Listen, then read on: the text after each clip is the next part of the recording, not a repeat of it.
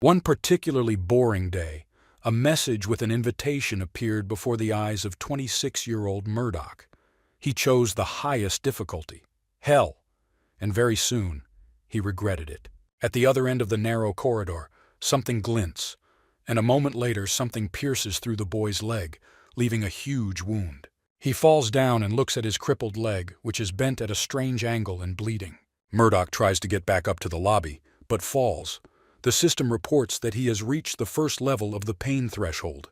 The boy decides that he is not going to die such a miserable death in such a place. He tries to remember when everything went wrong, and remembers the same window that appeared before his eyes with the choice of difficulty level. 2 notifications from the system with achievements appear in front of him, but everything is floating in front of his eyes. 2 years ago, Murdoch left pro gaming and founded a mini-market with his savings, which he later handed over to an employee. During his time as a pro gamer, he was considered the best, but the competition was so fierce that he was soon pushed off the pedestal. The guy left the competition without thinking, but now he faced the worst enemy, boredom. Suddenly, the hero hears a report about unknown sinkholes in the ground all over the world that appeared simultaneously. But he is distracted by the message right in front of his face.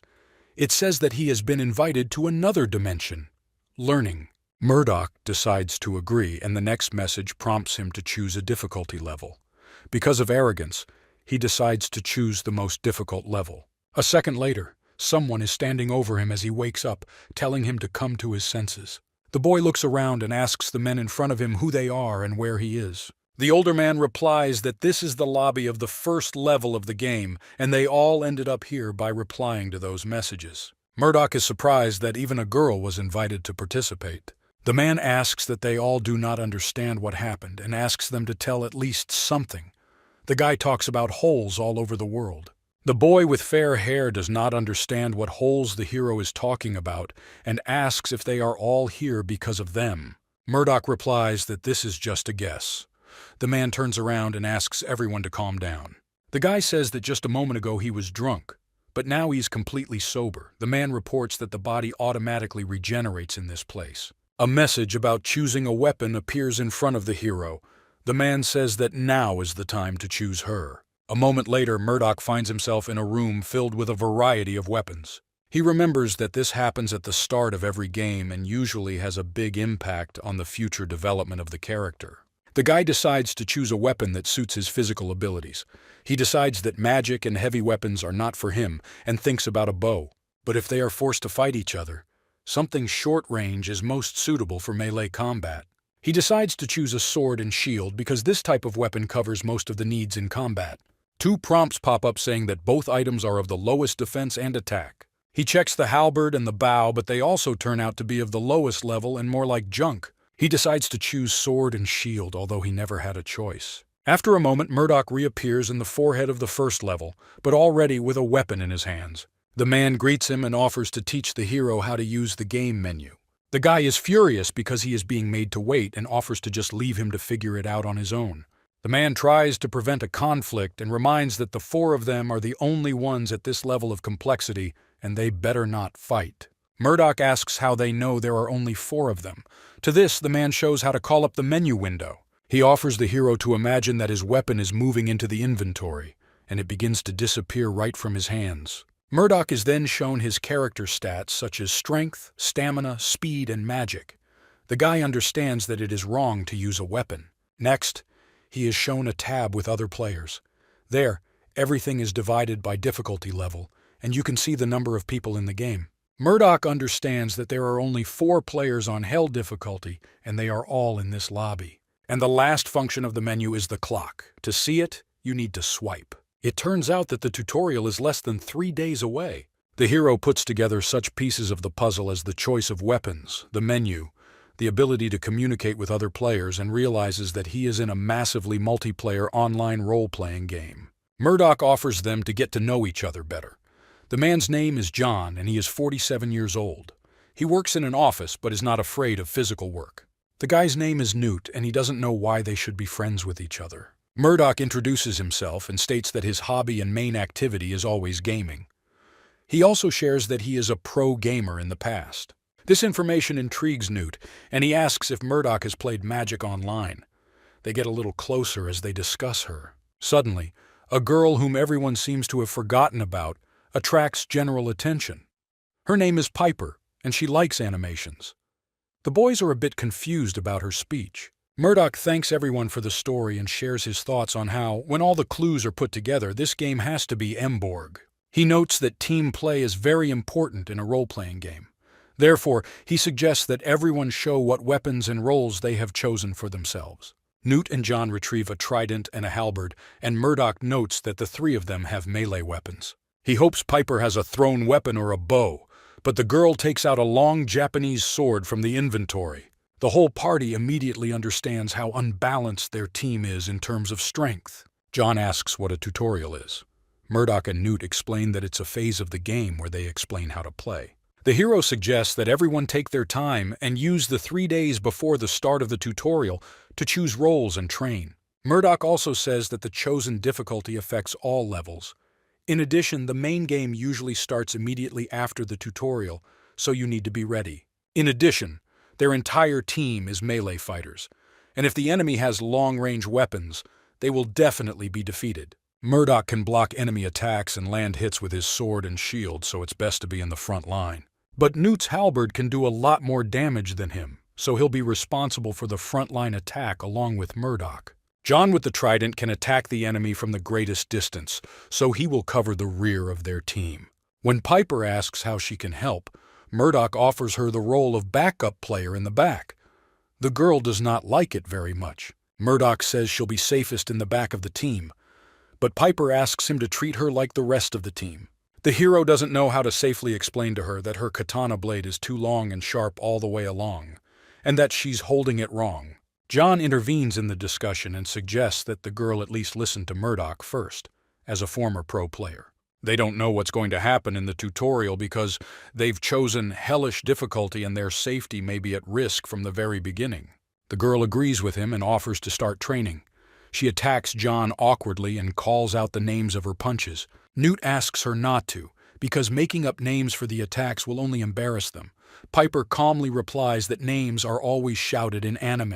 She continues to attack John with the katana, calling her next strike Moonshine Wave. Murdoch observes the training and notices that not only their health is being restored, but so are their weapons. They don't want to eat or sleep. Usually in games, players are resurrected in cities or last save locations, but in this game, losing can mean real death and it confuses the hero. When John offers to switch opponents, Newt immediately jumps in, ready to fight for the title of squad leader. Piper is confused by this leadership struggle, but Murdoch reassures her. He tells how the personal qualities of a leader can affect the abilities of a squad. The girl says that from the very beginning she considered him the leader, which surprises the hero. She responds to his surprise that he is quite collected for his age, but energetic enough to lead the way. Murdoch says he hasn't changed much since university, which he entered only to be recognized by his father as a pro gamer. In training, almost all the time passes, and 10 seconds before the start of the tutorial, the whole team watches the countdown with weapons at the ready. Suddenly, portals appear in front of each of them, a separate one for each. Murdoch understands that they are waiting for a single level. The team members in despair ask if their team training was in vain. As the portals begin to activate and the team members begin to be sucked in, Murdoch shouts that he always preferred solo games. But those 3 days of training with them were the best of his entire gaming experience. He promises to meet them later. John, Piper, and Newt smile and promise to meet later alive and unharmed. Murdoch appears on the other side of the portal in a narrow corridor. The system announces that he too has 24 hours to complete this stage. The boy looks forward eagerly and takes out a shield. He does not yet know that the crossbow rig at the other end of the corridor is already loaded with an arrow and ready to fire it at any moment. The atmosphere of the place sends goosebumps down Murdoch's back. He turns around and is surprised that the portal still hasn't closed behind him. A message from the system appears in front of him and offers to return to the waiting room. He agrees, and a moment later finds himself among the white columns of the waiting room. He opens the menu and it says that there is a little less than a day left until the end of the test. He can go back whenever he wants. The regeneration in the room still works, which he verified by cutting his own hand with his sword. If he finds himself on the verge of death in the game, he will survive if he turns back at the critical moment. Suddenly, another portal opens, from which Piper appears, who falls directly on Murdoch. She blushes and apologizes. The hero says that they are allowed to return at any moment and their health will be restored. They decide to wait for the other two, but after 20 minutes they decide that they are unlikely to return now. Murdoch checks the player count and is relieved to learn that there are still 4 players on the Hell level. Due to the fact that they have a time limit, they decide to go back to the passage. Piper stops and says she has a request for the hero. She asks that when they get back to the real world, he teaches her how to play games. She also says that she will be glad to get to know him better when they pass the first level. She says goodbye and disappears into the portal. Murdoch goes after her. He understands how much he needs to learn on his own. But if it is enough for him to go back to the waiting room and avoid instant death, he is ready to conquer this level. In his questionnaire, the race is indicated, and therefore there are other intelligent creatures that usually exist in such games. He goes forward half an hour, but nothing changes. No one has attacked him, and he is already wondering if there is a bug in his session. He decides not to panic because his concentration as a pro gamer is much higher than others. The system reports that he has gained the first level of concentration and willpower. He understands that when he fulfills special conditions, he pumps skills. There are active and passive skills in games, and he is wondering what kinds exist in this world. He goes on, but suddenly the atmosphere in the tunnel changes. He looks forward with fear, sensing the approaching danger. In the darkness of the passage, something shines and approaches very quickly with an unusual whistle. Suddenly, something hits Murdoch's leg. He does not have time to jump back to avoid the attack. He falls to the ground, unable to get to his feet. When the hero decides to go back to the portal, another attack occurs near him. He notices with surprise that it's an arrow, but he doesn't have time to think about it, because another one lands on the other side of him. Arrows continue to rain down around him, while the system announces that Murdoch has gained a second level of pain tolerance and a level 1 of bleeding tolerance. The world around begins to fade.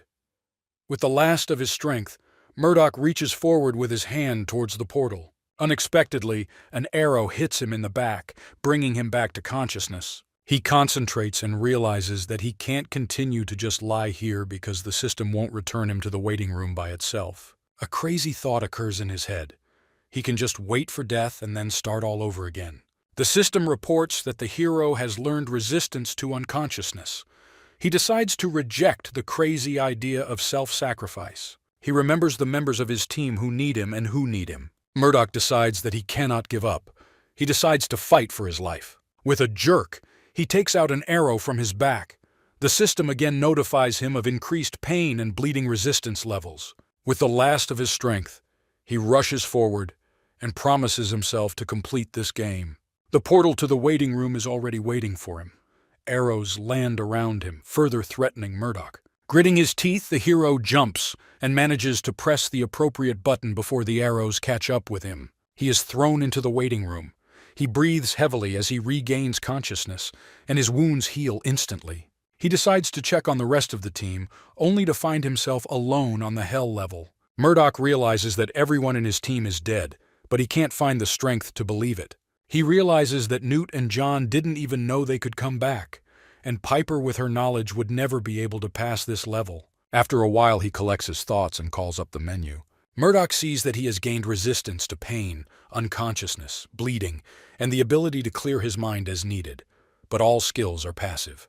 There are a little more than 19 hours left until the end of the level. The hero decides that at least he needs to survive, so that at least someone remembers his friends. He promises himself and the team that he will definitely play this game to the end. He finds himself again in a long corridor after passing through a portal. The hero retreats from the portal, and the first arrow should appear at any moment. He also notices that there are no traces of his presence last time. As he predicted, a whistle is heard, and the first arrow is already flying in his direction. Just like last time, the first arrow tried to hit his leg, but Murdoch picked it up in time. He guesses that the pattern of attacks does not change, and the arrows will hit the same places. The next arrow goes for his torso, but he shields it, so Murdoch deflects it. He tries to remember where the arrows hit, but almost misses an arrow flying into his head. Fortunately, the boy manages to duck and the arrow flies past him. The next one flies after it, and the hero thinks that he can fight it off with his shield. Unfortunately, he does not take into account the state of his weapon, and from a repeated hit on the shield, it simply crumbles into pieces. Murdoch has no time to recover from the destruction of his shield when the next arrow hits him in the thigh. He turns to go back to the portal as the next arrow hits him in the shoulder. Next, another arrow pierces his ribcage. He starts to fall back, but a miracle happens. His level increases and his passive skills increase as well. Murdoch stops his fall with a hand and a knee. He gradually regains consciousness, limping from his wounds. He repels the next arrow with the blade of his sword and rises from the ground. He notices that the arrows that hit him are gone and his shield is restored to his arm. The attacks stop, and Murdoch decides to quickly check the indicators in the menu. It turns out that he was at 0 level before promotion. The hero guesses that with the increase in level, everything is restored as in the waiting room. It can regenerate in the waiting room and by leveling up. Levels require you to block arrows or get under them. As long as he avoids instant death and returns to the waiting room, his level and health will be updated, but the experience gained will not disappear. Murdoch decides to stick with the strategy of getting shot and then going to the waiting room to gradually level up. He is ready to move on and ignores the message from the system that says that the god of adventure is interested in him. Over time, the guy acquires the 4th level of pain resistance, but he doesn't even think about giving up, because putting himself under the arrows is the fastest way to get pumped. He returns from the waiting room again, and this time he has already learned how and where the arrows will hit, so he runs the distance easily. During the relentless pumping, he discovered some active skills such as sprinting and heightened senses. Murdoch runs to the end of the corridor and enters the room. He already knows that 2 crossbows are waiting for him at the entrance, and he easily avoids their attack. Next, hidden crossbows await him in the darkness. A boy repels arrows with a sword. 28 days have passed since the first attempt, and Murdoch has gained many skills and several levels. But it is still a mystery to him who this god of adventure is, and why he is interested in the hero. Some time ago, players became aware that each attempt to pass the level is limited to 30 days, and it is not known what punishment awaits those who do not succeed in time. Although Murdoch has not explored the area beyond this room, he is confident in his skills and weapons. There is complete darkness around him, but he can feel the arrows flying towards him. The hero reacts in time, blocks a ball of arrows, and repels others with a sword. Unfortunately, he does not have time to avoid one arrow and it hits him in the thigh. But this is not a problem for the boy because with his level 8 pain resistance, he hardly feels this arrow. There is a light ahead and a transition to the next location. Murdoch runs forward, covering his head from the arrows that overtake him. Several arrows hit him, but the boy manages to run to the pool, which glows blue in the middle of the columns. With his last strength, he reaches the reservoir but loses consciousness. After some time, Murdoch wakes up in the water and feels that his wounds have healed. He guesses that this is the healing well that other players in the game were talking about. Players also share information about other challenges that await players. Players also talked about the final room of the level, the boss room. Before the door, the system asks if the hero is ready to try. Murdoch agrees, looking boldly ahead as the door opens in front of him. In front of his eyes is a pit filled with lava and fragments of columns and stone. The boy notices the crossbow rig at the other end of the room just in time for the first arrow to go straight for his head. He guesses that he needs to cross this lava floor unscathed and destroy the crossbow at the other end. Confident in his abilities, Murdoch deftly jumps from wreckage to wreckage, approaching the target. Arrows start raining down from the ceiling, and only thanks to his heightened senses, he avoids being hit. But when the hero tried to keep his balance, his sweater caught fire. Even with pain and burn resistance, pain is still pain. Distracted by the flames, Murdoch almost missed the next arrow, but managed to block it with his shield, which shattered into pieces on impact. With no back covered, several arrows hit him, and Murdoch begins to fall forward. Standing on his knees, the hero begins to lose hope. But soon, he feels the weight of his promise to his fallen friends. Murdoch played all his life not out of boredom, but out of his love for it. It was his pride and honor, but he lost everything. He got bored playing. But now everything has changed. He's sore, he's tired, but he doesn't hate the process. His heart rejoices in every skill. In the past, Murdoch threw everything away because he stopped being the best, but now he won't make the same mistake again. The boy tears off his sweater engulfed in flames and runs to the crossbow. He deftly jumps from stone to stone, regardless of the severity of the test and injuries.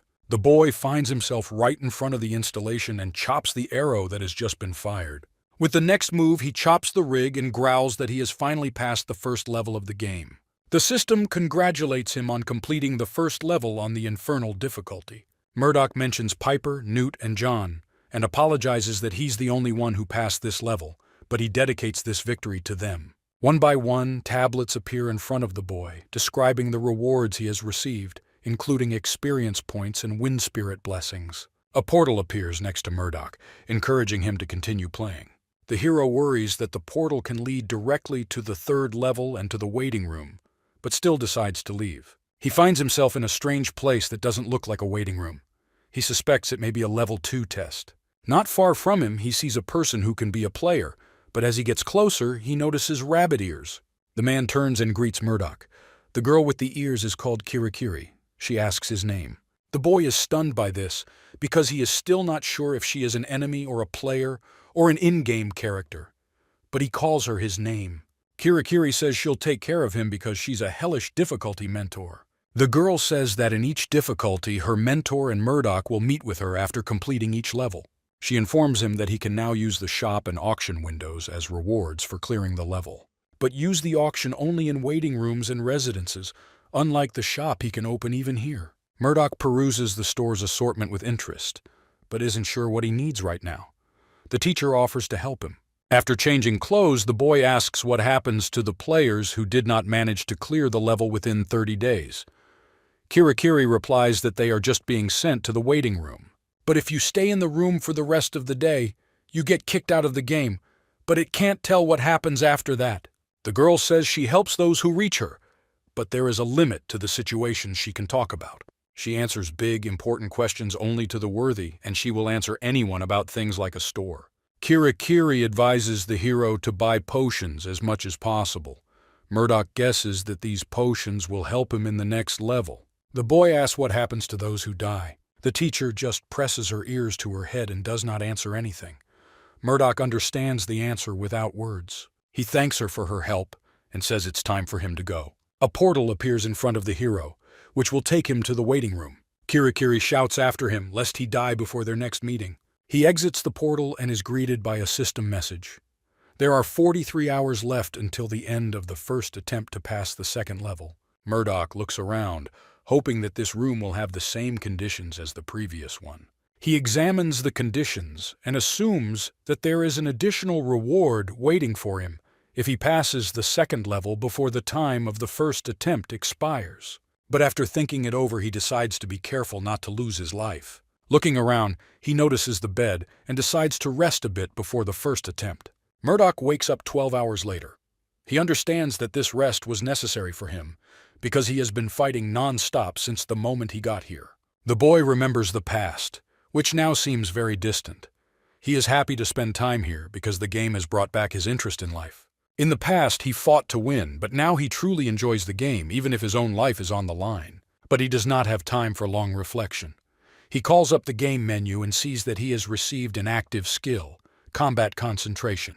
This skill was initially passive, but after level 1 became active and does not require mana. The skill will increase his concentration during combat and overcome the limits of his innate concentration if his mental strength allows it. He decides to test the skill right now and begins training with a sword. 5 minutes later, he lies on the floor and tries to breathe.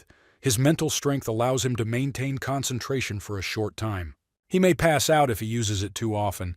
He decides to check the auction window. In general, the auction sells items of poor quality and with starting indicators, but there are also strange items that were given as gifts. Murdoch is happy that he received the Wind Spirit's blessing as a gift. 72 hours remain until the start of the second attempt. That is, 33 days will be allocated for the completion of each level. The boy decides that he must devote the next 3 days to training to resist various effects. He decides to ask the players for advice, but his eye is caught by the number of players on the infernal level.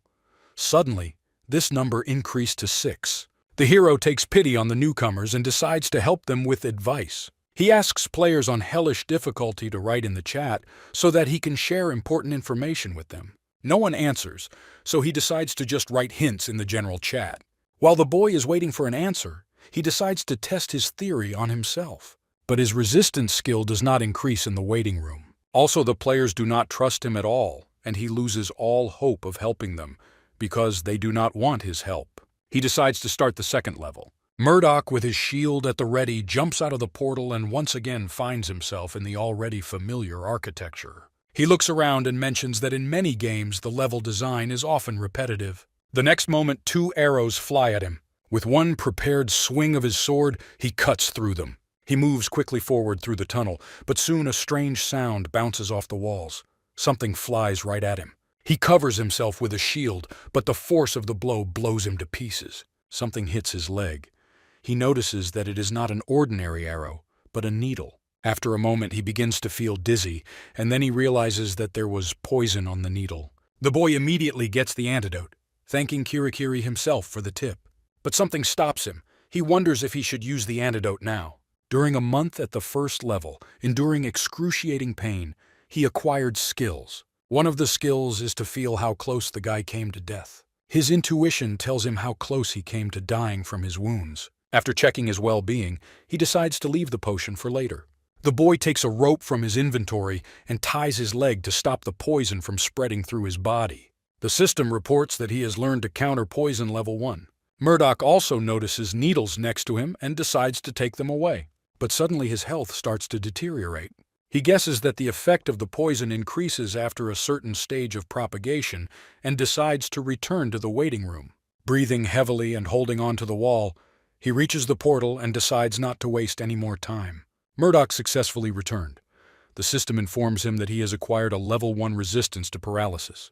The guy understands that he needs to deliberately harm his body, but managed to leave the level in time before he is completely paralyzed. Getting wounded in the dungeon and regenerating health in the waiting room is the only way to level up skills. Returning to the tunnel, he realizes how reckless it is. Usually in games you have to defeat monsters to gain a level, but here the levels are just boring. The boy jumps back to the portal and pulls the needle from his shield. Murdoch pricks his arm so that the poison takes effect and increases his skills. He decides to wait until he begins to die, and only then restore his health to increase resistance. The next needle scratches his face, but he manages to deflect. The order of attacks remains the same, but the poison on the needles is more deadly. If the needles hit him in a row, he will lose consciousness. It will be very difficult for him to increase his resistance in this way. However, Murdoch can use an antidote, so he decides to keep it ready. He easily repels the next needles with his sword, because he knows the sequence of the attack. The boy clutches the bottle of antidote, now fully convinced of what he should do. After some time, he successfully reaches the next room, but already at the threshold he feels a breath of hot air. To resist the heat at least a little, he pours water on his head. That's why the traps before this were so simple. Now he must avoid needles with poison under pressure of very high temperature. The system reports that he has learned level 1 heat resistance. The portal to the waiting room is very far away, so the hero decides to keep going forward. Murdoch takes out a frosting potion from his inventory and pours it on himself in an attempt to at least slightly reduce the effect of the heat around him.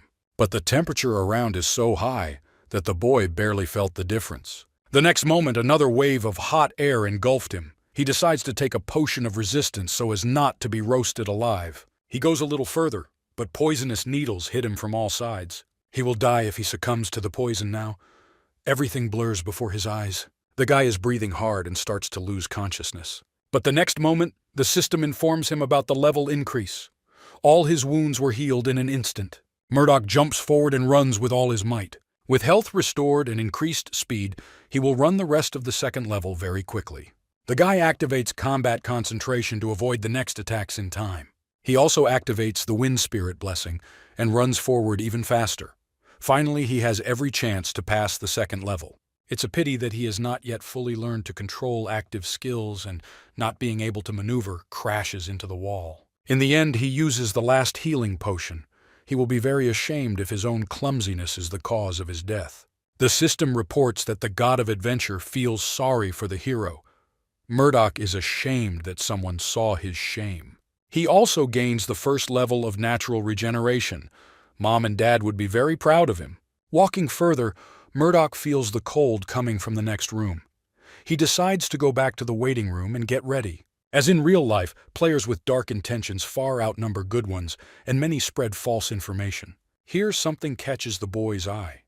Another player writes that they will be allowed to return to reality after the 100th level. Even if it is fiction, it will give hope to the players. Until now, the essence of the game has not been revealed to them. In any case, players have the opportunity to check it themselves. But Murdoch now needs to complete the second level, so he returns to the dungeon. After the start of the second attempt, he cannot buy additional inventory from the store, so he had to create his own armor. As he leveled up, the boy gained an expanded field of vision and thickened skin, which would help him a lot in this freezing room. His temperature drops with every step he takes, his lungs aching from the cold air. It causes combat concentration. And quite in time, because the next moment a needle with poison almost hits him. Murdoch is tired of the second level and runs with all his might to the next room. He ends up back at the well in front of the level boss room. The hero sips renewable water just in case and prepares to overcome the last stage of the level. He removes the protective wrappings and opens the door. Murdoch finds himself in a high tower and looks around, keeping his weapon at the ready. The system prompts him to return to the waiting room right now, much to the boy's surprise. In order to complete the second level, he needs to spend at least 3 hours in this room. Murdoch has saved many items and recovered his health, so there is no point in him going back to the waiting room. The test of the past begins. The system tells Murdoch to prepare for the most painful experience he's ever had. The next moment, the ceiling and walls around the hero disappear, leaving him in an endless void. He finds himself in his memories of completing the first level. His resistance to pain doesn't work, and he recognizes the very first weapon he chose. He feels the real pain and taste of his own blood. He will have to live with such illusions for 3 hours. The next moment, he is thrown into the 8th grade when he confessed his feelings to a classmate. Murdoch screams at his most embarrassing moment in his life. He also cannot check how much time is left until the end of this torture. The next moment, he is thrown back to the times when he was displaced from the first place among pro gamers. Murdoch grits his teeth from emotional tension. In the next flashback, he loses with a bang, giving way to a young player. He cheekily smiles and offers Murdoch to end his career so as not to embarrass himself, the team, and pro gaming. The hero is breathing heavily, kneeling in the tower. Not even an hour has passed since the start of the test. Murdoch won't die from it, but constantly reliving the worst moments of his life reminds him of hellish torture. In the next flashback, his sister is standing next to him and says that it is his fault that his father died. Murdoch clutches his ribcage as he experiences a panic attack. He regains consciousness through self-inflicted pain. He can only hope that it will end as soon as possible. After a moment, he is thrown back into the memories. This time he sees his father in a hospital bed. He asks him to stop playing games and find a normal job. Murdoch asks him to stop pressuring him. The guy lashes out at the patient and shouts that he never recognized his achievements and victories. He leaves the ward, reminding himself that he pays for medical services himself, and leaving his father, who begins to gasp for air, alone. Murdoch regains consciousness on the floor of the tower.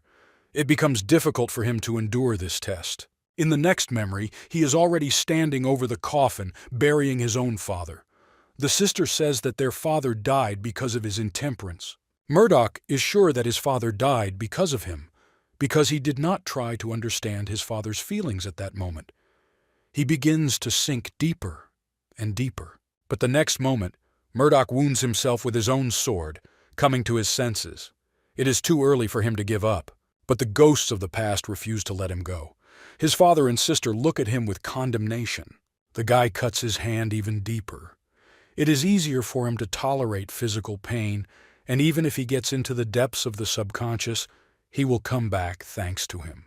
To his surprise, the system congratulates him on passing the test of the past.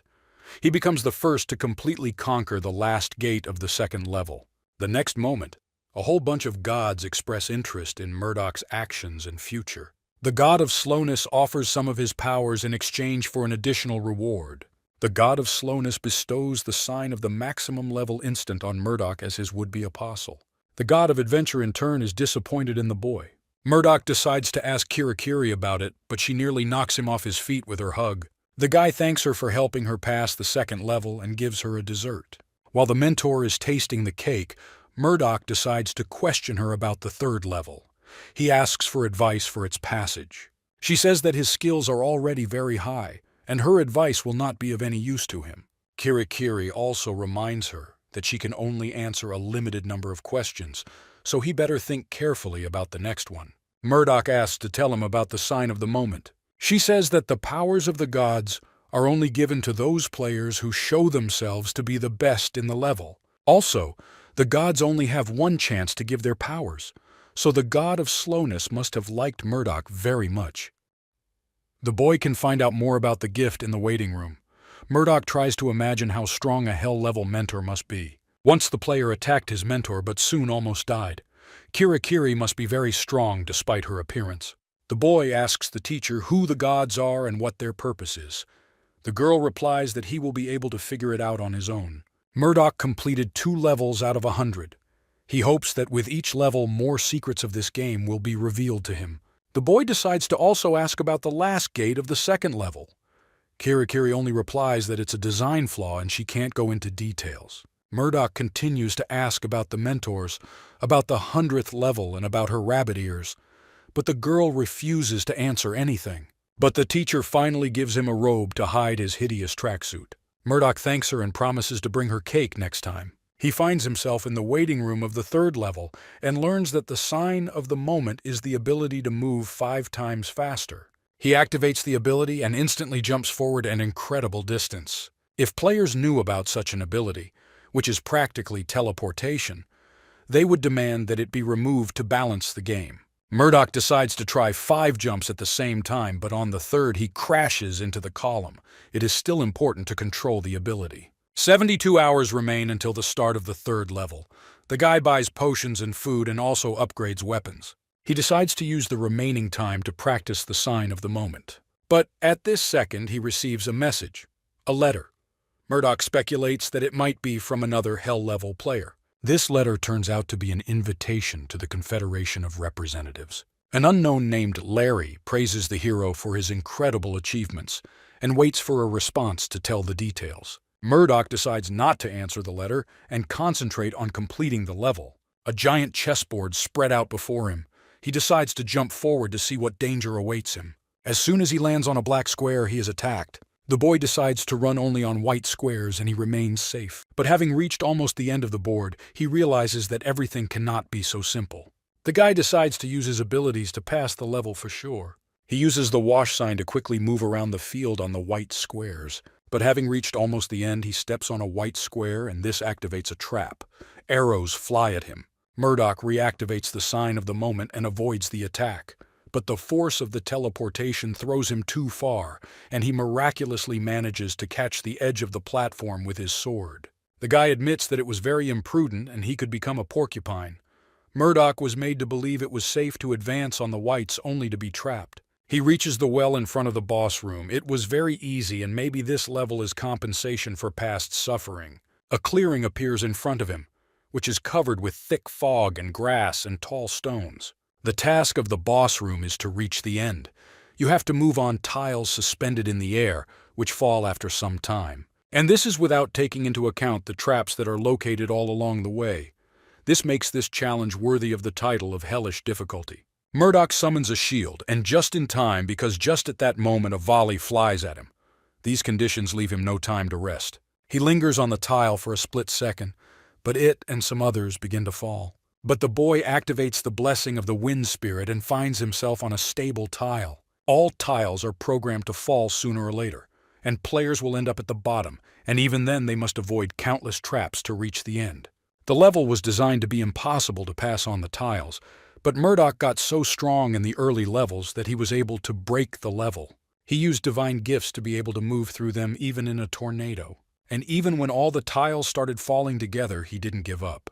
The hero uses a last-ditch sign attempt before rolling back to grab onto the cliff in front of him, thus breaking the conditions of the level. Murdoch pulls up on the last platform and is immediately greeted by the system with the completion of the 3rd level. It's time for the reward, and the God of Adventure offers Murdoch a gift instead of the standard reward. After a constant ghostly presence and watching his actions, the god is ready to give the boy his power. The gift from the God of Slowness helps Murdoch a lot, so he sees no point in refusing. The God of Adventure grants him the maximum level Talaria wings, but the system informs him that this skill is still under development. Kiri happily welcomes him to his home and immediately demands a cake. Murdoch agrees to buy her sweets but suddenly begins to lose consciousness. After some time, he wakes up.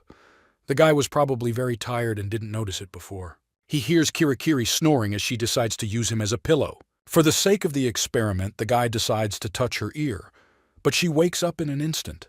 The girl shouts that it was too loud. While they are eating, he decides to ask why the third level was so strange. The difficulty towards the end increased to impossible.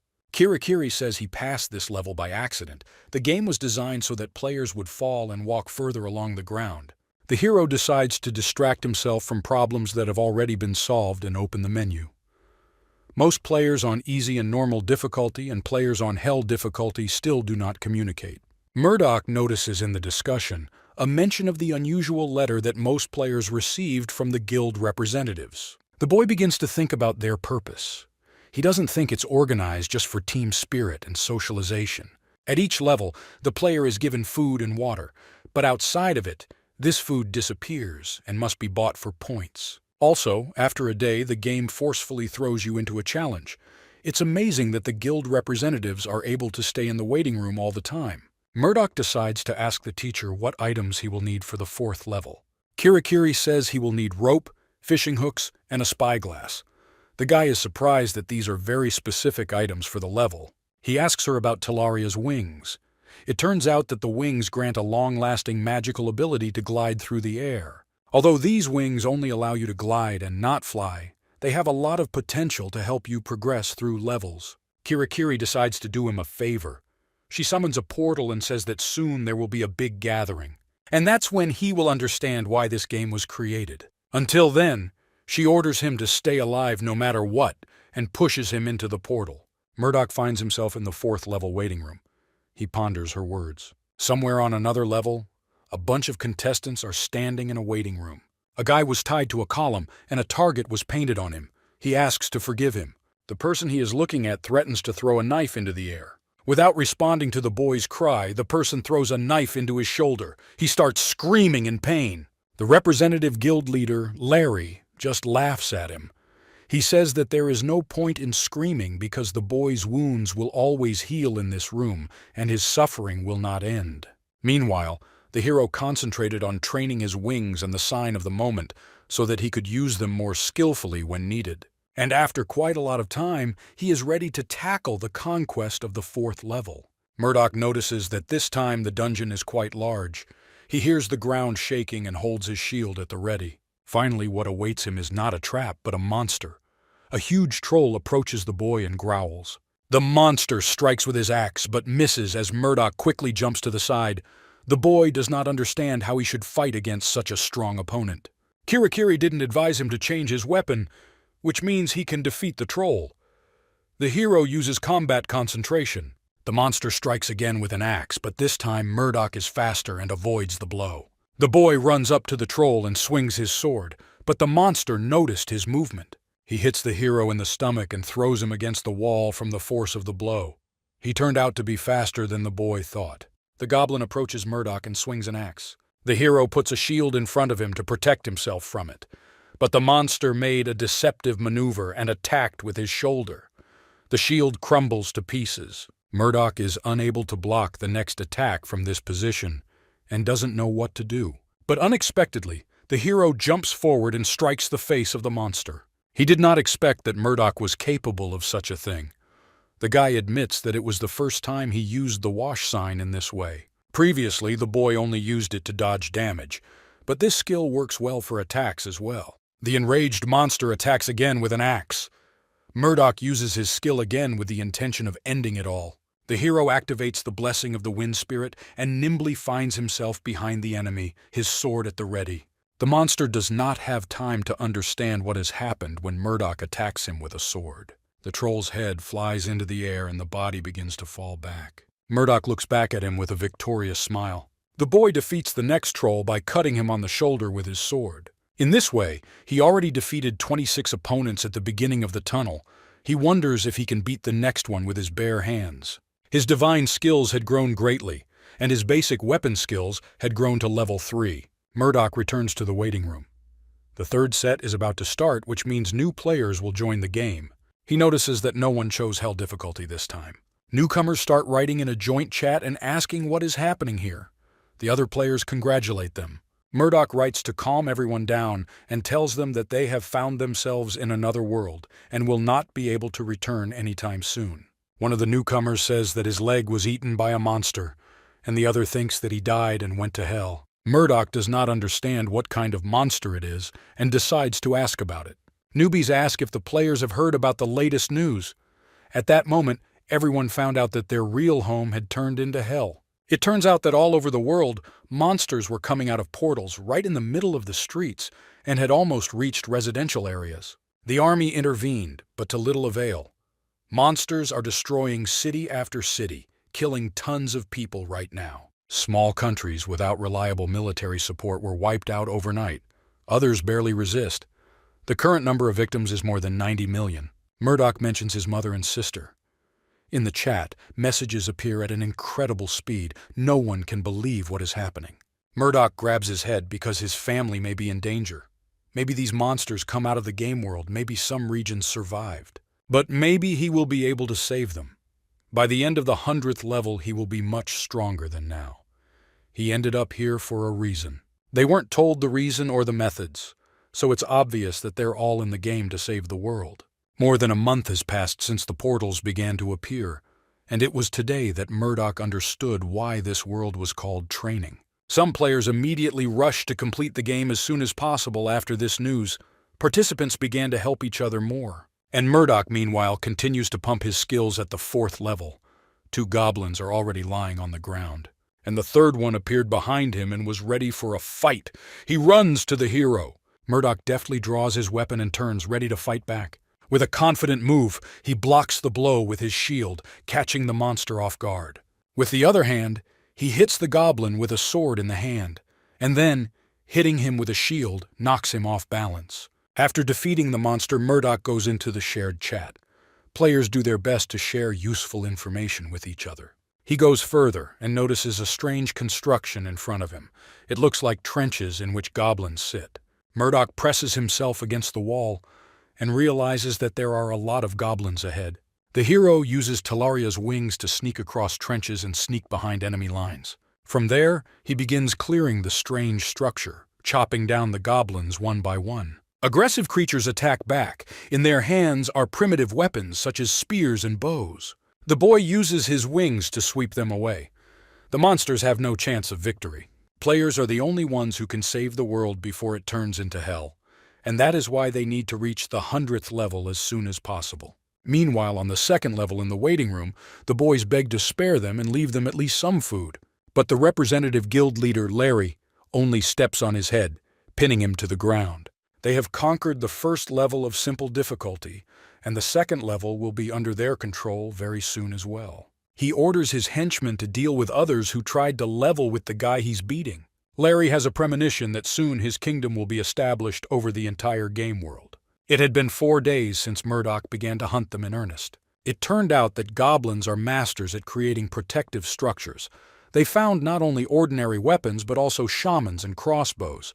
Thanks to Talaria's wings, the boy is not afraid of arrows and magic, so he usually approaches goblins with wings around him. Although the hero avoided direct harm and relied on the gifts of the gods, he was able to acquire many different skills after days of struggle. Before, all he did was dodge and take damage, but lately his god skills have grown significantly. He wonders if a basic skill can block leveling up, but his thoughts are interrupted by the roar of a goblin behind him. A giant goblin beats fist to fist in a menacing gesture.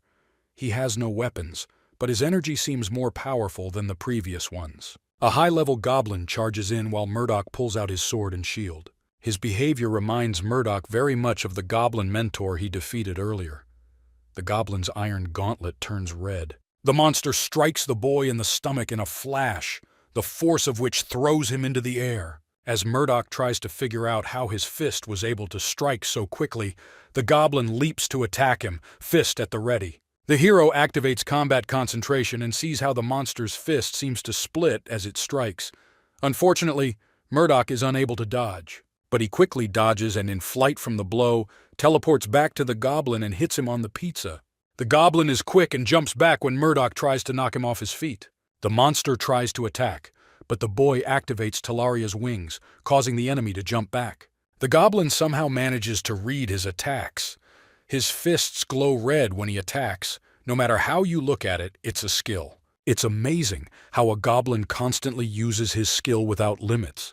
The monster, meanwhile, attacks the hero with new power. Murdoch throws his sword at him, but it just bounces off the goblin's armor. Murdoch expected this to happen, and takes out the dagger.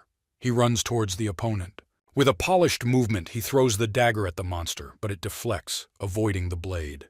The monster clenches its iron gauntlets together, defending itself against Murdoch's attack. The boy realizes that his attack will not be able to do anything to the monster's gloves, so he quickly runs around him. Murdoch punches the goblin in the stomach, sending it flying backwards. Then, thanks to teleportation, the boy knocks him down. Just when Murdoch thinks he's going to finish off the monster with a blow to the pike, he activates his iron gauntlet and strikes back. The goblin falls on his back, and the boy lands on his feet and breaks with his hand, all thanks to the resistance to pain.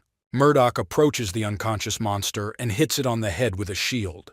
A stone appears from the goblin's body, which was given to him by a shaman of the Red Eye tribe, and the level of the hero increases, as the system tells him. Murdoch reaches the recovery well and wonders what to do next. Goblin mentors appeared from the very beginning of the level and became stronger as the level progressed. At first, the hero only wanted to finish the game as soon as possible, but now he understands that speed without proper skill training will only delay him. Even if some passed level 4, they were on easy difficulty, so Murdoch is by no means a slow leveler. He decides that he must work harder, not faster, and not get distracted by worrying about things beyond his control. The boy studies his skills and realizes that he is developing not only combat skills, but also resilience and armor. After recovering in the waiting room, he decides to go back to the dungeon. Since the beginning of the 4th level, he had cleaned it twice a day.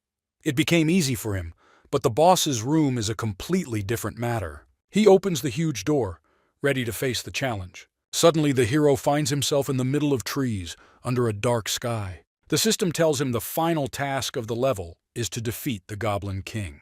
Looking around, the boy realizes that he is halfway to the top of the mountain.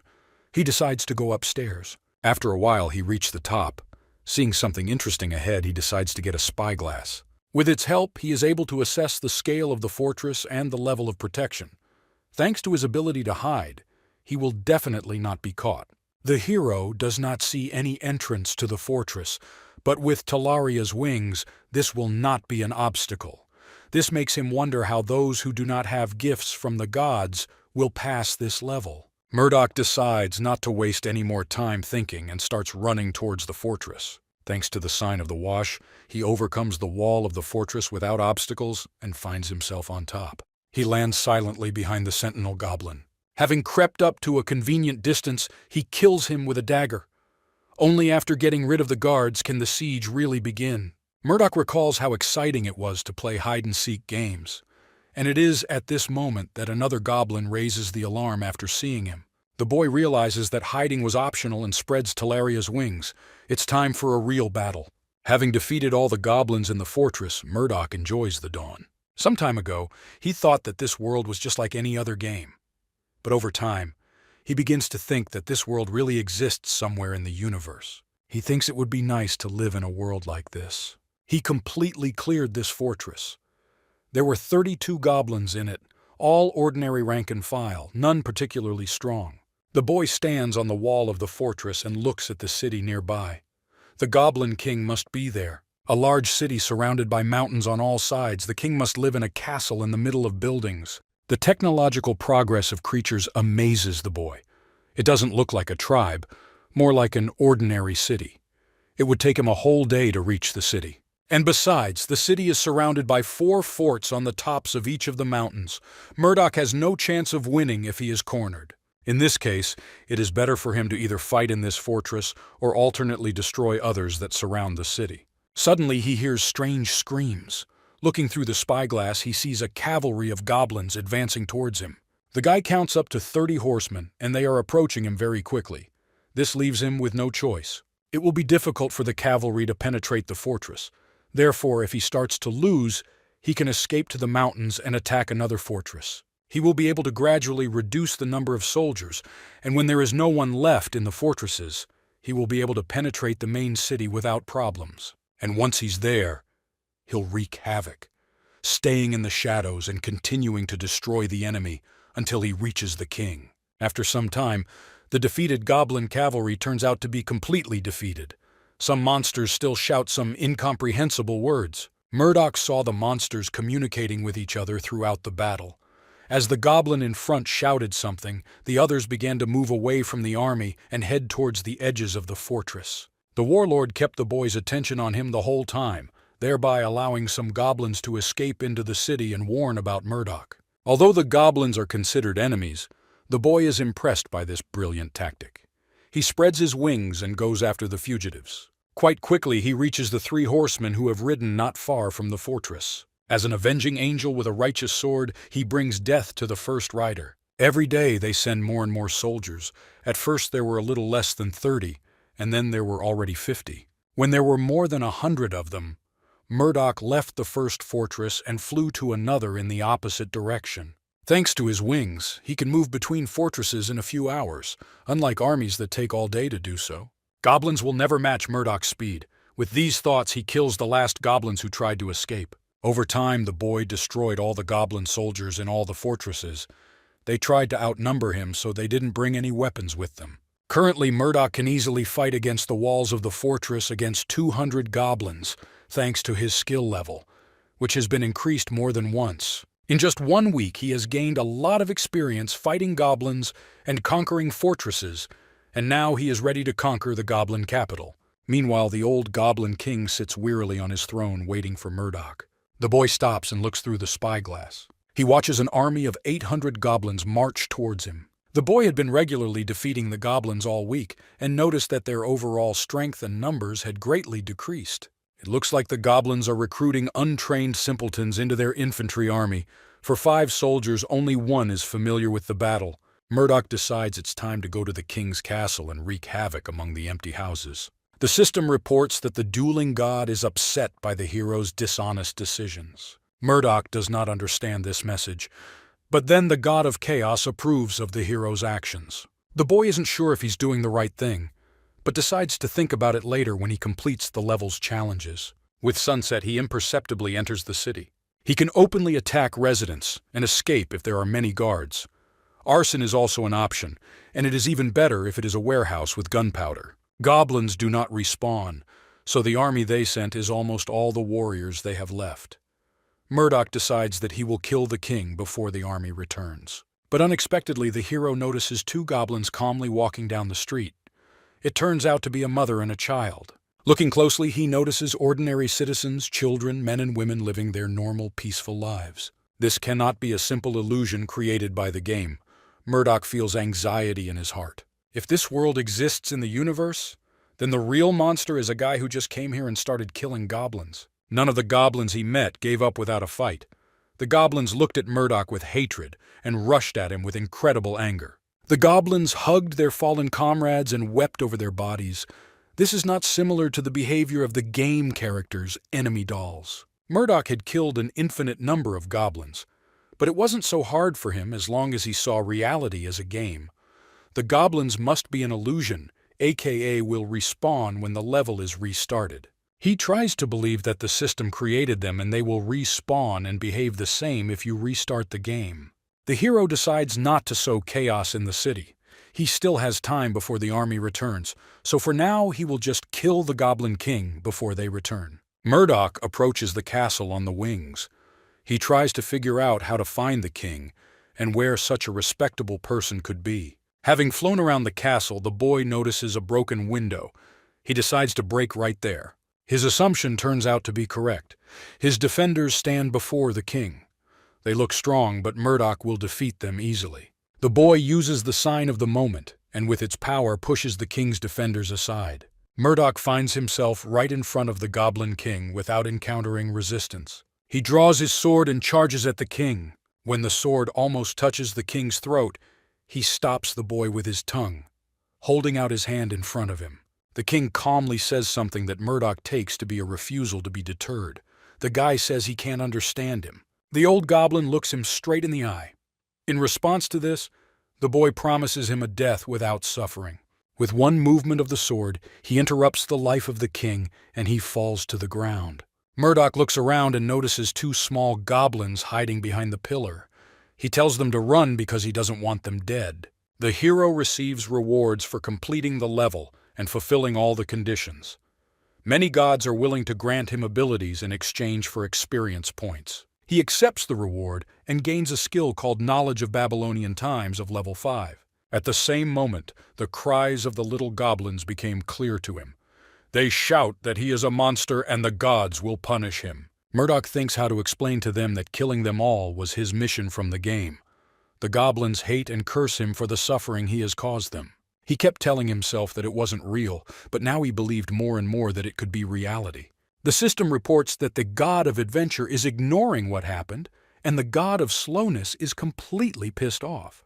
The game suddenly throws the guy out of the level. He ends up in a clearing, where Kirikiri is usually. The teacher jumps back at the sight of Murdoch. He asks why she is avoiding him. She apologizes to him for her reaction, but he assures her that anyone would not want to approach a person covered in blood. She asks him not to be mad at her, and he tells her to stop making a fuss about small things. He has something more important on his mind: why the game forcefully kicked him out of the level after he read the message. The gods are angry with him and may be interfering with Murdoch's origins. He asks the mentor to answer a few of his questions and says that he has the opportunity to ask anything. He asks her to tell him about the gods in as much detail as possible. She says that the gods are interested in Murdoch because they want to make sure that he is worthy to be their apostle. In order to interest the god, you need to fulfill secret conditions. Moreover, to become an apostle, one must really like God. The hero has become an unheard-of case, having interested too, so one day he will have to decide. Kirikiri explains more about the god of slowness, who follows the endless flow of time for eternity and has never made a mistake. Murdoch had already guessed that the god of slowness was not only responsible for speed. He asks about the god of adventure, but the mentor says that the question limit has been reached. She tells him not to worry about the knowledge and the situations that happen during the levels. Murdoch just yawns as he remembers the little goblin's eyes that were filled with tears. He decides to leave the subject, and Kirikiri helps the boy choose a new weapon. He buys 2 new swords and even a gun. It turns out that the gun will be needed for the 5th level, and that's why Murdoch bought it. But because of that, he got the old shield. The boy thanks the teacher and promises to bring her sweets next time. He finally reached the 5th level out of 100. What scares him is that he cannot remember the names and faces of the people he met on the 1st level. Murdoch decides to collect his thoughts before passing. It is dangerous to fight the enemy when your thoughts are far from the battle. It didn't matter if the goblins were real or not. They weren't like soulless shells. They had society and families, morals and emotions. If they weren't illusions created by the game world, then Murdoch's actions were simply different. He killed them according to his own judgment, but the boy did not understand what was the reason for this. They certainly weren't the first to attack him. The goblins just defended themselves all the time and tried to fight back. They fought only to defeat the invader. Remembering the past, Murdoch realized that the goblins in his path were only protecting and guarding. He was the one who started the battle. They hindered him on the way to the goal, and that is why they were killed even before they attacked. Even now, countless people die because of monsters in the real world. That's why the guy needs to get stronger. He fights for his own family and will pursue his goal as long as he can, regardless of enemies. Only the winner gets what he wants. The only obstacle is that the losers here will simply die. This is a game for life. He must not hesitate during the battle, even if these thoughts persist and the boy continues to have them. One should not expect such a moral question to be so easily resolved. Even Kirikiri was worried about Murdoch's well-being. He decides to remember this from time to time, to ask himself without undue pressure so that the weight of these questions does not eat him from the inside. Meanwhile, on another level in the representative guild, the players rest on the floor. 2 girls are hiding behind a column. One of them asks Ayla not to do what she has planned because she is afraid that they will be caught. Ta looks around but still opens the game menu. One of Larry's henchmen passes by them. The girl is obviously afraid of him. Ayla carefully takes the dried meat out of the inventory. If the guild leadership saw this, they would beat them both. She orders him to be hidden in her clothes and eats little by little while the others do not see. Scavengers take all the food they find. All those who resisted were brutally beaten. The leadership gains strength by clearing the level of the game, and that is why they do not allow others to pass it. The girl regrets that she gave away her weapon so easily. They saw portals to other worlds, weapons, status windows, as if they were in some fictional world. But they are left in the shadows, without information. They don't know how to deal with players who threaten them. Suddenly, one of the henchmen of the guild leader notices Isla using the game menu and is very unhappy about it. Larry smiles like a cat that has caught a mouse. There are always dishonest people who, moreover, do not know their place. He decides to use Isla to show what will happen to anyone who goes against him. During the first passage of the first level, Larry was barely breathing when he reached the end of the tunnel. He reached the well and the boss's room. Looking doomed at the door, he was afraid to go any further. But suddenly the system informed him that the time for passing was exhausted and he failed the task. He grips his sword with fear and begins to disappear from the dungeon. And that's just to end up in the waiting room before the level. He was not the only one who failed the first level. Larry yawns in relief as he surveys the other players. Then the second set began, and then more and more new players appeared in the waiting room. They were no different from him, the same lost views. Larry decided to become a king to rule this world. The representative guild extended its power from the first-level waiting rooms to the second. The guild controlled food supplies, blocked the abilities of those who wanted to play the game themselves. They made an example for others. Even if time has passed while waiting in the room before the level, players can backtrack before entering the boss room. You have to survive on your own for almost a month, but after that you can get the fruits of your labor. King and slaves. This is exactly the order of society to which Larry went. He made novices and cowards his slaves. It's hard to die in waiting rooms, but it's possible. That's what keeps everyone under control. If the slaves continue to pass the test, the king will have an inexhaustible supply of food for the guild, and this will create stability. Larry will be able to conquer all waiting rooms of all difficulty levels in time, and then his kingdom will be complete. If the pawns decide to ask for help from those above their level, he already has a plan of action on this account. All dissenters will be destroyed for the sake of the public good. Larry will do everything he can to create a perfect world for the perfect king that he is. Meanwhile, in the fifth-level room, Murdoch reviews his skills. Character level increased by as much as 2 at level 4. The pace of development amazes the boy himself. His level and fighting skills had increased greatly, but his resistance skills remained at their previous level. Out of the blue, Murdoch receives a new private message. A player named Kyle wrote to him. The guy noticed him several times in the joint chat. He wonders why he wrote to him. Kyle finds Murdoch incredible because of his hellish rate of development. All the others died before the second level. He writes that even hard difficulty players cannot overcome the third level. Murdoch realizes that he owes his pace to gifts from the gods, but ordinary players don't know they exist. Kyle says that the representative guild is banning players from passing through and taking away their points and food. Murdoch is not surprised by this news. The guy wonders if he can help. Kyle asks if Murdoch knows about the day of the big gathering. Murdoch knows that one of the best players got information about him from a mentor. The Grand Gathering will be the first event where players from each difficulty level will see each other. That's all the information Murdoch has. Kyle says the big gathering is coming soon. He asks to keep their correspondence secret because they do not know who could be the informant of the guild representatives. The guy is interested in the guild representatives, their intentions. He wonders if they will try to attract high-profile players to their ranks. Murdoch cannot lose to a level 5 boss, no matter who he is. He does not have the luxury of letting someone beat him. After starting the passage, he is forced to fight with lizard people. He is trying to get used to using a sword with one sharp edge, but it is not easy for him. 2 days have passed since the boy started the 5th level. Monsters in this level are lizard people who are much more ferocious than goblins. They don't build defensive structures, but compared to goblins, their combat abilities are much higher, so they are difficult to fight. Murdoch mentions that the previous level was relatively easy for him and he suffered no losses. With experience, clearing level 5 is easier than it could be. All skills are subject to development, but for today, training is enough. Murdoch decides to go back to the waiting room and prepare for the big gathering. It is difficult to reproduce the conditions for increasing resistance to temperatures, loss of consciousness, and numbness. He decides that the easiest way to recreate the burn resistance is with a potion. Many messages in the shared chat only panic. The representative guild does not show its nose. The date of the meeting was announced a few hours ago. Those sitting in the chat seem interested, as if they have nothing to do with the guild. The information was spread by a high-ranking player. Once enough people saw this, the chat atmosphere turned into a pre-holiday one. For the first time in a long time, players will be able to simply meet and get to know each other, see each other face to face. For some, it has become the rain after the drought.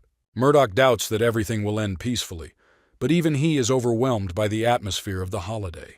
The system informs that there is 1 day left until the start of the meeting. It will be held at the 3rd level. Every player will be forcibly transferred. On the day of the meeting, a portal appears in front of Murdoch. He readily enters it. The system tells you that the gathering will last for a day, that it is forbidden to attack others, and that all wounds will be instantly healed. The boy looks around and recognizes the field where he usually meets Kurikiri. Some players have also already moved here and are communicating with each other. Murdoch feels uncomfortable because he hasn't been in a place with so many people in a long time. Suddenly, someone approaches the boy from behind and asks for an autograph. It turns out to be Kyle, a normal difficulty player. He says he knew Murdoch back in his pro gaming days. Kyle says that he should have told about his past in esports, and then no one would have doubted his competence. It turns out that the guild representatives have not yet appeared, and apparently they are planning to come at the very end of the meeting. They already had to be forcibly transferred here, so they are probably now in the active stage of passing the level. Guild members exist on the 1st and 2nd levels. They specifically took away the 1st levels so that newcomers would not have the opportunity to escape. Meanwhile, high-ranking players approach the boys. Kyle advises Murdoch to be more careful, as it remains to be seen if there are guild spies among the other levels. The boy asks how strong the hero is compared to the others. He answers that he is the strongest of all, but hides it. The boys communicate with other members with the sole purpose of finding members of the Guild of Representatives. Someone at the highest levels controls everything, but no one knows who exactly. For now, it's best to let everyone talk to each other. Murdoch decides to see if the reports of harming others are true, and what happens if he harms himself. In some places, the blade simply slips off, and in others, the wound heals instantly. Even if you try to hit yourself on the hand with your fist, it does not give any pain, as well as trying to strangle yourself, as if there is a barrier around the participants. Kyle approaches the hero and says that they need to discuss something, but he has already forgotten who is addressing him. Kyle is kind and tries to help even when there is no reward for him, but he is hard to remember. Murdoch says that everyone should know about the guild's actions, but Kyle stops him because the whistleblower could be in danger. It turns out that some player informed Kyle that he was being held hostage. He became a victim of the organization and cannot escape. The representative guild makes gangs at every difficulty level. Kyle figures there are at least 10 reps on normal difficulty as well as hard. Either Lara has a very compelling narrative, or many people just like to use others for their own gratification. Murdoch can tell that the people in this world's armor are stronger. Even the way they walk is different, and helps you understand what level of difficulty they are. People with simple complexity are usually more relaxed and cheerful. There is little to distinguish them from ordinary average people. It is much easier for them to gain level points because the traps and enemies are much easier than the others. On normal difficulty, there are people who barely manage to survive and those who occupy the main positions in the ranking, like Kyle. The overall mood of the challenging level was most unique. Many did not pass the 2nd level, and those who could were tied to the 3rd. Many returned early to the waiting room and did not want to take the risk of completing the level. They knew each other well because of that. Those who tried to pass the 3rd level wore blank expressions because they could not make progress in the game. Murdoch explained that they needed to increase their resistance by getting back to the waiting room in time. To increase the resistance to high temperature, it is enough to squeeze the heating stone in your hand. Everyone started calling for help to help Murdoch. He explains that there is an automatic recovery here, and it is the only way to increase the temperature resistance. Kyle asks what the boy's resistance level is, to which he replies that he has raised his cold resistance to 4 and his burn resistance to 7. The players go crazy with such high numbers, so Murdoch decides not to tell them that his pain resistance level is at 11. Kyle stops the boy and draws his attention to someone in the crowd. Both frown. It turns out to be a guild of representatives, led by Larry, who is satisfied with life. Kyle approaches the guild leader and suggests that they talk because he heard that the guild is taking food and water from regular players. Moreover, they play with clearing levels and some cruel things. Larry smiles at these accusations. He says that Kyle will need proof to make such incredible accusations. He says that the evidence was in the chats, but the guild leader says that you shouldn't believe everything that unknown people write. Meanwhile, 3 high-ranking players approach them. Kyle's resistance group includes a few players on normal difficulty, and the guild has a lot of easy difficulty and a little bit of normal and hard. The people behind Lara and his henchmen look like frightened victims. Things could be worse than everyone thought. Suddenly, Murdoch meets the girl's gaze behind him. She nods to him as if giving a signal. Murdoch does not have time to understand what this means when the girl has already started running towards him. The guild leader tries to stop her, but a stream of energy knocks him back. It turns out to be Murdoch, who grabs the girl and runs away with her in his arms. The girl saw that he was the only one who calmly watched. His demeanor made him stand out from the crowd. Larry killed her older sister, but before that she managed to tell the information she knew. The older sister told her about the player Murdoch, the only one on hellish difficulty. Others treated him as a liar, but he posted a lot of information for beginners about traps, and it was he who was now standing in front of her, among players of ordinary difficulty who considered him a liar. He must have earned their respect if he stood here. He was the only one she could rely on, and that's when their eyes met. She is the same informer, and if he doesn't do something, it will all be for nothing. To beat and catch the pig red-handed, she will need Murdoch's help.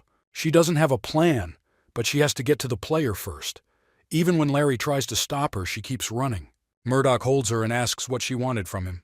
Meanwhile, the guild leader clutches his stomach and bends in half in pain. The hero looks at him and does not understand why he is making such a noise about the light blow he gave while running past. Larry asks why he beats people for no reason. His henchmen start shouting in his defense. In response to the threat, Murdoch releases Talaria's wings to defend herself. He thinks that if they don't like something, they can attack him at least now. People from the guild are surprised by the appearance of the wings and ask where they are from. Larry starts to back off and say that it was a misunderstanding and he can explain everything. Murdoch says they can clear things up right now. Larry will receive several injuries, but they will not be fatal. He suggests that the leader perceive this as an increase in pain resistance. Larry screams for his henchman to step in and do something. The first henchman runs at Murdoch with a sword, but he twists his arm. He hits the boy with the axe several times, causing him to lose consciousness. Thanks to these two, the hero understands how the restoration works in the rooms. Sacrifices will be short-lived, but effective if a certain force is applied. He sees how Kyle and his friends surround the people from the guild so that they do not escape.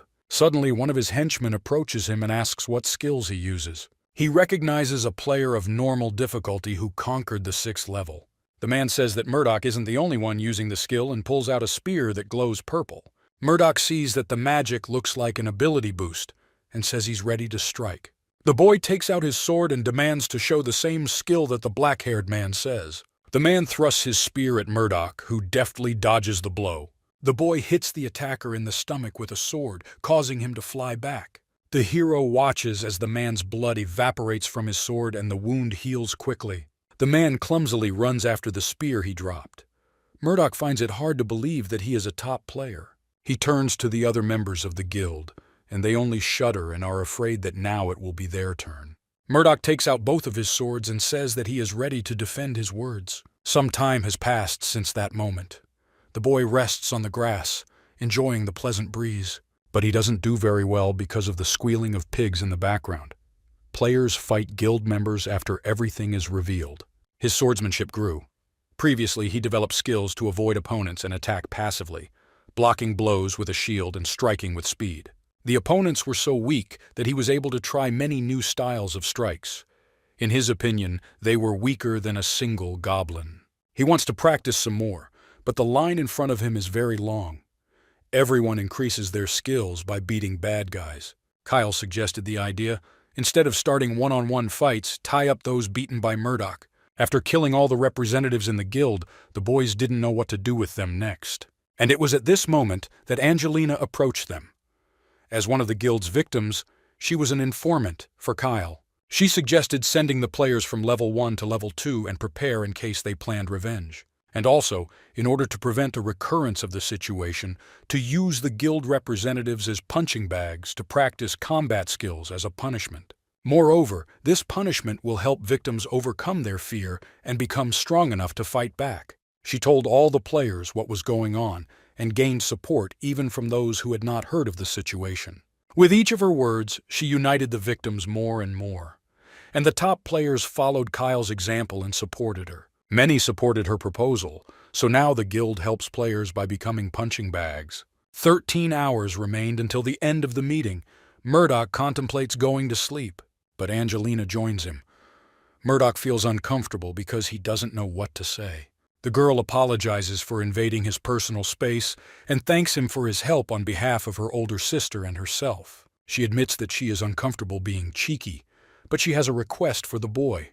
She told him everything that happened, even the details of life before the game. She told how her sister died, and now she asks the hero to lend her his power.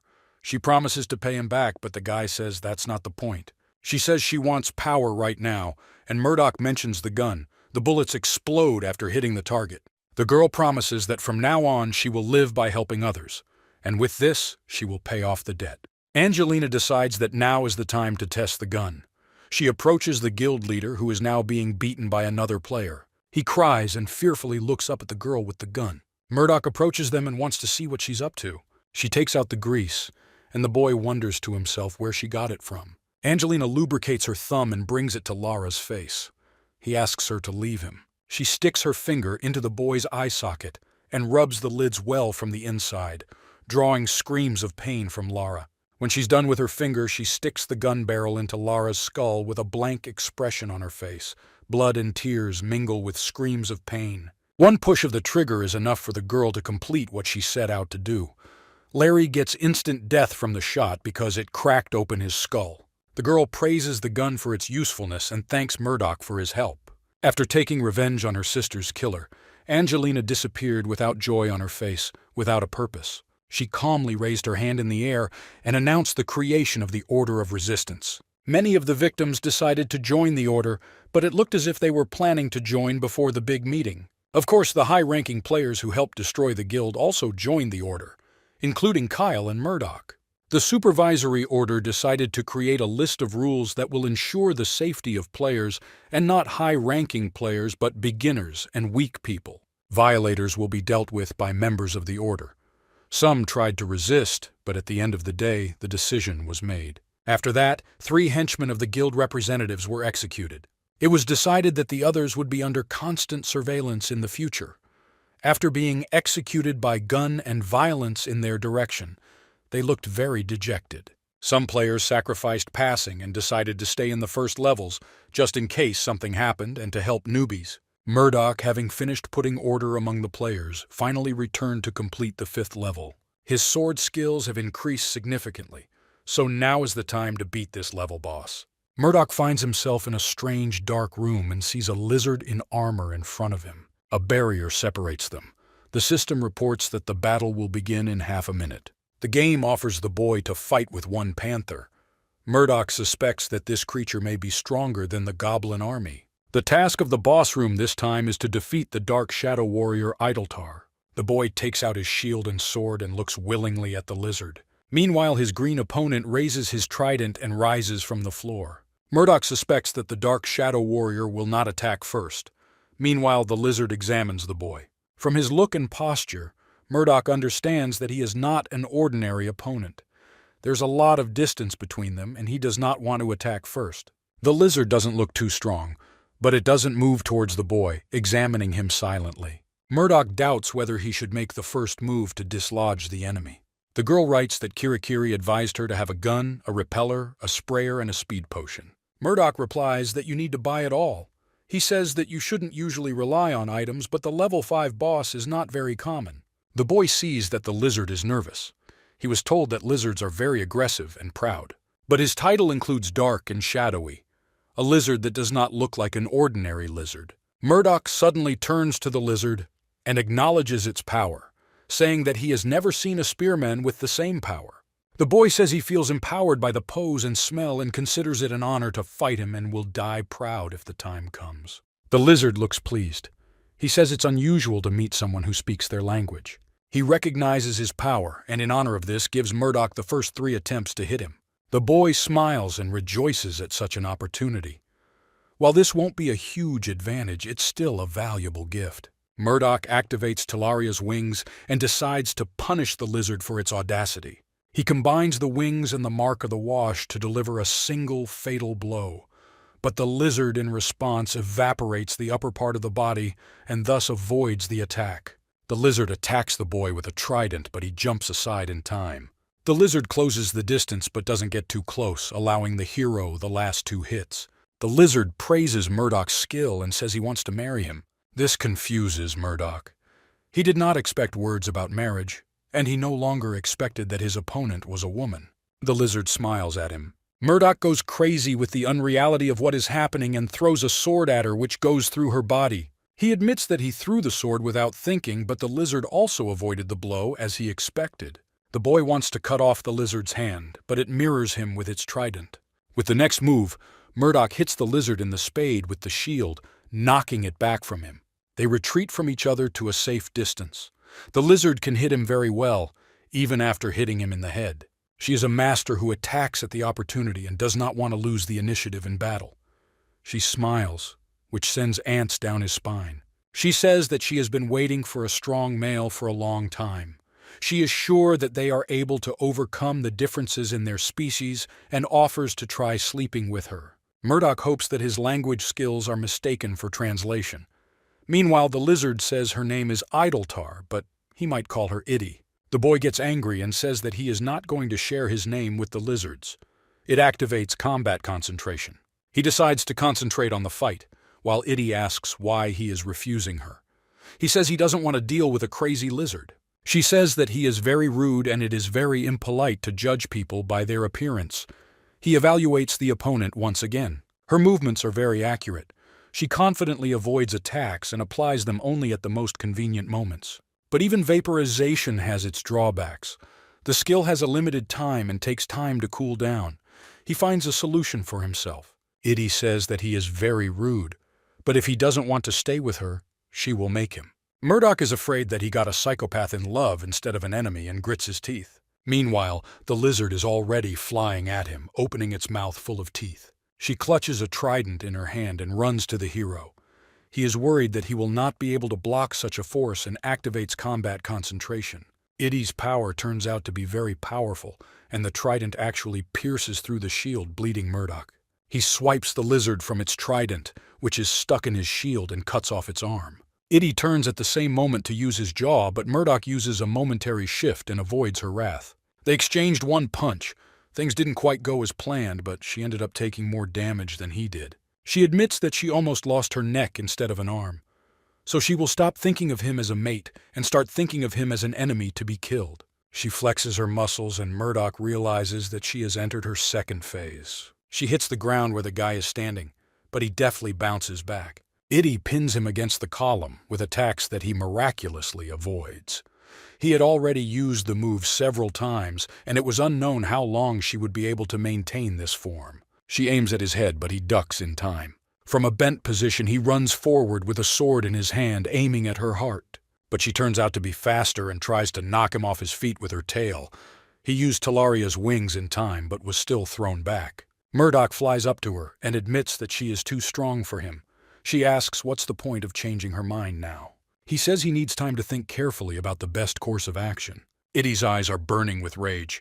She does not understand why Murdoch has time to think. He says that she caught him off guard with her words, and he just needs a moment to think. First of all, the boy decides to regain his health and strength. Although the lizard is in a hurry, he calmly asks her to be patient. Murdoch takes out another sword and looks closely at his opponent. He focuses, preparing to use a skill that has failed him 90% of the time. If he fails, she will kill him. Using movement and wings were his only options, but he has more tricks up his sleeve. He decides to add up his sword speed and his movement speed. Thanks to this, he will succeed in dissecting her until she begins to vaporize her body. He activates the instant orb and cuts her to pieces in an instant. Iddy's body parts fly around, the room fills with steam. She still managed to use her ability, but Murdoch doesn't give her a chance to escape. He pushes her away with his wings, hitting different parts of her body. The lizard falls, but manages to catch the boy behind him, and they fly away together. Murdoch regains consciousness and sees Iddy's mutilated body in front of him. He somehow managed to survive, and his body refuses to obey. He wants to use a potion or the door to the waiting room, but stops. He mentions that after defeating the boss, he automatically regenerates. Besides, there was no message. From the other end of the room, he hears the faint voice of Iddy accusing him of being cruel to her. She crawls slowly towards him, blood pouring from her jaw. The sight makes Murdoch wince. She says that she will not kill him but force him to become her husband. Murdoch is currently looking for a way out for himself. She slowly approaches him and promises to make him her mate. Murdoch starts to get nervous but tells himself to pull himself together. The boy does not understand why she is so fond of him, but decides that now is not the time for such thoughts. He opens the game menu and searches the list of items for what he might need. He finds a warming stone and mentions that cold-blooded animals are very sensitive to sudden changes in temperature. She moves closer to him, and he grips the rock in his hand, hoping to shove it right into her mouth. But when there is less than a meter between her and Murdoch, Iddy falls to the ground and does not move. But when the guy was already hoping for an ending, she weakly says that he recognized her strength, and that is why he is her soulmate and her partner. But then she falls to the ground again. Murdoch says that she is a much better warrior than her siblings. He says he understands where her insecurity and obsession might come from.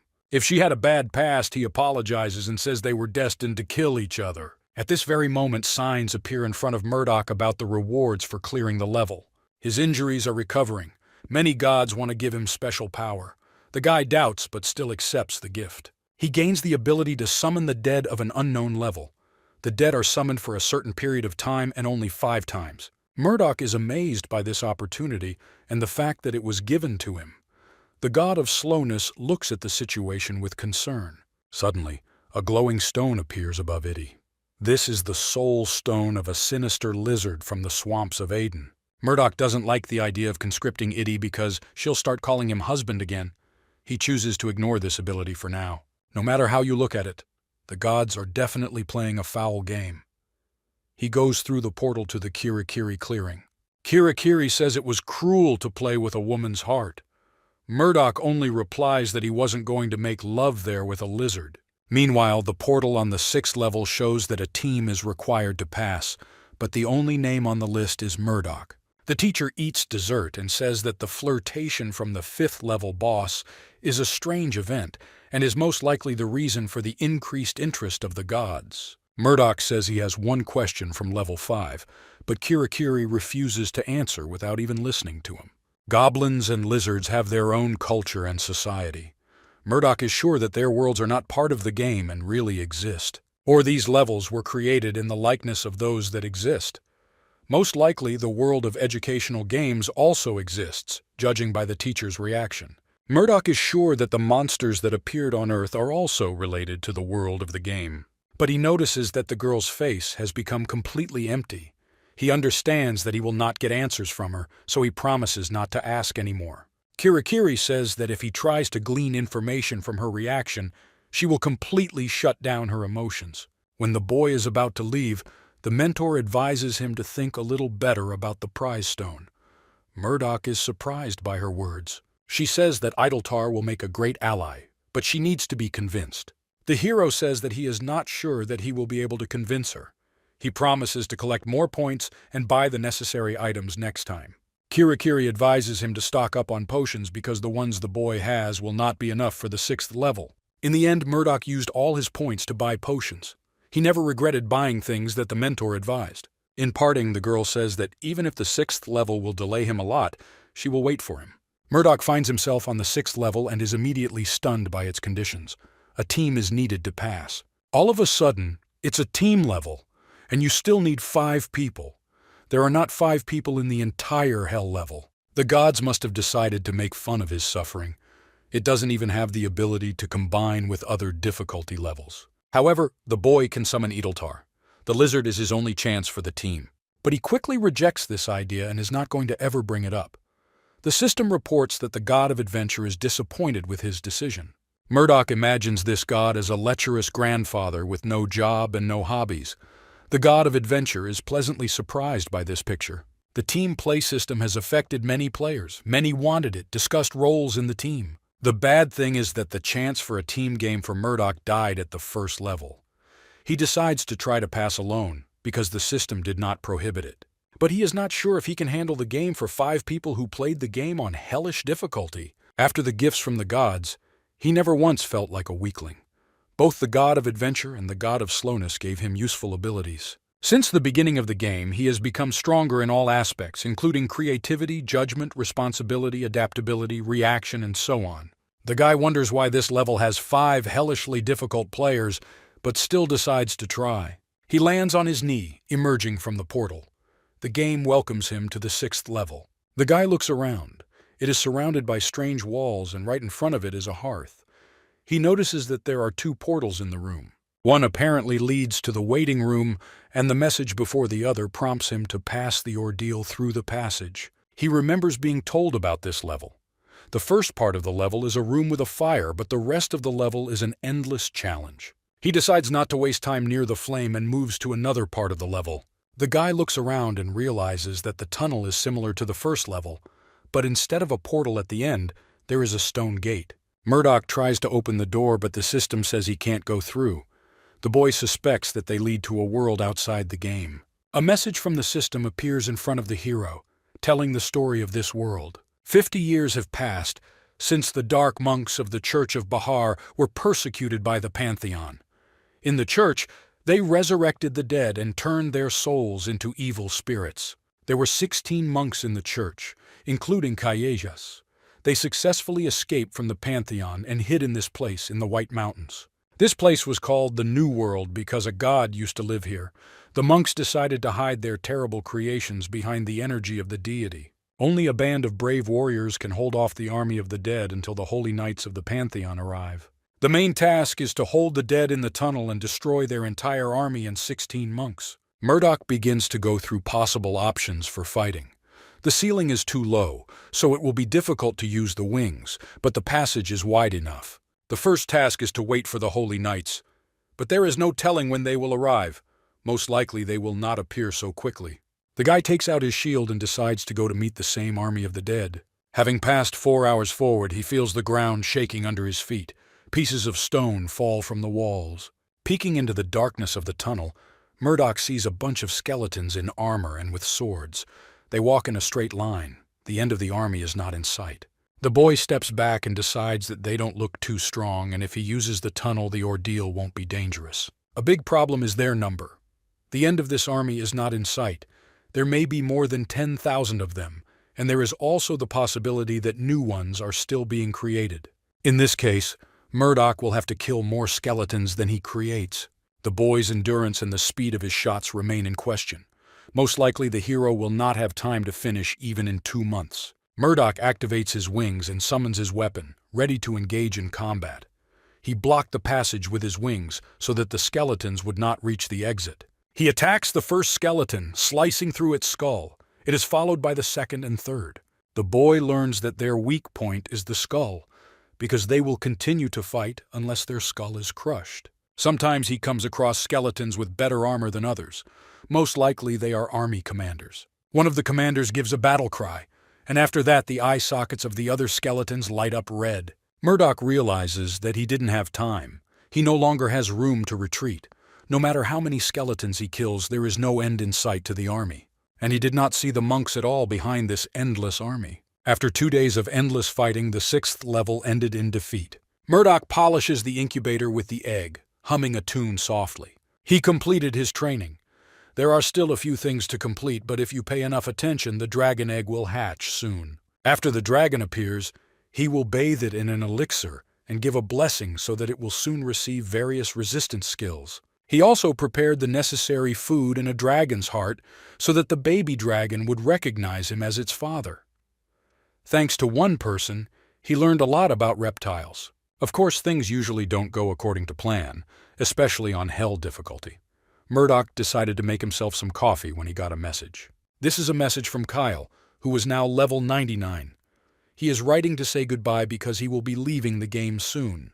Murdoch writes that he thought the boy would remain at level 30 for the rest of his life. Kyle replies that he is going to live a quiet and peaceful life. Murdoch says he knew the boy wouldn't be running around fighting monsters in real life. Murdoch says that Kyle will be influential in politics and would like to say goodbye to him at a big meeting. The guy replies that he is tired of meetings. Murdoch says there will be another meeting soon, but no date is known. Kyle says that the meeting only happens when there are serious problems, and if there was a conference, Angelina would know about it. This means the meeting will be after she finishes the game. Angelina likes to root out the problem. Kyle asks if anything has changed between Murdoch and the girl. He is puzzled by the question. The boy asks him to look after the girl when he leaves the game. Kyle mentions a rookie with high hopes. Murdoch says that he should not be too happy, because few people have reached the 6th level. Murdoch reached level 6 in a month, but it is unknown if the newbie can beat level 6. The newbie is an archer and can handle it, but he needs help. The first 10 levels can be easily overcome with the right weapons and luck. Kyle asks how strong Murdoch is compared to a danger level 6 monster because people in the real world will ask him. Until recently, the classification included groups from the 1st to the 5th level, but recently, 2 more levels were added.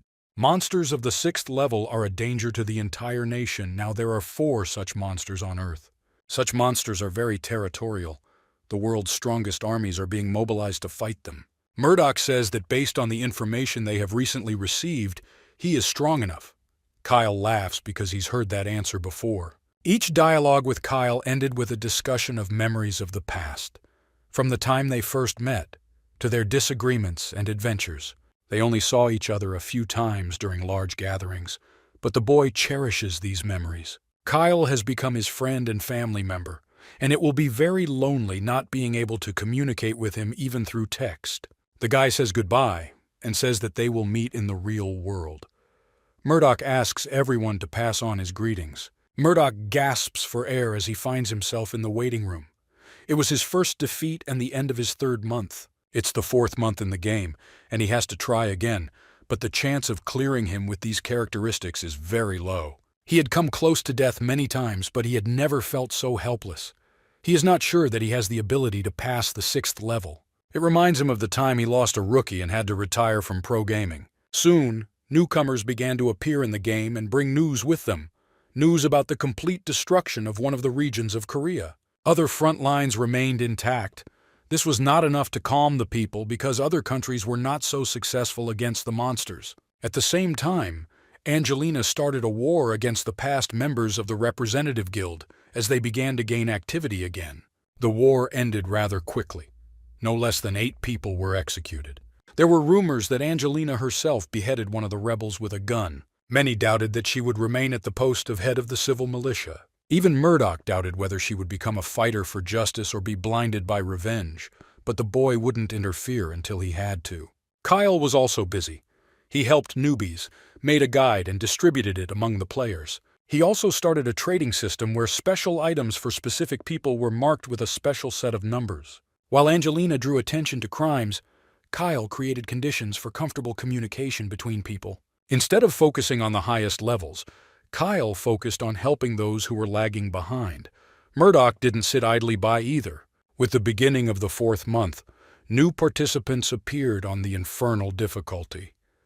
One chose while he was drunk, the other thought it didn't matter, and chose randomly. When Murdoch reflects on his first team, they chose difficulty deliberately, even if none of them survived except the boy himself. Murdoch helped the newbies, in as much detail as possible about the difficulty, taught them how to dodge and power up. Right now, he is waiting for the result. One of the newbies shouts that he can't do it and couldn't see any arrows.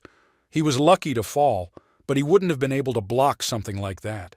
In the end, one died in the first attempt, and the other had a nervous breakdown. Murdoch tried very hard, but it did not produce any results. He doesn't know what else he can do to help them. The rookie spent 30 days in front of the portal, eating the food Murdoch gave him, and then in the waiting room and progressed nowhere. The newcomer can spend his whole life there, and Murdoch does not know how to help him because he has his own way. He sits in a room with a hearth and eats cooked food. The boy ponders how he can clear the 6th level. He clutches the soul stones of 2 goblins and a lizard in his hand. If he summons them, he will gain 3 allies. If they become his allies, it might work.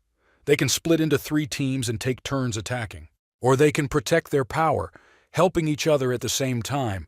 When the commander appears, someone can eliminate him in time. If there are 4 of them, it will be easy to break through the army of the dead.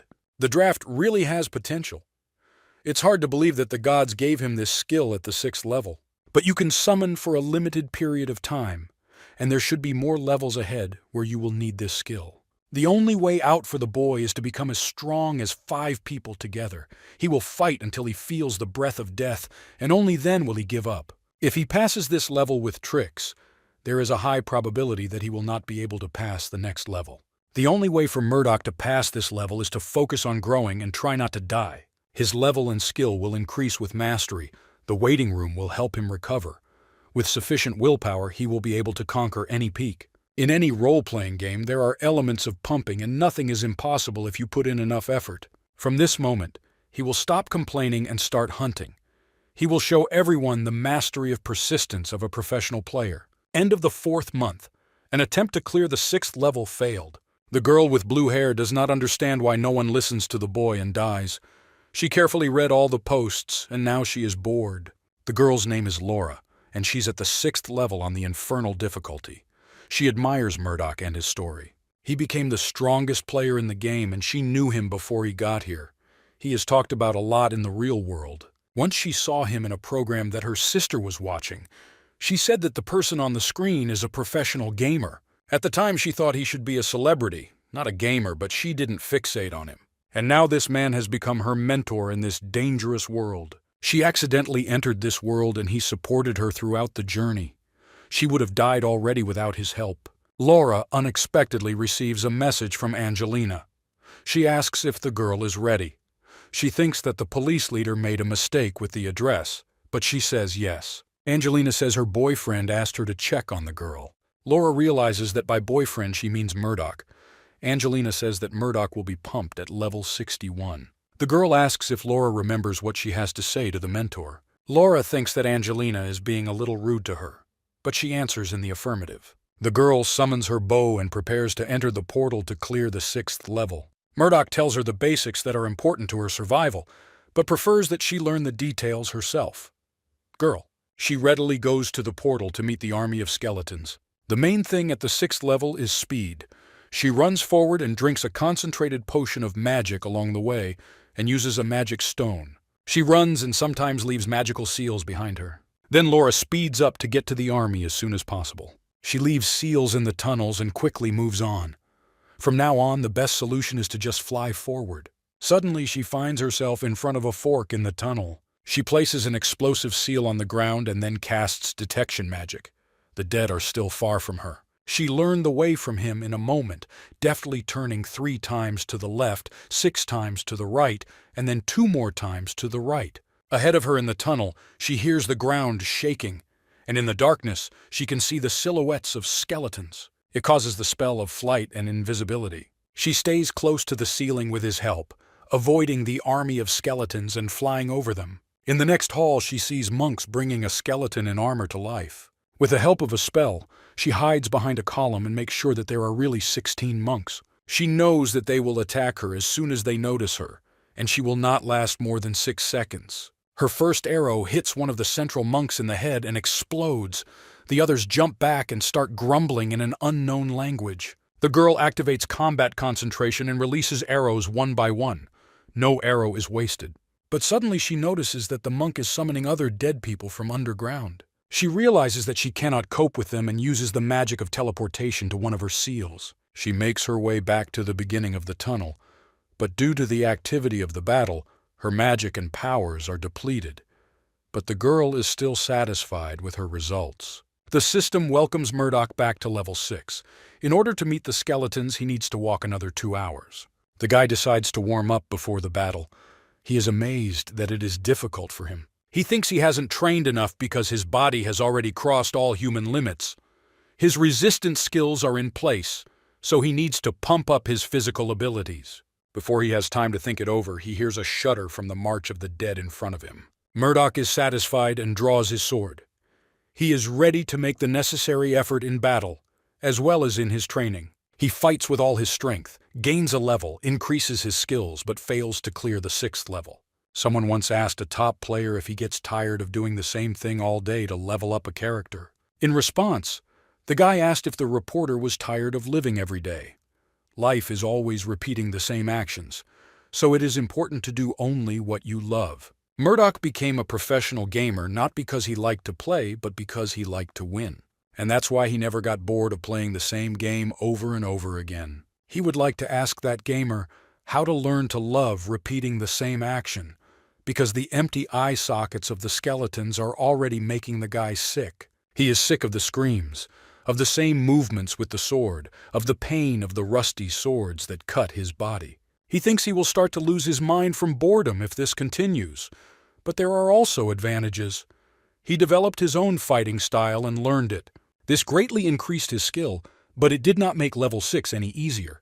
His level of combat concentration increased, and so did his mental skills. Up to this point, most of the movements looked like they were in slow motion, but his skill has grown so much that the movements now seem frozen. Murdoch has learned a battle cry that strikes fear into the hearts of enemies and is usually reserved for a warrior in the game. Thanks to this skill, his combat skills increased slightly, and he learned it after he got tired of listening to the constant screams of the dead commanders. With progress, more and more powerful characters began to appear. They were summoned by monks, and Murdoch thought it was the boss of the level. Branches of the tunnel appeared in the middle of its blockade. They continued to appear regularly after that. Breaking through the army or waiting for the Holy Knight to arrive was not a reliable option. Once he held the defense for 13 days, but they never appeared. After that, he couldn't even try again because his potions ran out. Another idea was to clear the level before the skeletons arrived, but it didn't get any easier. In the end, he decided to concentrate on pumping his abilities. With each battle, it became easier for him to defeat the skeletons. Even the resistance skills have grown a little. He easily dealt with the Dark Knights as soon as they appeared. In one of the battles, he received not only a level increase, but also a magic circle. Only after that, it became available to him to use the mana that was contained in his body. It took him a lot of effort to figure out how to use it. His physical abilities were enhanced by the banal circulation of mana in his muscles, and therefore training became much more effective. After he got used to the mana, Murdoch learned to cover his sword with it. But this drained his mana very quickly, so he had to find another way. Murdoch soon reached the boss level. He called himself the god of this world, Caesar. One of the monks with a skull mask and a long robe told him to prepare for the most painful death. Murdoch bravely dealt blows to the enemy, but he protected himself with his seals, and not a single blow reached him. After another failure, Murdoch found himself in such a familiar waiting room, without the strength to get up. Unfortunately, meditation didn't help Murdoch increase his magic level, but it did help him focus when using it. Meditation allowed him to look around and understand that since his very appearance in this world, he has not experienced a single good event. He soon became lost in his memories, which led to feelings of melancholy and a decrease in his motivation to continue fighting. The system reports that he has gained resistance to level 2 nervous breakdown. He knew that he was under a lot of stress, but he had no idea that it was so bad as to be called a breakdown. If you think back, he's been feeling on edge lately. When he was on the second floor pumping up his resistance skills, he felt the same way. But then he was confident that he would be able to clear the level. But now everything is different.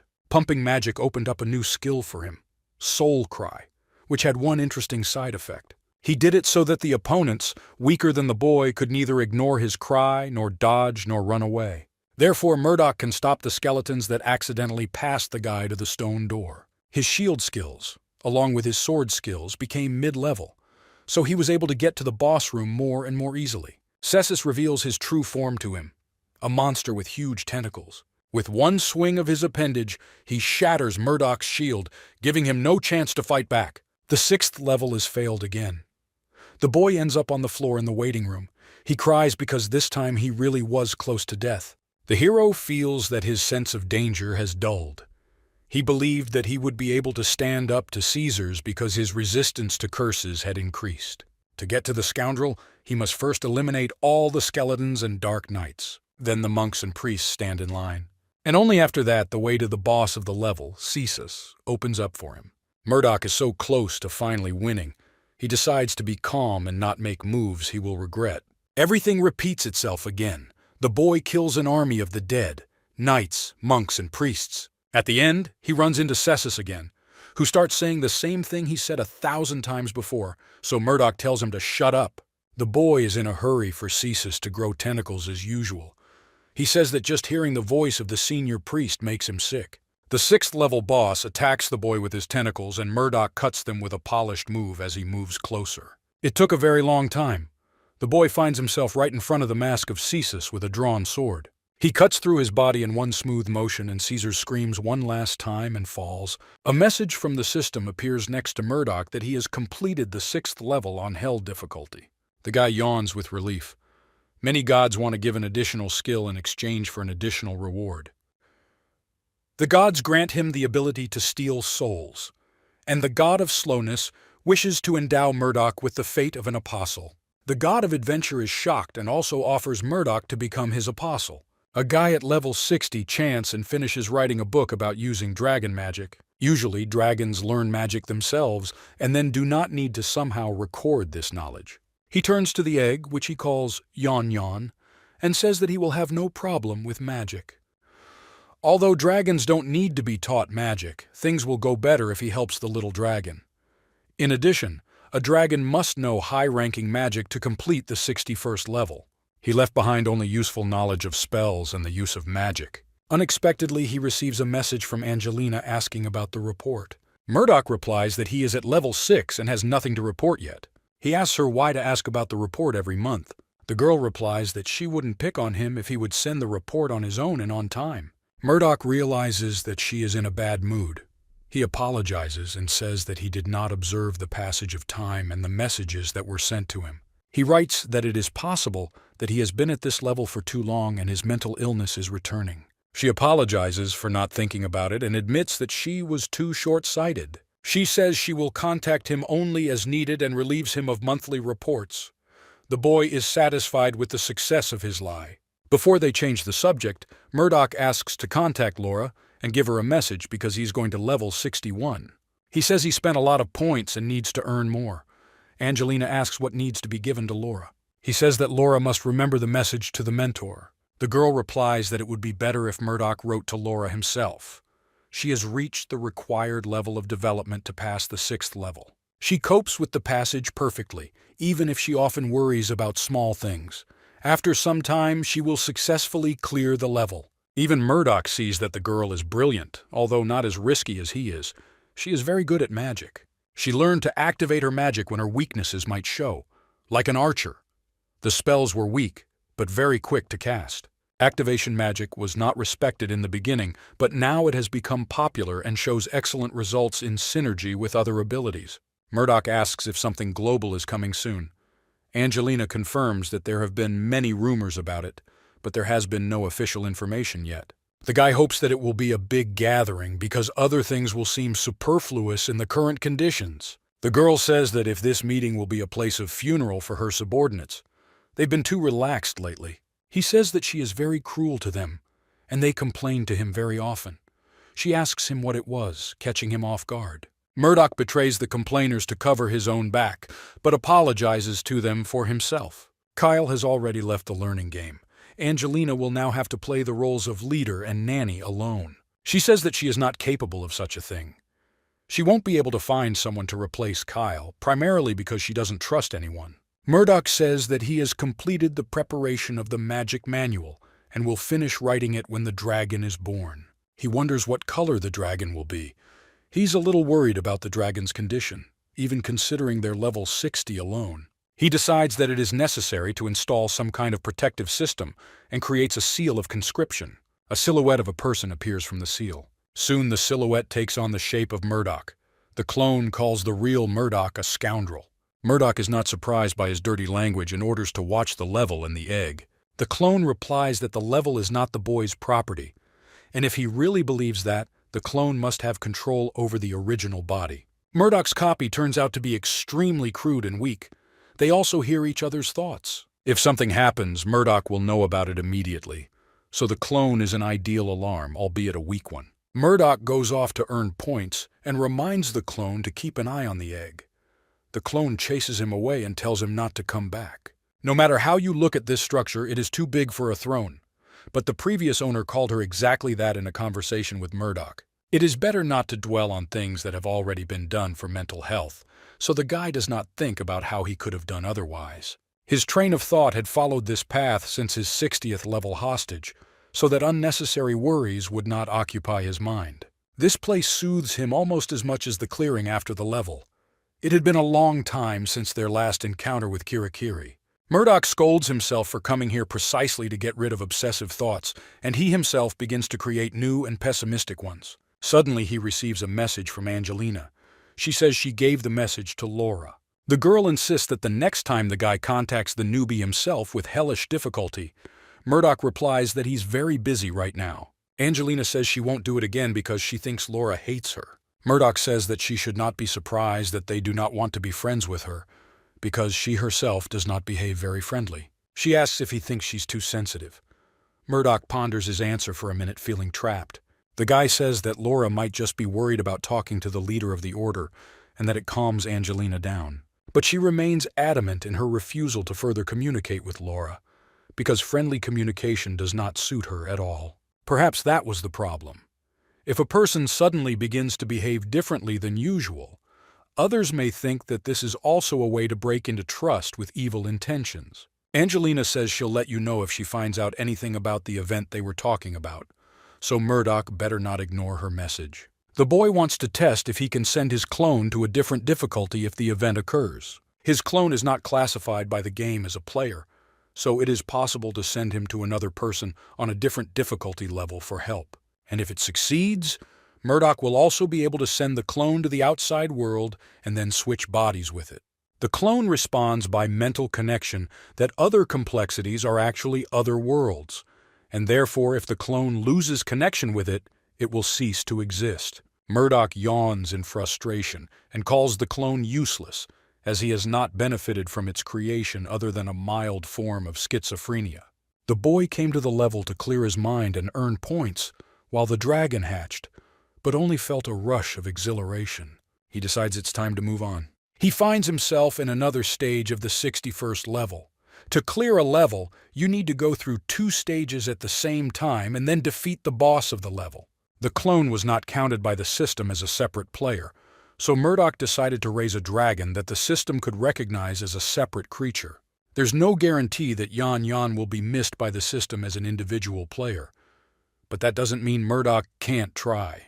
The guy reaches seismically active land. It is surrounded by volcanoes and lava. He approaches a red-skinned, horned giant who greets him like an old friend. The giant asks if Murdoch has visited the queen. Murdoch replies in the affirmative and says that she is dealing with the condition of her skin. The redhead laughs loudly at the fact that the Ice Queen is worried about her skin. Murdoch is forced to cover his ears. Horned calls the boy a king and asks when he will ascend the throne. Murdoch replies that he is still far from that title. The giant sympathizes with him. Murdoch has become the strongest warrior, but cannot use his true power. The strongest, but cannot reach the ideal. The boy says that waiting is also part of the path to possessing true power. The red-skinned man recognizes in his words the narration of one of the gods, and smiles. No sword is forged without a purpose, and the giant asks what Murdoch wishes to achieve. The hero replies that there is no point in questioning him, as he can decide his destination after he completes his tempering. The giant smiles because of the comparison of the boy's situation with tempering. He asks the boy why someone forges a sword. Murdoch says that unlike the sword, it has a will, but the giant cannot answer the question of where his will points. The red-skinned man laughs and offers to end the conversation. He is old and therefore prefers specific answers. Horned advises Murdoch to make the right choice, because they entrusted him with their will. He rises and bids them begin what the boy came for. Behind the giant, the lava begins to stir. Creatures with swords appear from it. The battle will soon begin, and Murdoch is ready for it. Murdoch finds himself on the 11th level, in an underground city. He just finished the walkthrough and gains poison resistance. This level really took all his strength from him. The problem was not in complexity, but Murdoch was passed through a meat grinder. The task of the level was to steal the contents of the chest, which the monsters considered the most precious for themselves. He was teleported right into the middle of the city, and of course he was met with incredible resistance. The problem was that the boy could not find the treasure chest, because there were so many of them, about hundreds or thousands. He tried to catch at least one and interrogate them, but they killed themselves instead of telling the story. Neither improved hearing nor torture helped. Murdoch had to search on his own. He even found an underground tunnel in the garden and found a key at the end of it. Then he used the key in the keyhole in the royal throne, and the passage to the treasure vault opened in the nearby wall. He managed to find the key only as a result of an outburst of rage in the garden. It is unclear whether Murdoch would have found the place otherwise. Looking for something is really not what he likes to do. A thief or an adventurer is more suitable for this role. Progress moves much faster when you have a stealth player on your team who can disarm enemies or defuse traps. But luck did not smile at Murdoch, so he decides to focus on the search. He has done everything he planned. He decides to move on. He sees his mentor ahead and greets him. The girl is surprised that he came alone. Murdoch says that the time of the draft coincided and she disappeared. He asks if Itty will keep his memory. Kirikiri confirms this. She says that the boy has been very calm lately because earlier he even cried after a long separation from Kirikiri. Murdoch says he won't give her sweets this time. The boy falls asleep and wakes up to find the mentor sleeping, using him as a pillow. The boy had problems falling asleep, so he did not sleep. It helped before when he was constantly in danger, but now it's starting to get in the way. He was very nervous during the 6th level, so he stopped eating, sleeping, and resting, but it affected his mental state. That's why he catches up on lost rest at Kirikiri's lawn, because it's the only place where he feels safe and relaxed. Murdoch remembers a classmate who had a rabbit and strokes the girl's hair. He decides to ask her all the questions he's been saving since the 6th level. When he completed the 6th level, it felt like an endless hell. He didn't want to feel like that even once more. His progress was at a standstill because he did not have the necessary skills. He was mentally on edge. Then he received a message from the gods offering to become their apostle. He was afraid to agree to even one of the proposals because the other might rebel against Murdoch. In the past, the gods had shown him that they could take away his sight and transfer it to another place. Killing him would be easier than easy for them, so he acted cautiously. After completing the 6th level, he met the mentor. He burst into tears. Now he was ashamed of these memories. He asked Kirikiri about the offer from the gods, but she did not answer, and she promised to tell after he completes the 11th level. The first thing Murdoch has to make sure of is whether he can become an apostle to both gods, and whether there will be any punishment for it, or whether he can only accept the offer of one god, and whether there will be punishment or reward for it, and which one is better to choose. Suddenly, a message from Kyle from the 30th level appears in front of him. He informs that soon there will be a big gathering. It seems that it will happen before the end of this month. At this rate, the meeting will take place every month. Murdoch asks if something bad has happened to warrant a meeting. Kyle replies that he has no idea and that this is what confuses him the most. Murdoch, unfortunately, can't help. They are at different levels of difficulty, and the guy will be able to really help only during the meeting itself. Angelina, meanwhile, is losing her mind. She promised to punish members of the police force who cannot fight crimes at their level. The basis for creating the order was the power of the top players and Angelina's charisma, which punished members of the representative guild. But everything looks as if the order itself is trying to control people through fear and a show of force. Nothing can be done without trust, and the girl knows it. She behaves this way because of what she has experienced and worries about others. Murdoch asks Kyle to keep an eye on her so she doesn't do anything stupid. Everything looks as if the guy will have to deal with the problem that has been hanging over the players again.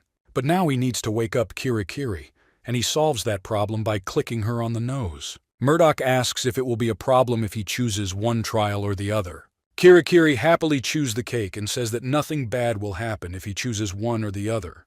The boy gets her attention by taking the cake and asks if he can choose both trials from both gods at the same time. The girl says yes, but punishments are possible in the form of increasing the difficulty of tests.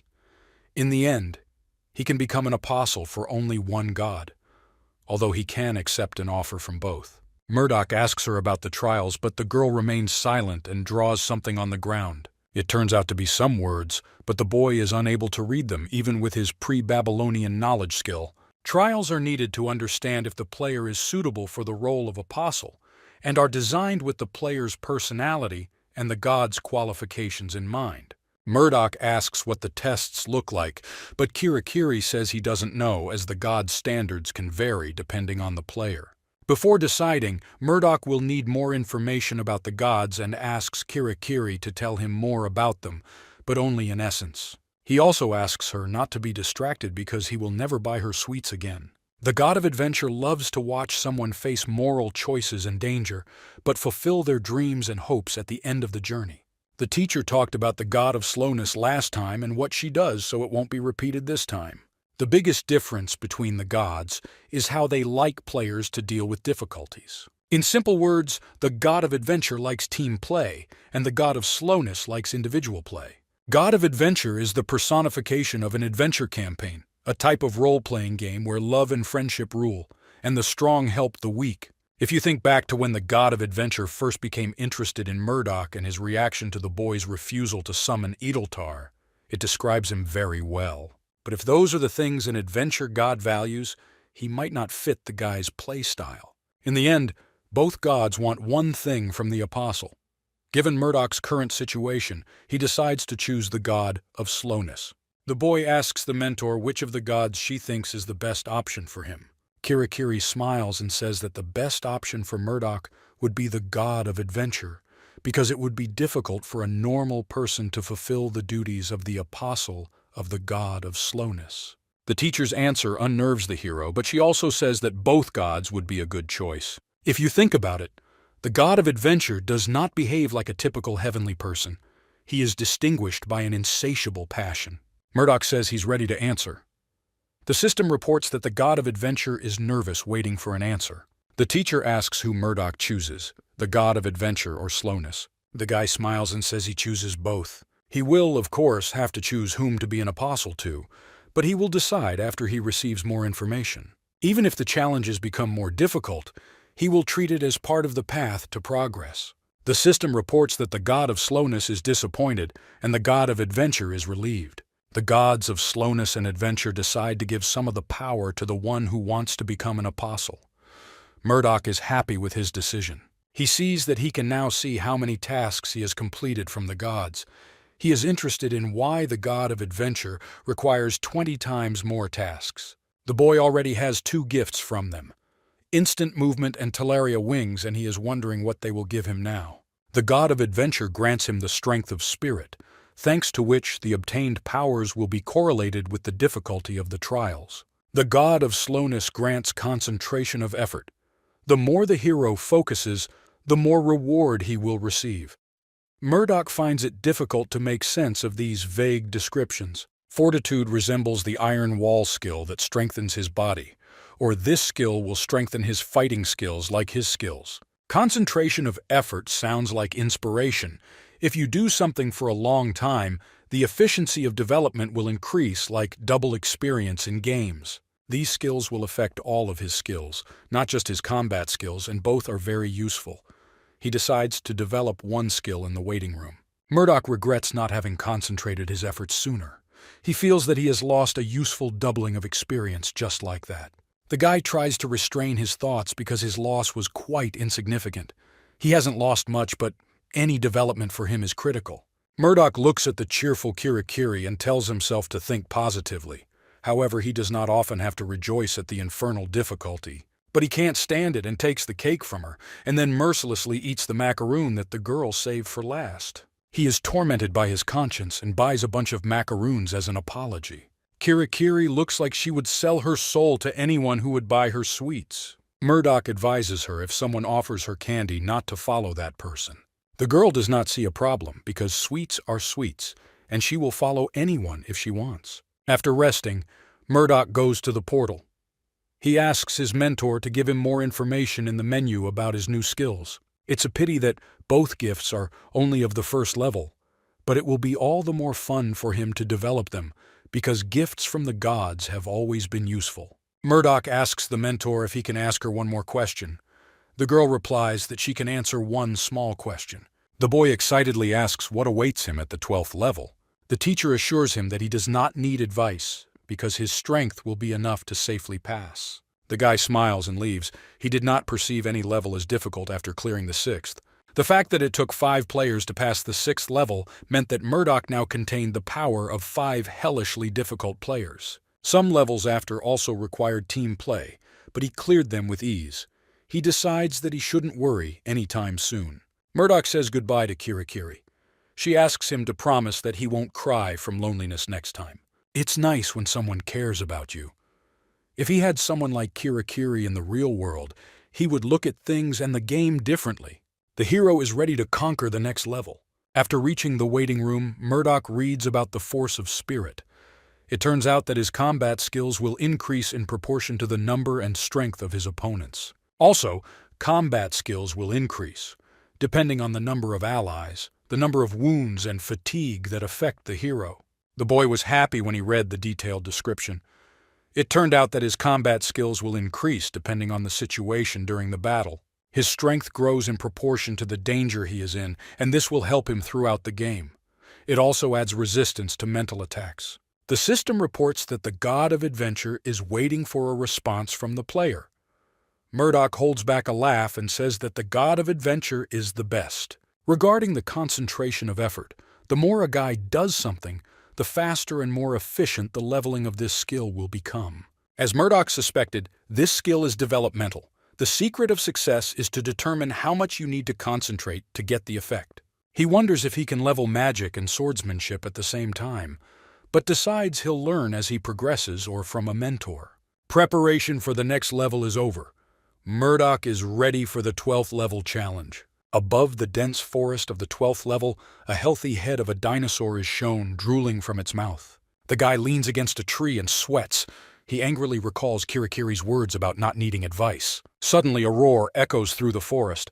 Murdoch listens warily. Murdoch wonders if he should start clearing the 12th level right now, since there's really no point in him staying in the waiting room anymore. This time, the window does not have a message about team play, so it will be an individual level. He needs to catch up with other players faster. Many people are sitting in waiting rooms already at the 30th level of the game with different difficulty, and they continue to conquer the next. Of course, it makes little sense to compare the infernal difficulty with others, but this gap still greatly affects Murdoch's pride. He decides he needs to move faster with the walkthrough and teleports him to the 12th level jungle. He carefully examines his surroundings because he has never been to a tropical forest before. He's glad he didn't end up in the desert or the mountains. Thanks to his ability to resist heat, he feels normal. However, he does not know the conditions for passing this level. The system welcomes him to the dangerous continent of Aihawi. It is a barbaric world without civilization and culture. Only a few people manage to survive here. Those who want to test their strength and survive must not have courage, but vigilance. It is on this continent, which is teeming with predators that will hunt you all day for a month, that you can prove that you can be called an adult warrior. The only task of this level is to survive for 25 days. Murdoch tries to enter the menu, but it is blocked by the system. He feels that he will lose his mind in this jungle. He didn't even have time to get his sword or shield, and there was no water or food in his pockets. The guy blames his arrogance for not preparing for such a scenario. This is his punishment, and he repents to himself. He must survive here for 25 days, and he has no chance of making a mistake because he can't even see the portal back to the waiting room. In other words, unless he's going to die, he can't come back for a month. It is now the 6th day of the 14th month. He physically will not be able to stay here for 25 days because there are 24 left until the end of the month. Even if he survived, the system would send him to the waiting room after 24 days, and then he would have to survive here for another 25. If he had cleared the 11th level a day earlier, he would have made it. Murdoch is disappointed with the level design in this game. He could pretend that he is on vacation, gather food, build a house, but this is the 12th level on the infernal difficulty, so everything cannot be simple. The guy decides that he needs to occupy some territory where predators will not reach, but he does not know who exactly he will have to face. These can be wild animals or humanoids or monsters. Murdoch wonders if the level will end if he kills every predator in this forest. But first he has to look around and decide, based on the circumstances, whether it is possible to conquer the jungle or not. Suddenly, he is pulled out of his thoughts by a loud roar. The ground and trees around Murdoch tremble at the volume. The guy turns around and raises his eyes to the sky, but he sees two huge lizards during the fight. One of the lizards attacks the other with a stream of flame, but the second creates a force field around itself, defending itself. Murdoch runs away from the fight. He wonders why the dragons are on the 12th level. Having escaped from the huge lizards, he falls to the ground under a tree and tries to catch his breath. Murdoch once again regrets that he cannot get a sword and shield or water and food. He collects his thoughts and decides to solve the issue with food and water. This can be a problem because he doesn't know where the poison might be. Also, he can encounter an unexpected threat at any moment and he does not have a potion for treatment. The boy thinks about the dragon that will die, but he immediately rejects this idea because next to the killed one, there will be a living dragon. It is too early to approach his body. Besides, there are definitely creatures in the jungle who want fresh meat, besides Murdoch. The best solution would be to get out of here as soon as possible. The guy has no time to be idle. He gets to his feet and walks further into the jungle, hoping for the best. Sometime later, Murdoch receives a message from Hugo. The guy decides to rest a little. Hugo asks how the hero is feeling. Murdoch replies that he's fine now, but he'll be unavailable again soon. The guy asks how things are going on the 12th level. Murdoch decides to tell him everything as it is. Hugo also got into a hellish difficulty, so Murdoch feels responsible for him. He says that he cannot use the menu, so he found himself in a very difficult situation. Hugo hopes that he will never end up in the jungle, but then he remembers that he won't be able to get there even if he wants to. Murdoch forgot that the boy was also fighting on hellish difficulty and in the same conditions that he himself was. He can't afford to ignore the guy like the other players. Hugo may be on the verge of a mental breakdown right now. Murdoch decides to change the subject and asks about the other newcomers. The guy replies that everything is fine with them. They are quite depressed that they cannot pass the first level, but they really have no choice but to persevere. At the end of the day, if they try to finish levels quickly without proper development, they are guaranteed to die. Murdoch depresses the boy's mood. He remembers Hugo's cheerfulness at the beginning of the passage. He has a sunny personality and laughed at the most ridiculous stories. The guy is now on the 3rd level in front of the boss room. He will try to beat him next month. But Hugo does not have the confidence like Murdoch that he will not fall down. There is no information about the bottom of the passage, so he is afraid to go that way. Murdoch mentions the level with the black platforms. The boy fell into depression because he thinks that he will not be able to overcome the trials of the last stage. Hugo wants to focus on development before he gains the confidence to clear the level. Murdoch agrees that this is the best option for the boy and wishes him luck. Hugo's playing style is very thorough and careful. He values safety the most and methodically clears each level. Apart from Murdoch, he is the first to reach the 2nd level, so he has already proven his ability to pass the game. Hugo puts himself in the shoes of the players and explains well, so he helps the hellish difficulty players at the lower levels. He is better at understanding others and helping. Even Murdoch learns a lot from him, so he rates him as an equal. He hopes to meet Hugo at the big gathering. He also hopes to hook Kyle into their conversation. Murdoch decides to focus on completing the level and move on. First of all, he needs a safe place to live. He first looks at the riverbank. Most likely, predators have already occupied this territory. It will also be very difficult to find the cave. The last option is tree branches. He sees a branch that will be big enough for the boy to build a shelter on. He wonders if he should use his wings. The forest around is very dense, so his vision is limited. And with wings, he will be able to see everything from above. Suddenly, he hears the rustle of leaves and the crunch of branches behind him. He turns around but doesn't notice anyone. He hears footsteps but does not see the one who is walking. His senses could not fail him. He activates battle concentration to check. He senses someone. For the first time, he faces an enemy who can hide his physical form. He feels the enemy rapidly approaching him and concentrates the magic in his palm. His strike finds the ape-like creature's neck, severing it. The creature used invisibility, but Murdoch found a way to defeat it.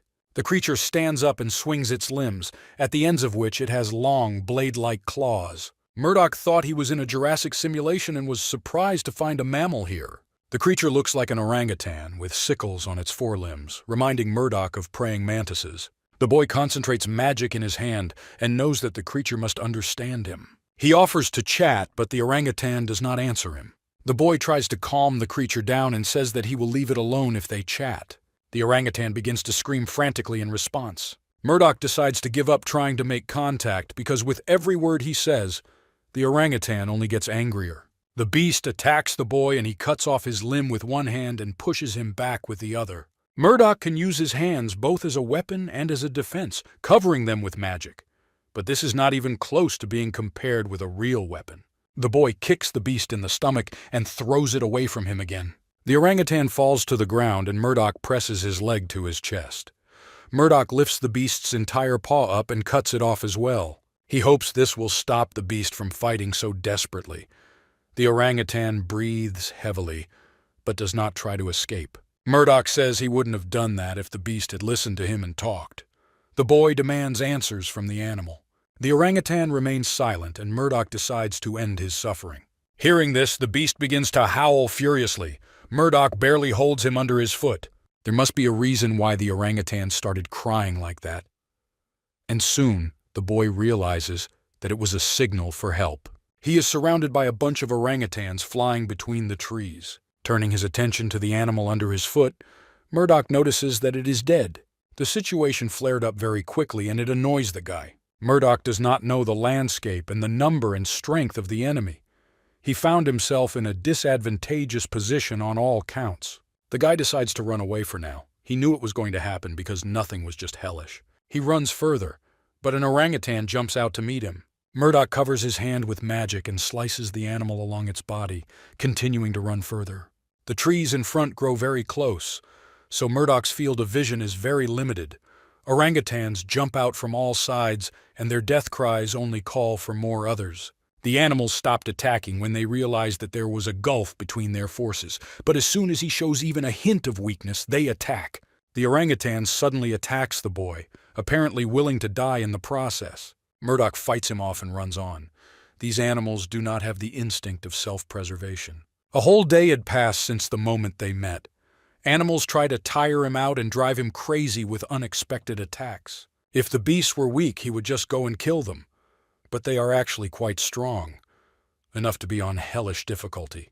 Giant scythes and agile, fast movements in a high-intelligence pack pose a real threat. They slowly drive him into a corner like a hunter hunting prey. He could escape using his wings, but then the other monsters would see him. The only threat from orangutans is their number and fury. They even surround the boy, watching his movements. He'd better fight them all now and is considering pretending to be wounded. These animals also have special abilities that make them difficult to fight. This skill is more like a trait of all the animals in this jungle. The two dragons that were fighting each other were using the very skill of force fields and fire breath. All of these creatures have skills, the same type that players received when entering the game world. The first orangutan had the invisibility skill, and all subsequent ones had variations of augmentation or air magic. The trouble is, Murdoch doesn't know what skill the next orangutan will use against him. Two animals jump out at him, but the boy noticed them before that moment. He punches one of them in the stomach and knocks him back. He kicks the second one in the spade, enhancing the blow with magic. The next orangutan in front of him starts to spark with energy charges. Murdoch suspects it may be the magic of electricity. The boy jumps up, concentrating the magic in his legs. He hits the orangutan right in the pike, causing it to fall to the ground while Murdoch continues to run. She continues to attack him in groups of 2 or 3, so the boy cannot understand how many animals are chasing him. Murdoch notices a rock in front of him. Orangutans have sickles instead of paws, so they most likely will not be able to climb up. The boy runs to the cliff, fighting animals at the same time. The guerrilla war against the orangutans continued for 3 days. During this time, Murdoch had no opportunity to eat or drink, and he did not even come near the rock, though he thought it was at his nose. Of course, sleep was also out of the question because the boy could not stop for a moment. Murdoch uses a war cry, but unfortunately it doesn't have much of an effect on the animals. After he uses the call and kills a bunch of orangutans, the others try to stay out of the skill's range. They seem very intelligent, setting traps, timing attacks, surrounding the guy, cutting off his retreat. They coordinate each other's movement and can find it. It seems impossible to consider all these factors without a headquarters or a commander. But it can be a skill. They can see it from above, so they can have a leader who uses skill to control everyone. It doesn't matter what theories his mind produces because they won't help him under the current circumstances. If his theory is correct, he will not be able to escape from the orangutans. He decides to consider his options at the moment. He can find the ringleader and kill him, or use Talaria's wings and escape, or climb a cliff. The only real option for him is a rock. Out of the blue, Hugo writes to him and asks if Murdoch is busy. The guy says yes and hits another orangutan in the spade. Hugo says that he found some interesting information, but it is not urgent and he will tell when Murdoch is free. Thus he ran and ran, fighting the beasts until he reached a rock. Now she was really close to his nose. He leans down to use the skill and feels the orangutans approaching him. Murdoch instantly casts a move and dodges their blows. Having reached the required height, he activates Talaria's wings. Finally, he broke away from the annoying animals. The boy glides on his wings until he reaches the top of the cliff and lands. But when he looked up, he found an army of orangutans ready to fight. He asks how they ended up here, but is grateful to them because all he has to do is descend on the wings. The next message from the system shocks the boy. His wings are temporarily limited.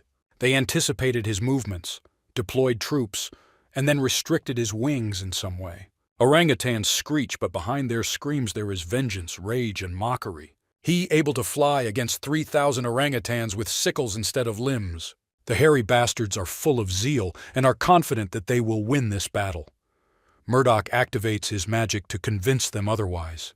Murdoch uses soul stealing on animals. This skill was given by the gods to someone who demonstrated exceptional perseverance. It imposes a seal on the souls of enemies, which gradually drains their energy. When the master kills the sealed soul, it will absorb its energy and restore the body.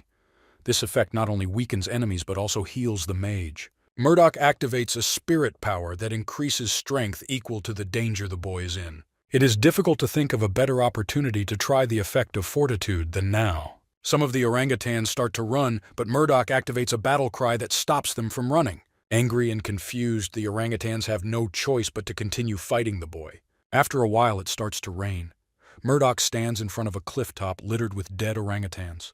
The smell of blood has become almost unbearable, and the rain will help to muffle it.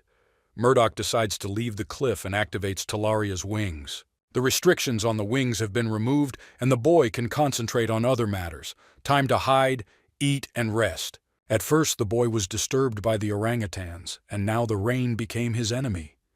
It is pouring so hard that the boy can hardly see anything in front of him. He ate one of the orangutan's torn paws.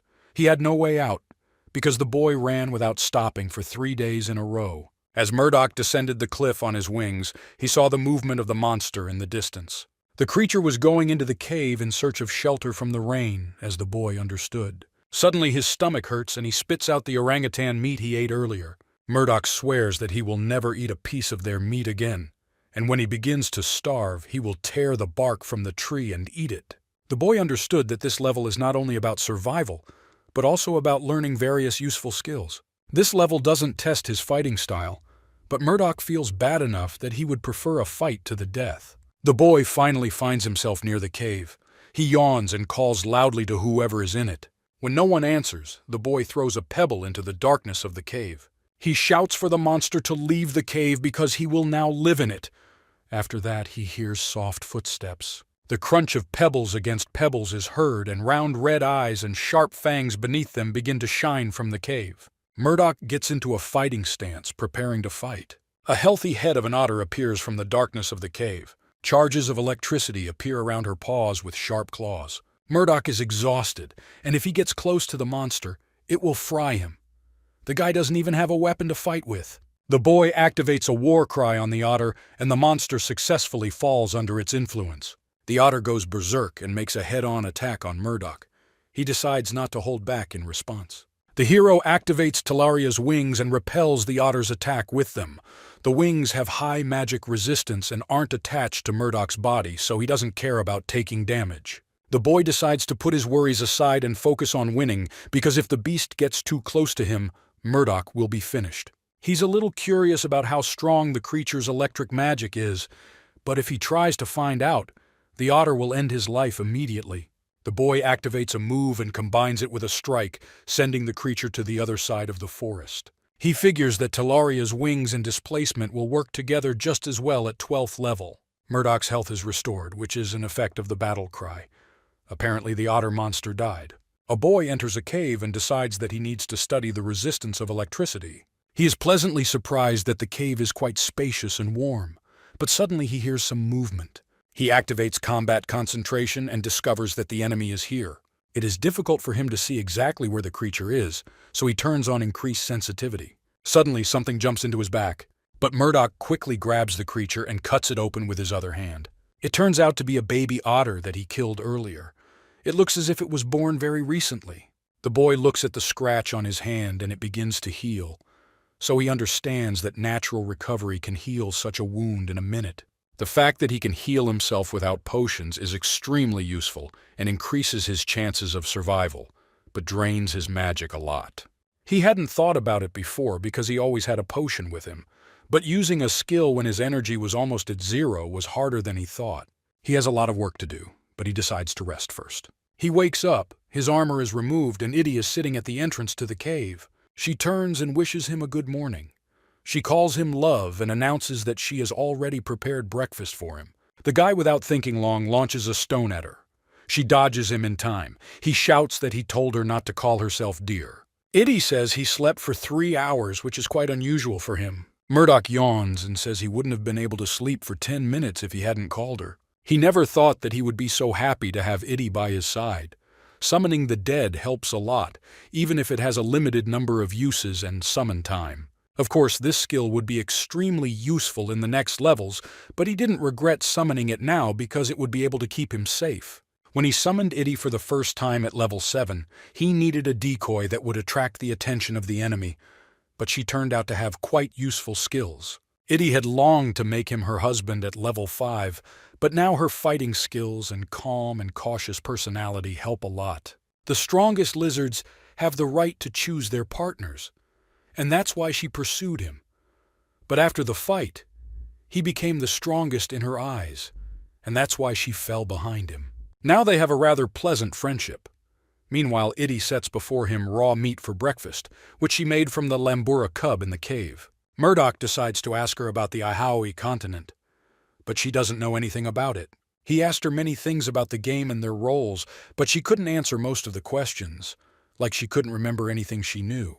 She could tell general knowledge about the world and skills, as well as the names of the creatures they encountered, but nothing about the terrain. Iddy asks about their plans and about the conditions for completing the level.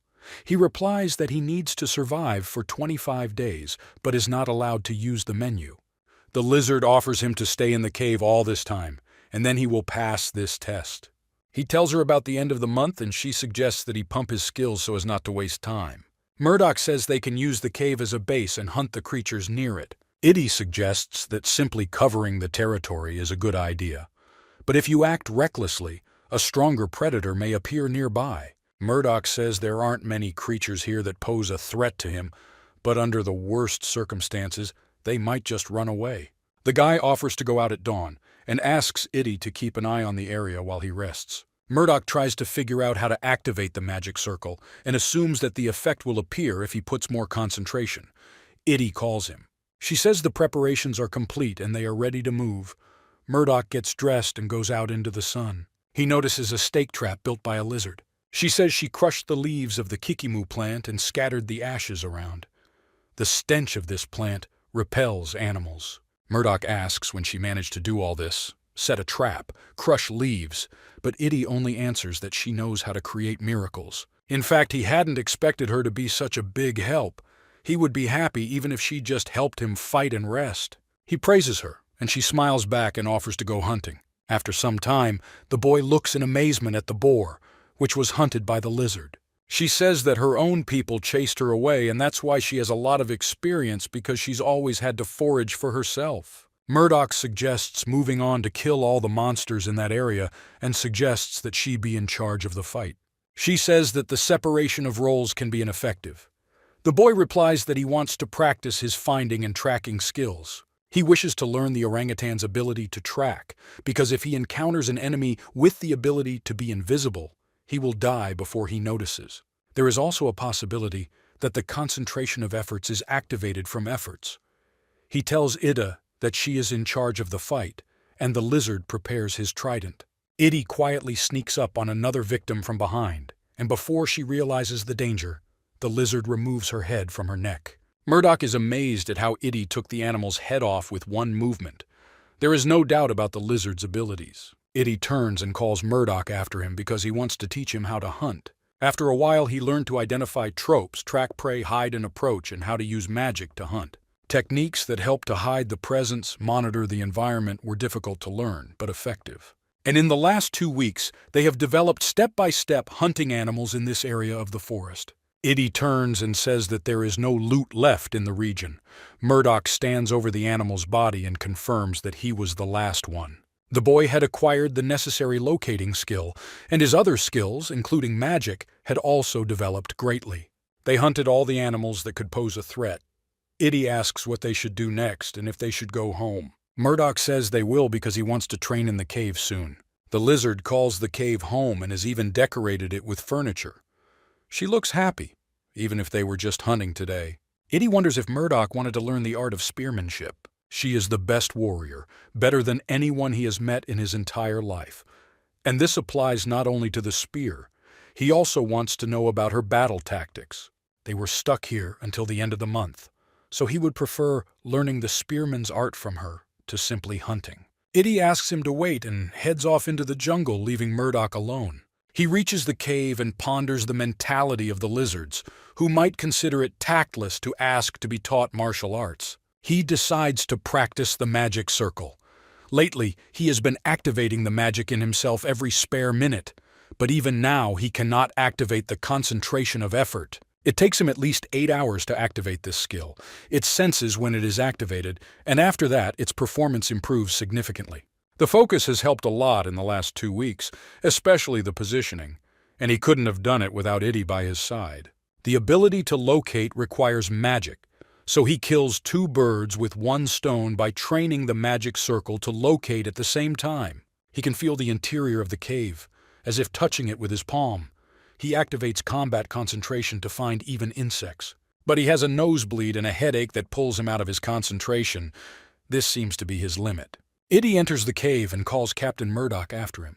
He asks where she has been, but she ignores his question. He asks if she will teach him to practice with a spear. The lizard turns around and shows off a homemade spear. She presents it as educational, but good for a beginner. He begins to train, and Itty praises him, but advises him not to let out the part of his personality that is responsible for pride.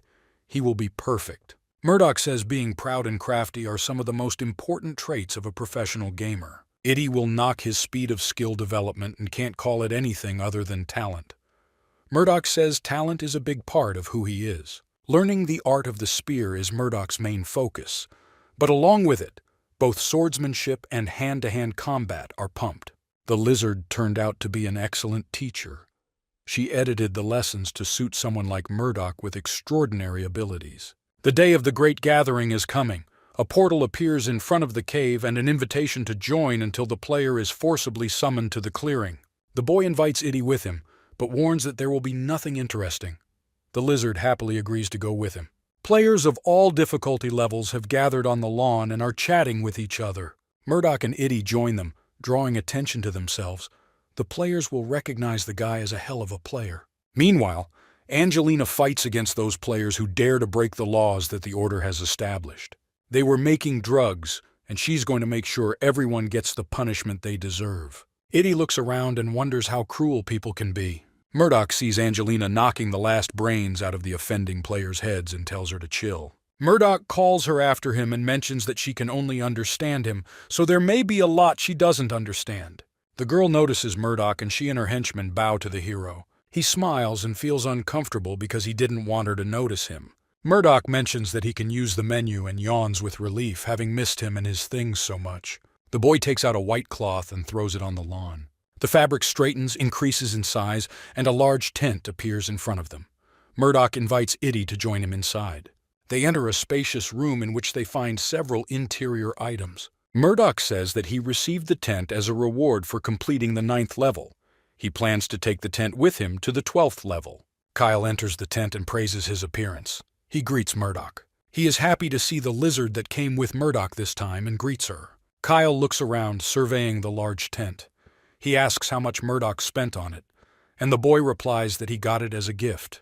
The boy asks why the hero is hiding here when the others are making noise on the lawn. Kyle feels that he must join their hard work. Murdoch says there was nothing he wanted to be a part of. Angelina blows everything out of the elephant mouse. Kyle says more whip and less pie this time, and she is strict with herself much more than with others, and no one complained about her. Murdoch believes that Angelina is not just crossing the line but suffering from a mental disorder. She puts a lot of pressure on herself because of her worries about the future and her regrets about the past. That is why she has high standards for others and herself. But the problem is that people cannot be perfect, and sooner or later they will realize that they will never reach their own standards. When an ordinary person understands this, she gives up. But this fact will simply destroy Angelina and no one will be able to help her. Murdoch asks Kyle to watch over the girl because no one can help her but him. The guy complains that he gets the hardest job. Someone asks to enter the tent. Kyle says he found another transfer user and invited him here. A guy named Sam appears inside. Murdoch says he thought the boy was older. Kyle says he's a high school student. Murdoch yells at Itty not to scare the boy. The lizard says that the boy is afraid of Murdoch. Sam apologizes and says everything is fine. A guy from hard difficulty in level 8. He's a mage and uses teleportation magic, so he's an ideal option for Murdoch to increase his resistance skills. Murdoch says that he needs help and all that is required from the boy is to use the magic of movement on his arm. Sam warns that it will be very painful, but Kyle assures him that Murdoch has not endured such torture, so there is no need to worry about him. The boy grabs Murdoch's hand and uses teleportation magic. Murdoch says that stronger discharges are needed because he can heal himself. Therefore, Sam cannot hold back. Murdoch asks why the meeting was held today. Kyle says a bunch of people started making the substances. One of the members of the Order joined the syndicate and obtained a list of all the members of the insidious group. The Order screened possible members of the syndicate, and when the day of the assembly arrived, they immediately apprehended the culprits. There are secret members in the Order that no one knows about. Kyle says he doesn't know all the details. They have several groups that operate independently, so there are a lot more secret agents in the levels than you might imagine. The boy says that it will be good if everyone watches over the others. In this case, no one will commit crimes. Murdoch says that's not likely to work and jerks his hand out of Sam's. The boy apologizes, and Murdoch says that he is fine, and his burn resistance will also increase at this rate. A man with a bandage on his head enters the tent. He says he's been looking for them all, but they're sitting around here. The man's name is Jeffrey.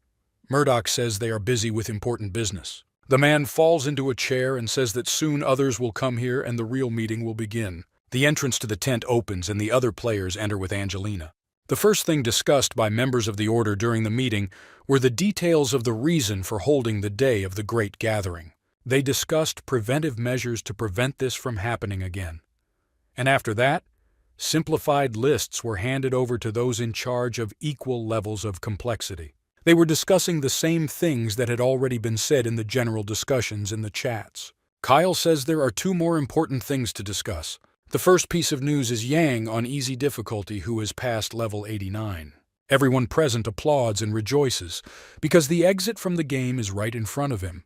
Young was anxious to return to his family as soon as news of the outside world began to spread. The first person to complete the 100th level means a lot to both worlds because it will tell the whole world that the missing people are in the game.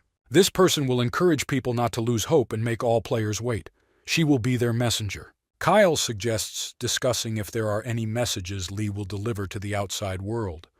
First of all, it is necessary to make a list of players and notify their families. And the next step will be to inform the government of their existence and make them recognize the power of the players. The participants of the meeting do not understand what kind of power we are talking about. They will ask the government to give the Order the power to make laws for the game of learning, enforce them, and punish violators. Murdoch doubts the government will grant such powers so easily. Although the Order maintains order in the game, it is unlikely that the government will so easily recognize their power. Kyle agrees, which is easier said than done. They will most likely accept the Order as part of a system of effective government, if at all. Most likely, all people will fall into the game, from old people to children, from factory workers to the president.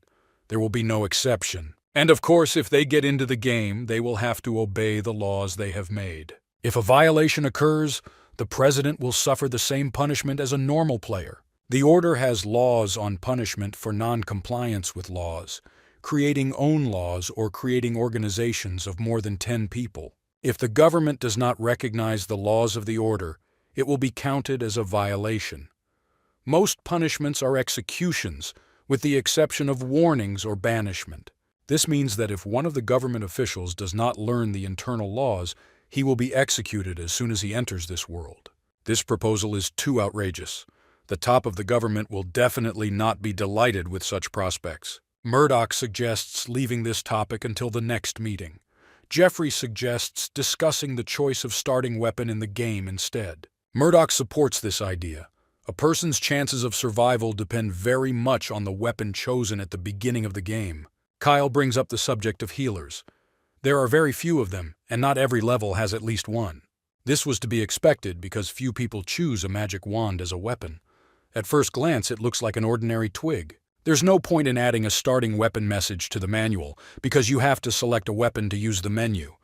The importance of healers must be conveyed. Jeffrey emphasizes that people on hard and infernal difficulty should not choose healers and limit entry to infernal difficulty in general. Choosing the infernal difficulty is actually suicide.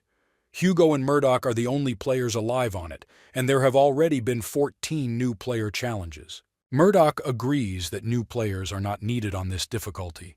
Although he liked the idea of team play at first, it is now becoming a distraction. Kyle isn't sure this is a good long-term solution.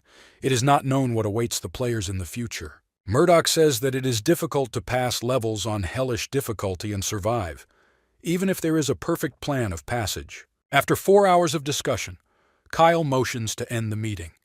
Jeffrey says he has information about something big coming soon.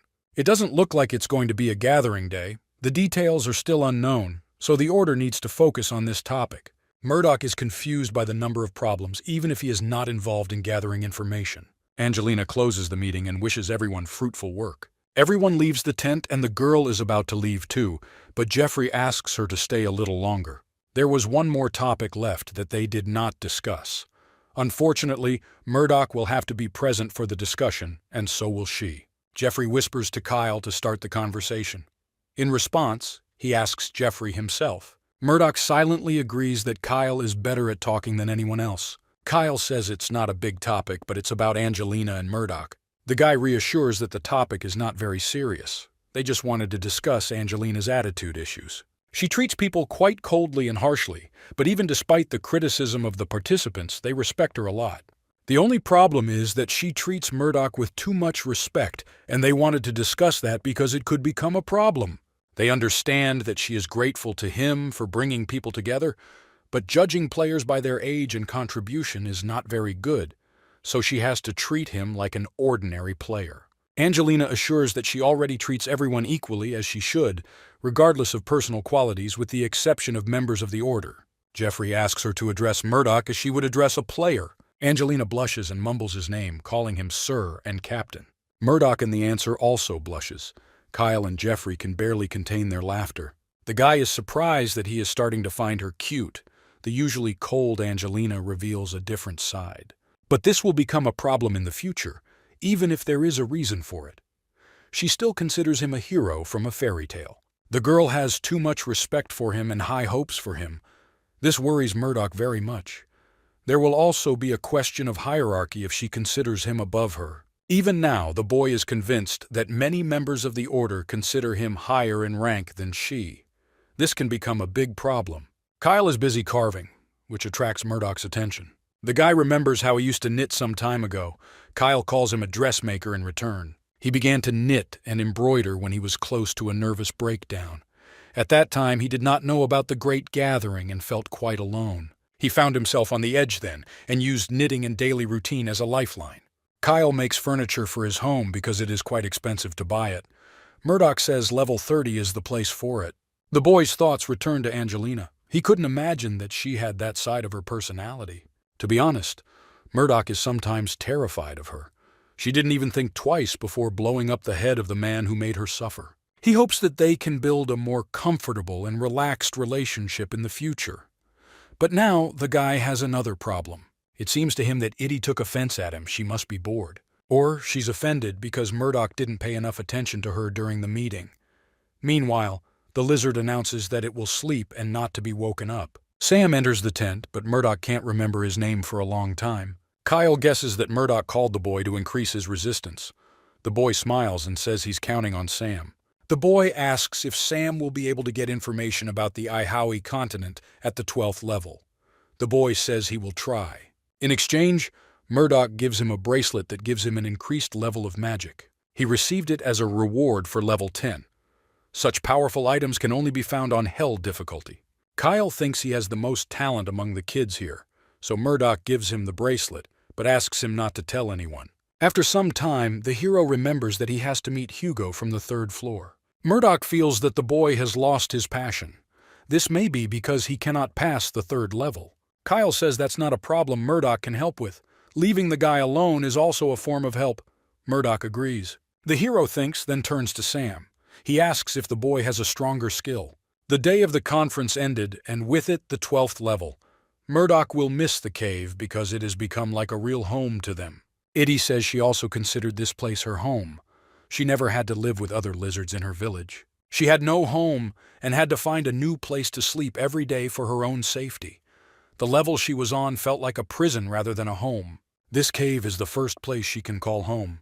She thanks Murdoch for calling her here. In the past, the boy had asked Kirikiri if Iddy would be the same lizard for other players at level 5. The teacher replied that she would be the same, but a little different. The Adalta that the player meets will be the same one that he met. But at the same time, it will not be Hidalta, whom he defeated and then summoned with the help of a stone. The system reports that level 12 has been failed. Completion time coincided. Iddy asks if Murdoch will try to clear this level next time. The guy replies that he has a better idea. This level is ideal for training. The hero is going to train here several times without passing. They have a lot of time and a lot of prey to hunt, and the only condition is survival. And besides, Murdoch has an idea. He is going to kill the dragon he saw at first before he leaves the level. In the waiting room on level 6, the incubator is empty, only pieces of shell on a soft pillow inside. Murdoch is stuck in a level because the newly hatched dragon decided to eat meatballs instead of healthy worms. He persuades the child to eat the right food and promises to smear it with honey. John copied everything the boy did, from what food he eats, where he sits, to the way he yawns and smiles. Murdoch decides to hide the human food from him. Angelina writes to him unexpectedly. Murdoch reveals that he is feeding Jonah. The girl asks why he called the dragon that way. It turns out that the other dragons can kill him for disrespecting their race. The boy reassures her that he will easily beat them. Angelina says the dragon needs a different name. Murdoch says she's too irritated today. He warns that some people are attracted to it. Angelina asks him to stop being idle. The boy asks if Jonah likes his name. The dragon shakes his head furiously, noting that he doesn't like it at all. Angelina says that she will give him a name and asks what type the dragon is and what its cry sounds like. Murdoch says that Jan is not shouting, but speaking in a lisp. The girl gives up and offers to ask others. This is how the competition for the best name for the dragon begins, with the main prize in the form of an elixir. The little dragon refuses a short name, a cute name, but he likes the names of noble dragons from novels. Thus, the little dragon was named Benedict Relicious Piachar Laocon Nafleon Nis Tiamat Carcerin Balkas Chanso Garden Nasario III. Murdoch thinks that he is a bad influence on Angelina because she seems to just want to get it over with as soon as possible because she is tired of it. Angelina talks about Sam, who is currently level 90 and will be leaving the game soon, but sounds like he doesn't want to. She asks Murdoch to talk to the boy and convince him to move on. After Sam reached level 90, he announced that he would train for the next level to become stronger. But that was 2 years ago. Murdoch understands the desire to return to the real world as strong as possible, but Sam is already the strongest player he knows. But the boy decided to train even more. If Sam has an ideal that he wishes to surpass, it is Murdoch, because there is no one stronger than him. Sam is an officer of the Order and contracted with the government. They expected a strong player in the near future and must start to get nervous. Kyle has already returned to the real world and this hurts Murdoch very much. He doesn't know what to say to Sam. He begins to think about purpose, the real world, power, development, government, and this creates a burst of energy from Murdoch. He tries to calm down, but his force shatters the columns and furniture around him. He apologizes to the little dragon for the mess he made. Right now, the guy can't do anything because he's stuck at level 60, and it's driving him crazy enough that it's causing mana to drain out of him. When this happens, he forcefully represses his emotions. Emotions about the desire to quickly break out of this level. In the past, at level 12th, Itty calls Murdoch crazy. He replies that it is bad to call your friends that. Murdoch tests his poison-infusing skill that he acquired last month. He can cover weapons and hands with poisonous energy. Thanks to him, he can poison enemies and run away before receiving injuries, and sooner or later the enemy will die without an antidote. Itty tries to convince Murdoch that he is just as strong without these dishonest fighting tactics, but he replies that poisoning is more effective. Murdoch says that he would prefer exploiting the enemy's weaknesses and destroying their psyche than direct combat. It may be cruel, but it is safe for him. Murdoch is surprised that he got the skill, even though he didn't clear the level. Murdoch is happy that Itty was with him and helping him train. The lizard reminds him that the time to summon the dead is limited. Itty says she liked living in the cave. Murdoch reminds that the level is being updated, and most likely the monster has reappeared there. The lizard says that it will simply create a new decoration. The guy guesses that she really liked having her own home. Meanwhile, Murdoch developed a resistance to poison. He is sure that the skill of filling with poison is at the highest level. He is going to poison his own body. This will develop his resistance to poison and poison filling. Itty worries that something will go wrong and he will die. Murdoch reassures her that everything will be fine, as this is far from the first time he has harmed himself for the sake of development. The lizard and the boy find themselves back in the jungle of the 12th level. A loud roar is heard. Not far from them, the two dragons locked in a fight again. Murdoch tells how he first saw them. Confused, Itty asks how Murdoch is going to kill them. The 12th level trial begins. The dragons begin to fight, just like last time. One uses fire and the other a force field. Murdoch says they'll beat the dragons next time. Itty says that all she heard was that Murdoch would lead them to certain death. The boy reminds them that they can run away if it gets too hot. First of all, they decided to go home, to the cave, and thus they began the second assault of the 12th level. Murdoch first tested his theory on the poison. After several attempts to injure himself, he experienced several effects from the poison that he had not experienced before. Gradually, it became difficult for him to breathe and he felt a severe headache. Then he felt numb. The guy does not like that the lethality is decreasing and does not reach the mark when you can lose a life. After testing the effect of the poison, Murdoch went hunting to improve his skills, and Itty happily supported this idea as she began to restore the interior. When she finished restoring the cave, the poison skill reached level 5 and began to develop lethality. The next thing Murdoch focused on was the tracking skill to track down poisoned prey that escaped with ease. Murdoch considered setting the jungle on fire. Time after time, he released the poisoned prey to pursue it. In this way, his skill developed significantly, and he felt confident on the hunt. The boy took out a map from his bottomless bag and says that he will start hunting a little further from the cave than before, because there are no animals left in the vicinity. Itty is worried that he's going too far, and it will take him 4 days to get there. Murdoch says that this is the closest he can go to get prey, because he is going to have an extreme hunt. The boy and the lizard reach the designated area. Murdoch wonders what the meaning of fictional worlds is. Meaning can be in creating things that don't exist. For example, a dragon rider. The boy remembers how he dreamed of becoming one of them and conquering the sky. And now it's time to fulfill his childhood dream, even if Murdoch is the winged creature for the dragon this time. Itty never dreamed of becoming the first lizard to become a human rider. Murdoch, in a trembling voice, questions what term she applied to him. To take revenge, the guy accelerates. He asks if she is having fun now. The lizard gets dizzy from the speed but says she's having fun, but soon eats breakfast. Murdoch changed clothes after the antecedent. Itty apologizes and Murdoch says it's his own fault. There are several reasons why they fly around peacefully. There are few creatures in this world that can fly, and none that can bring them down to earth. Itty offers to rest and arranges a picnic. Murdoch praises her cooking skills, happily eating raw meat. The boy thought that lizards eat raw food because they are reptiles. Itty says he better leave prejudice in the past because it might sound offensive. Other races may appear as enemies to overcome, but there is no guarantee that this will be the case in the future. Murdoch mentions the goblins and agrees with Itty, and he cannot imagine from whom he would have heard such advice if not from her. When they met, he had no idea that they would spend so much time together and become friends. They pointed guns at each other. Itty wanted to marry him, and that's how they met. And now she has become his only ally and friend. Itty became his support and advisor, his teacher. He can even call her family. Even if she was of no use, he would like to have her around.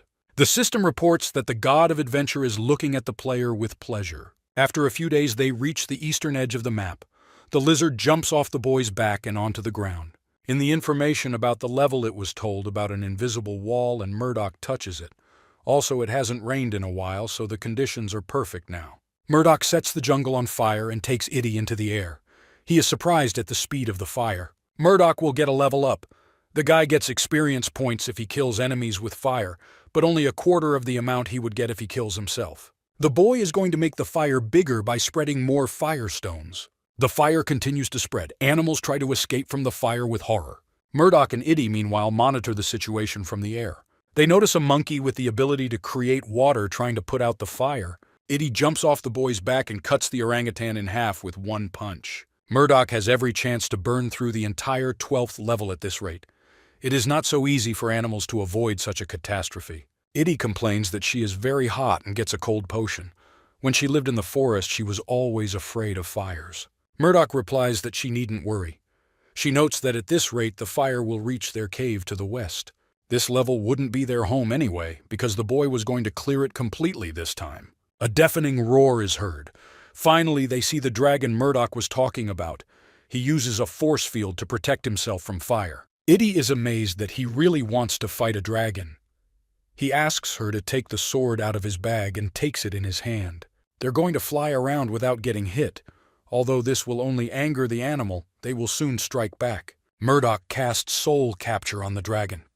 Sensing danger, the dragon begins to roar and look at the attackers. Murdoch asks why the dragon is screaming because it will never catch a target as tough as them.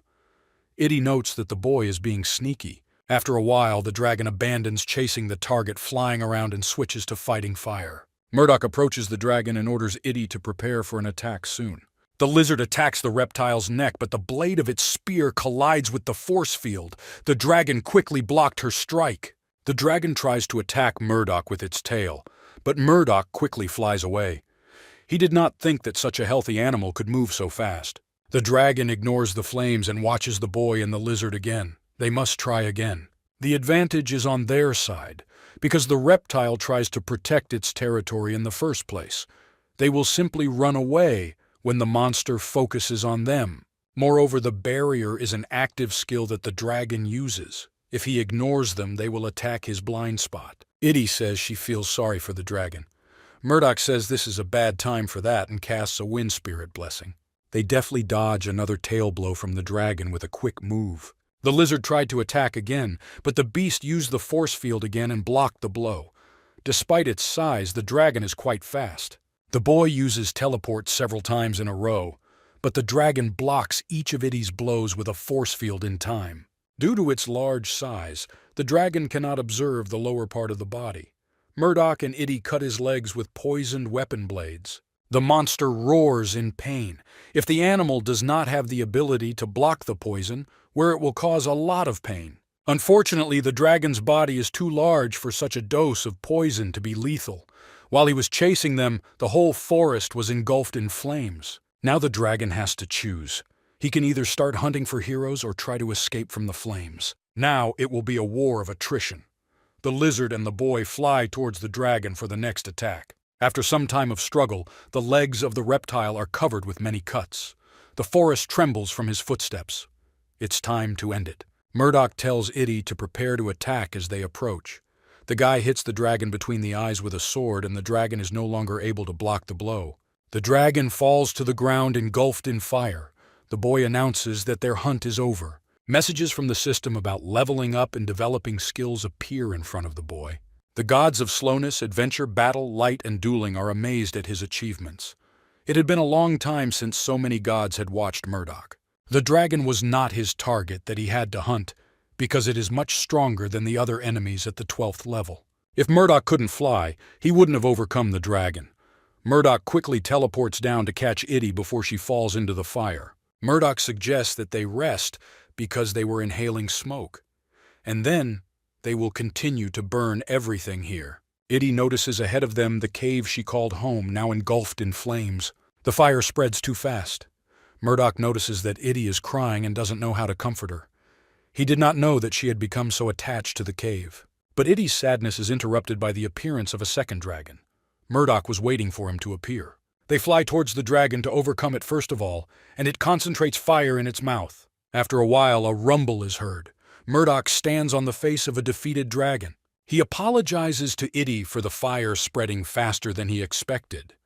The lizard says that Taco didn't expect this. He says that there is nothing he can do to help her or fix the situation now, so they have to continue burning the forest. Itty says he understands and won't complain and asks to talk about their future plans. Originally, this level could only be cleared by surviving for 25 days, but if they burn the forest and the animals in it, the level will be completed faster. Meanwhile, the animals collided with a transparent wall and are screaming because they cannot escape from the fire. Murdoch and Itty watch them and agree that it looks like hell. Animals use different skills to stop the fire.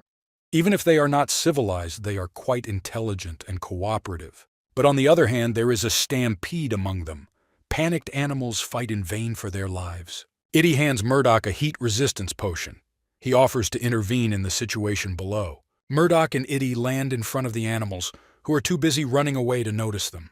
They wait for the bulk of the beasts to run forward and start killing them one by one. By the time the beasts begin to guess what is happening, it is too late. Murdoch uses soul capture on them because they can't escape anyway. Flames chase their tails, and a transparent wall blocks their retreat. The panicked animals will not notice Murdoch and Itty. The beasts turn on Murdoch, and he runs towards them with his sword and shouts that nothing will change from their gaze. He and Itty begin killing the beasts one by one, driving them towards the transparent wall. The animals come into contact with the wall and cannot cross it. A stampede begins, but they have no chance to escape. After a while, Itty turns to Murdoch and asks what they should do next. The guy says he doesn't know. They killed all the predators that were under the influence of soul rapture. Itty says she's barely holding on because she's been in the heat for too long. Meanwhile, other animals are approaching them, fleeing from the flames. The situation becomes dangerous.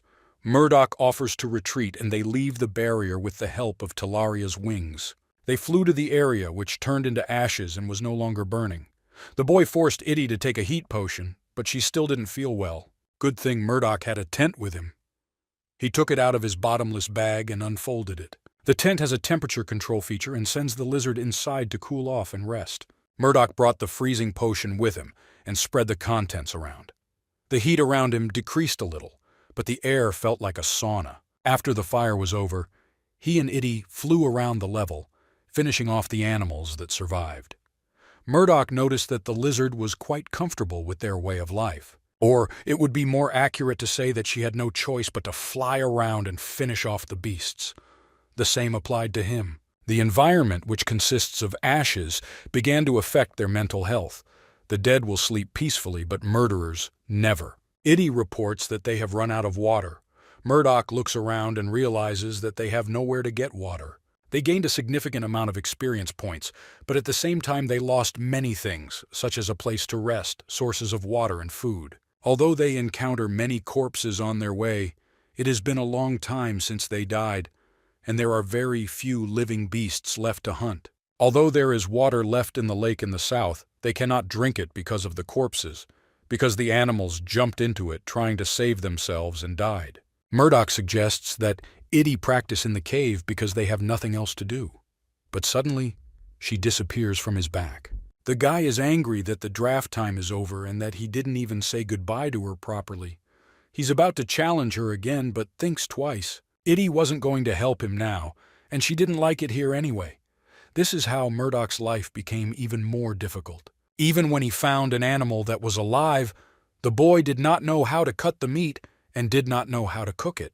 He guessed that he should fry it, but the meat tasted like dirty water. Murdoch missed the food Itty cooked. Then, another problem appeared.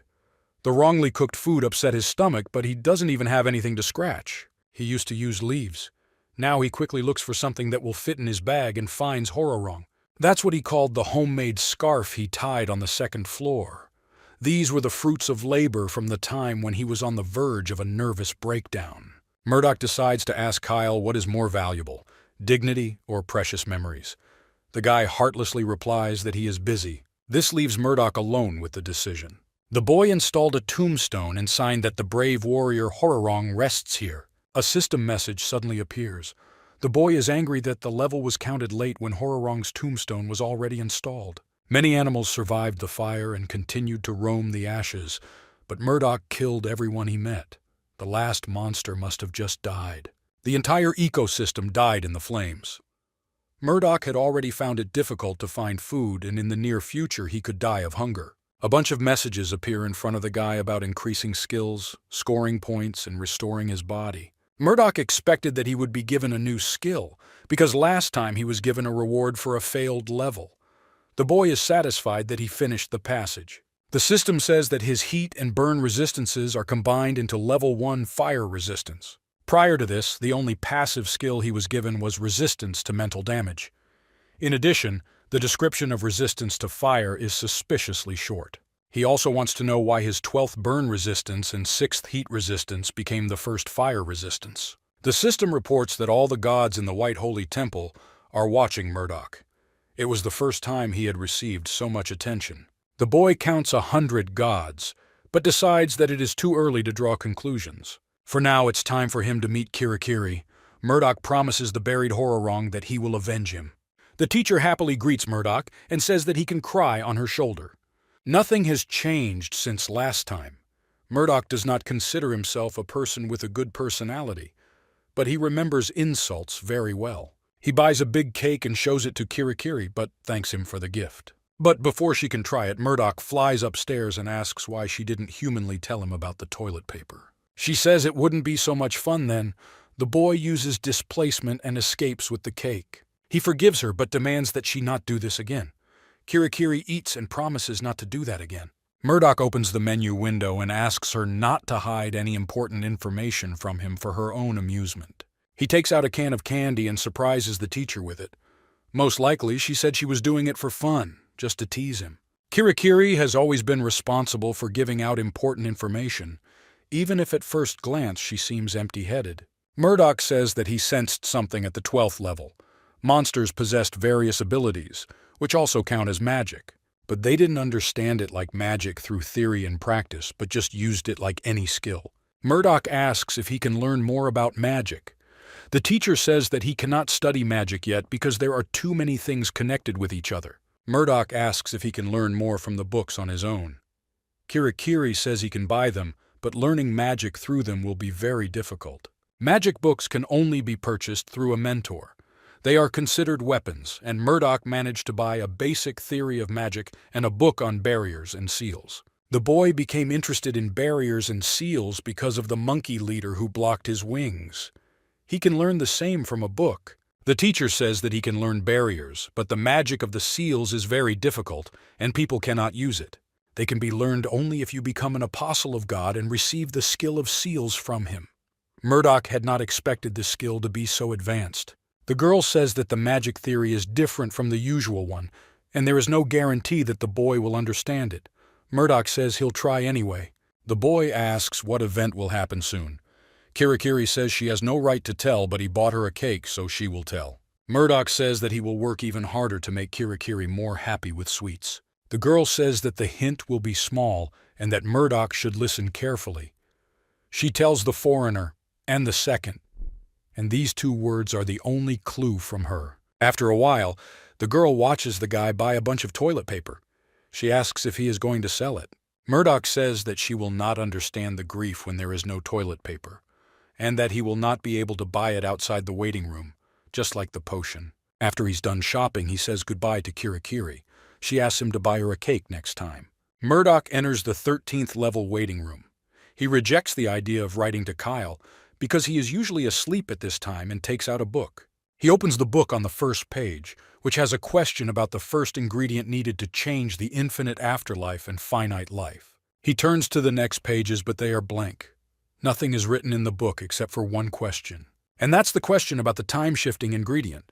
Murdoch has no idea how to find out, but suspects the answer will fill other pages. A message from the system breaks him out of his thoughts. It turns out to be Hugo. Murdoch asks what happened. The boy replies that he has cleared the 3rd level.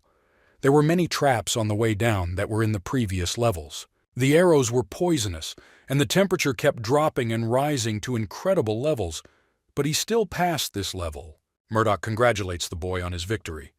At one time, he had passed the level with no transfer problems, and now he found out what awaited him below. Murdoch suggests creating a guide for the Hell level and uploading it to the public domain. Hugo says he'll be happy to help. The boy asks what awaits him on the 4th level. Murdoch mentions the goblins he met there. Hugo's playstyle is similar to that of an assassin, so he will face a lot of challenges in this level. A conversation with Hugo lifted Murdoch's spirits. He sits by the fire and ponders that he also wants to go further through the levels. Murdoch wants to clear the 13th level. The recent passing of the 12th level only fueled his excitement. At 12th level, he learned his lesson, so now he needs to prepare more thoroughly. Murdoch enters the room through the portal. He immediately notices that it is very dark here. The system reports that there is a hidden temple on the continent of Ankan, inhabited by monks who worship the god of dueling.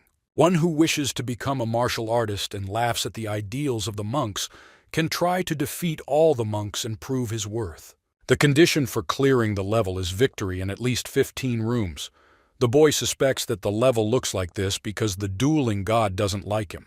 On the other hand, the players he respects will be happy to be here. For the first time in the entire game, a god was mentioned in a level theme. Murdoch hopes to learn more about the gods at this level. The conditions say that you must win in 15 rooms, but there is no one in this one. Even with heightened senses, the boy can't even hear the wind. The only thing that captures his attention in this room is the door. Above them is the number 0, so this is the starting room.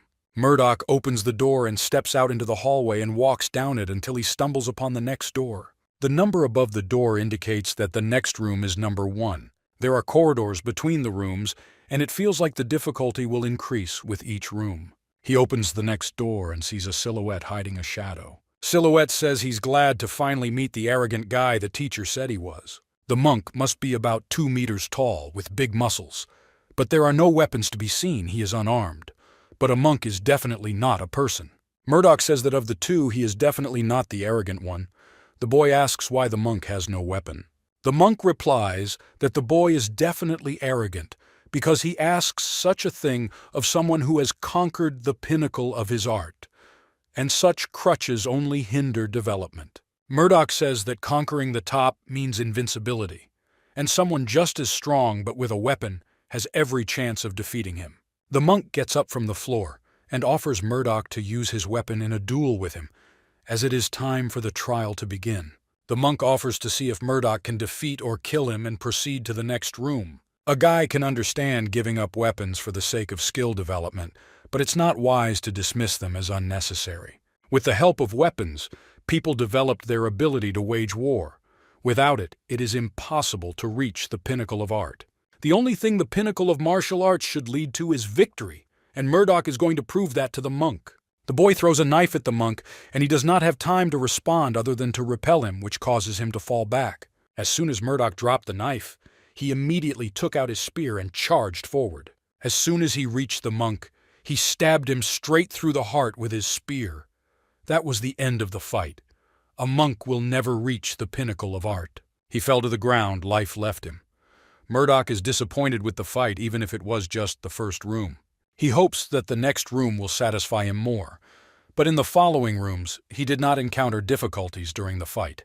But finally, in the 5th room, he met a monk who could compete with his speed, but even that was not enough. Murdoch struck him in the neck with the blade of his spear, and he quickly fell back. Taking a closer look at his opponent's body, the boy realizes that his skin is very strong, like metal.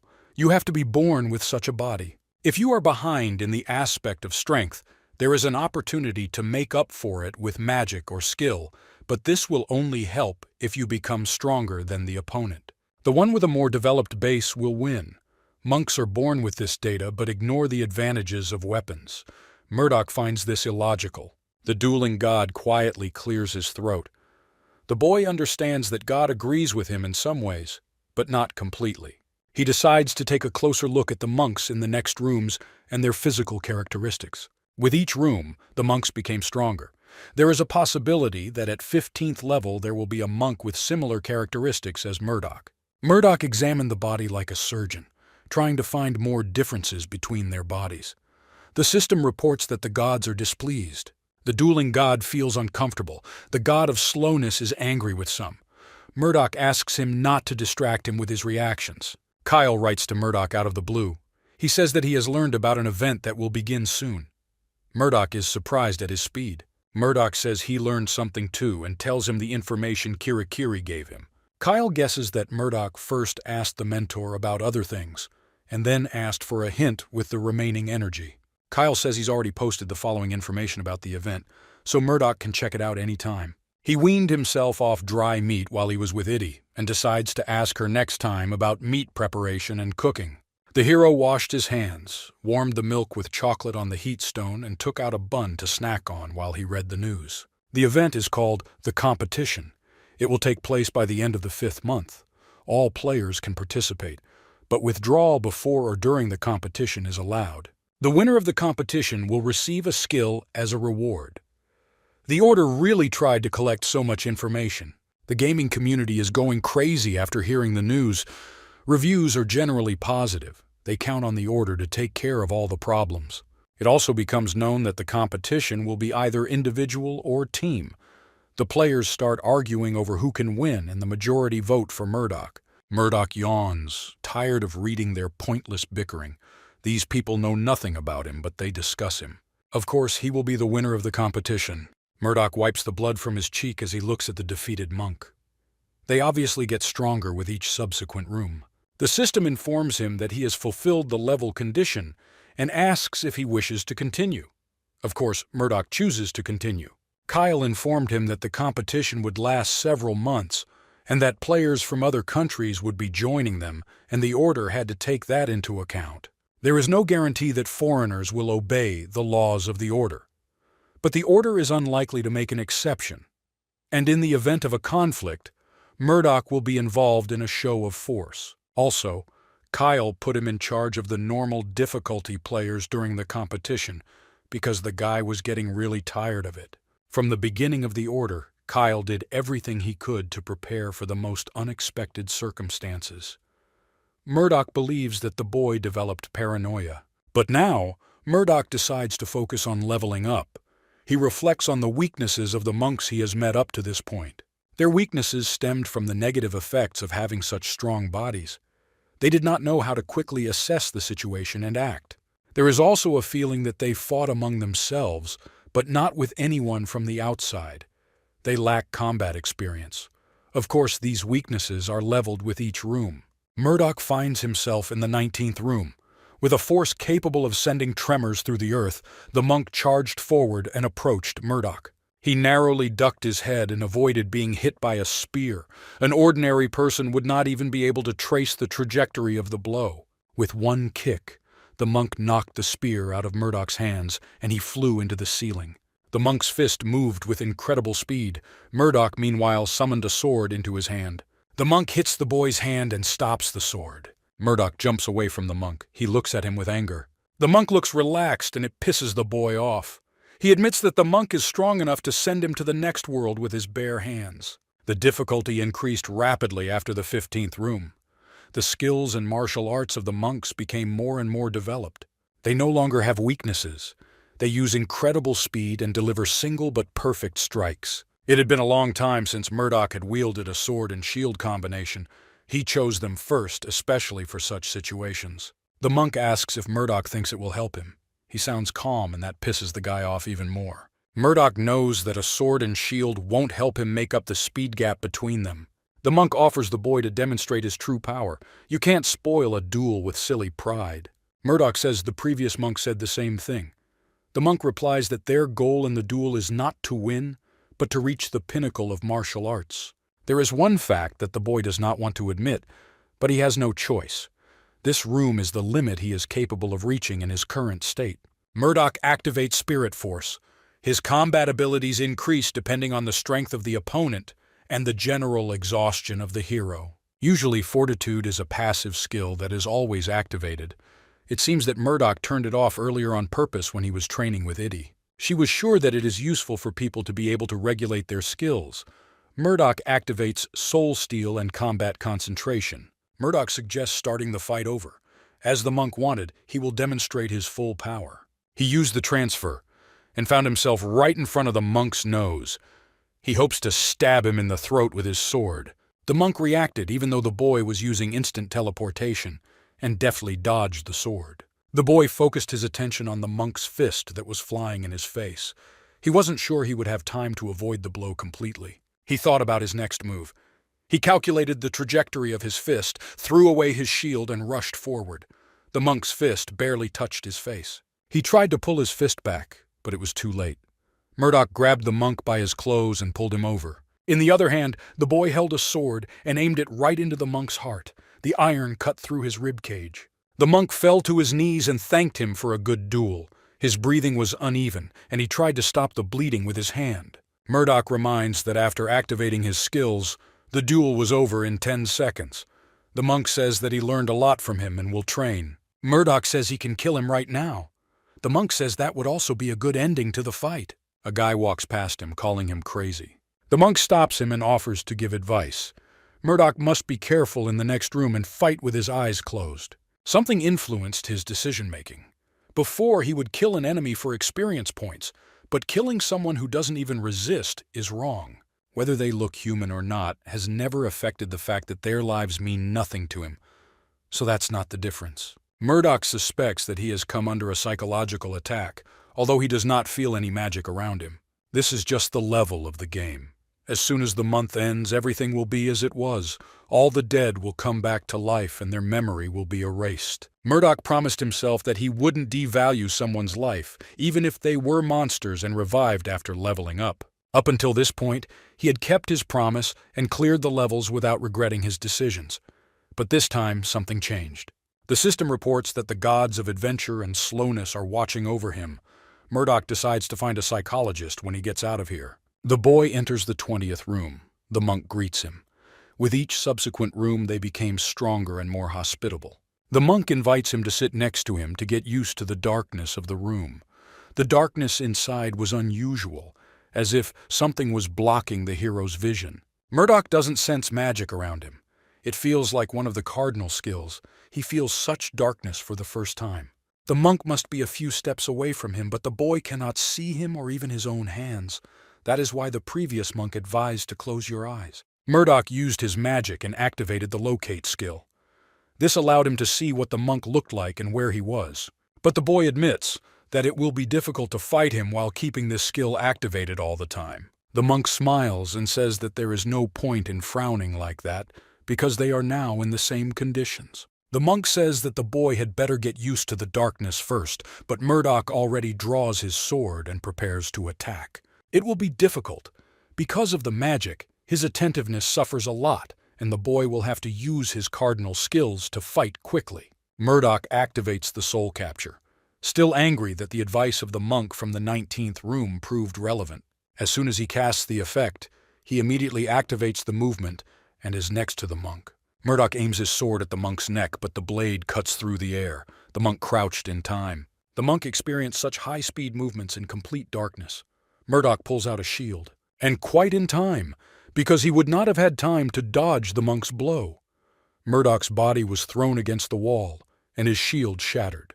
The monk addresses him, but the boy does not want to listen, as he needs to get used to the room. Murdoch activates Talaria's wings and raises them above his body, then uses transfer and slams into the monk.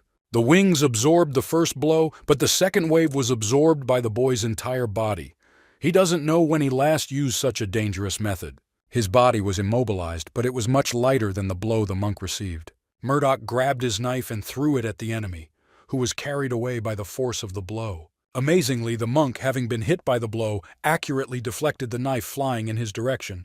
The boy moved to the monk, and he was no longer able to block his hand, which he strengthened with a sign of washing. The magic that covered the boy's skin, turning his palm into a knife, sliced through the monk's skin. The monk twisted and kicked. This is a very dangerous situation because Murdoch did not have time to predict his counterattack. The guy activates combat concentration and becomes aware that he will not have time to dodge such a blow. He tried to feel the movements through the magic and did not have time to understand where he would hit. The monk punches Murdoch in the stomach. The guy flies back and slides down the wall. He feels that his ribs are broken, but other than that, his body is not disturbed. Even with the use of invulnerability, the monk was able to deal so much damage. Murdoch feels his mouth water but smiles at the monk. He starts running towards him. He is already under the influence of the poison skill. Murdoch can beat him. The boy takes out swords. He didn't have many chances to use this style. He decides to attack with one sword and defend with the other. The monk shouts and approaches the boy. He ponders his suggestion to adapt to the dark. Unexpectedly, the monk's fist stops near the boy's face.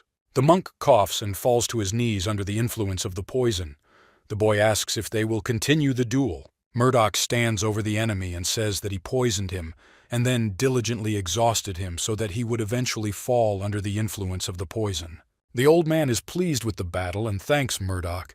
He says he accepts his fate. Even after an unfair defeat by poisoning, he shows respect, and Murdoch is not sure he will ever be able to do the same. The guy gets an antidote in exchange for answers. The monk says he will tell him everything he knows. The monk says that there are 33 rooms in the temple, and their teacher will be in the last one. Murdoch also asks how he will adapt to the darkness. The monk agrees to tell, because the boy will need this skill very much in the following rooms. Murdoch gave the monk an antidote, and the monk taught him his skill in return. After that, the guy is going to move on. Murdoch asks to estimate to what level he can reach. The monk says that the boy will easily reach 25, and if he overcomes the 26th monk, he will be able to reach the 29th room. Others will be difficult to overcome due to the peculiarities of the environment. The monk thanks the boy for the battle and hopes to meet him again someday. Murdoch is sure they won't meet, but smiles back. He has already completed the 15th level, and after his renewal, the monk will not remember anything. He says goodbye to the level guard and moves on. Murdoch felt strange leaving the level. He did not want to say goodbye to the monk, because they had already become friends. Murdoch quickly closed the door behind him and walked to the door of the next room. He wants to test the monk's words about the difficulty of the next levels. The boy is about to leave the 24th room when the monk calls to him without turning around. He says he noticed that Murdoch was still not used to the length of the spear. Forgetting the advantage of the spear, in order to injure the enemy from two sides, is not a good idea. He also noticed that the boy puts his left leg in front of him before rushing forward, and this helps the enemy in the fight. Murdoch has no answer to this because the advice is very sound. Therefore, he simply thanks the defeated monk. The guy approaches the door of the next room. He does not even doubt his decision to reach the 33rd level. He opens the door to the 25th room and sees a monk. He congratulates him. Murdoch sees that the monk is no different from the previous ones. The monk says that the boy seems adapted to these circumstances, and he suggests that they begin the fight now. The conditions did not change from the 20th room, and therefore the boy felt confident. The monk says that some visitors have to readjust in the corridor. The thought of the other visitors bothers Murdoch. Most likely, the monk is not talking about players, but about monks from another temple. The boy tries to drive away extraneous thoughts and focus on the battle. The monk asks why the hero feels so confused. The boy knows why. His strange actions in past rooms have alarmed him, as if he felt lonely. He already knew that he was not quite mentally stable and suffered from loneliness. That was why he was relieved to have someone around. He felt better as he chatted and laughed with Kirikiri, Itty, Kyle, and Jeffrey. He does not believe that he has become so lonely that he has become attached to his enemies. He is stunned that he was showing such a vulnerable side to his opponents. He would have died in the previous rooms if the monks had not been so careful. The monk in front of him suggests that he rest and come to his senses. Murdoch takes out his sword and says that they should fight first, and then he will get his thoughts in order. The monk is pleased that Murdoch is so confident of his own victory. He gets into position and tells the boy to attack when he's ready. Next to the hero, messages appear that the god of adventure is rooting for him and the god of slowness is watching. Murdoch applies soul capture to the monk.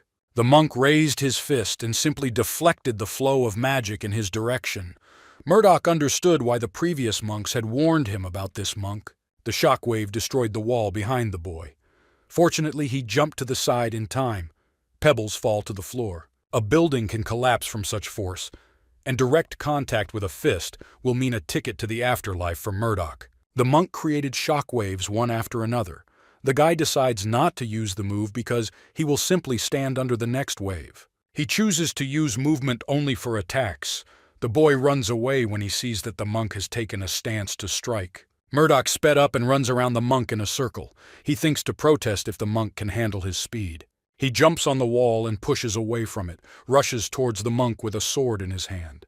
The monk wasn't quite able to keep up with him, but still managed to respond by raising his hand and deflecting the blow. Murdoch's body was thrown back by the shockwave, but the boy braked with his hand and decided to attack again. The boy again ran around the monk in a circle and pushed himself against the wall. Monks don't attack first, but he couldn't afford to stop. He flew at the monk, activating his battle concentration, but he stopped him with the same movement, but this time his posture was more stable. As soon as he sensed that the monk had activated the shockwave, he instantly used displacement and was behind the monk. Murdoch struck the monk with all his might with his sword, trying to pierce his body, but he only succeeded in cutting his skin. The monk turned around in time to avoid the blade making full contact with his body. The monk felt that there was poison in his cuts. The guy says that the poison will kill him in 5 minutes. The monk guesses that he must win faster and move slower, so that the poison does not spread quickly. The monk decides not to waste the limited time and attacks first. The boy barely has time to adopt a defensive position.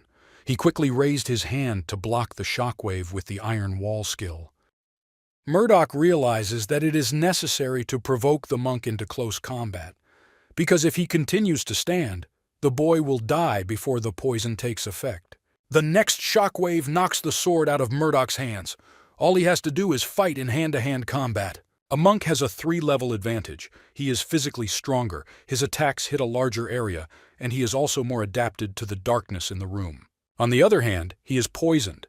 His attacks are becoming more and more sharp, and he does not react so smartly to Murdoch's movements. Thanks to this, the boy is better able to analyze his posture and the smallest movements in order to predict his next attack.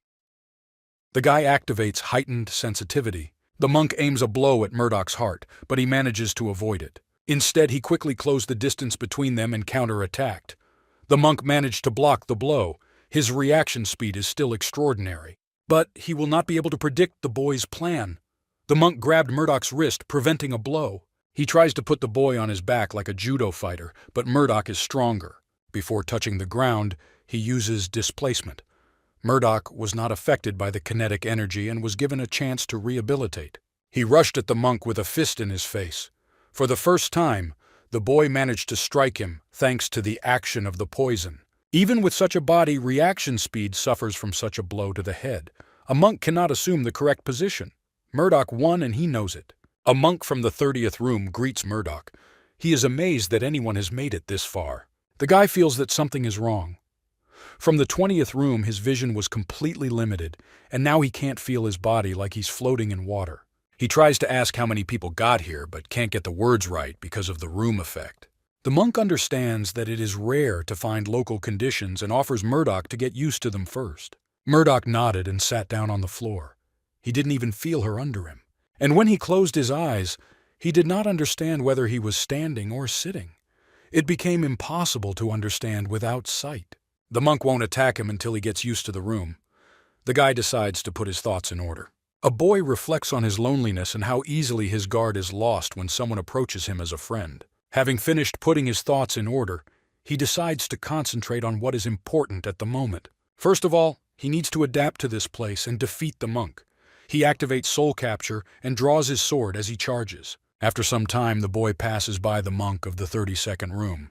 He says that the teacher is waiting for him for the final test. Murdoch defeated the last monks more easily than he expected. The secret is that he did not adapt to the room, but simply rushed forward and attacked. He finally found himself in the last room. All his senses immediately became paralyzed. The monk's voice sounded in his head, welcoming. The boy was surprised because all his senses were blocked and he could not hear anything, but the monk told him to take his time and look around. Murdoch tried to spread his magic and was able to see his surroundings. He had many questions for the monk, but he could not voice them.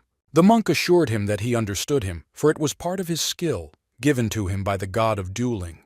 The monk confesses that he is currently undergoing training to become an apostle of God, just like Murdoch. It turns out that the apostles can sense each other. They feel the holy power in each other.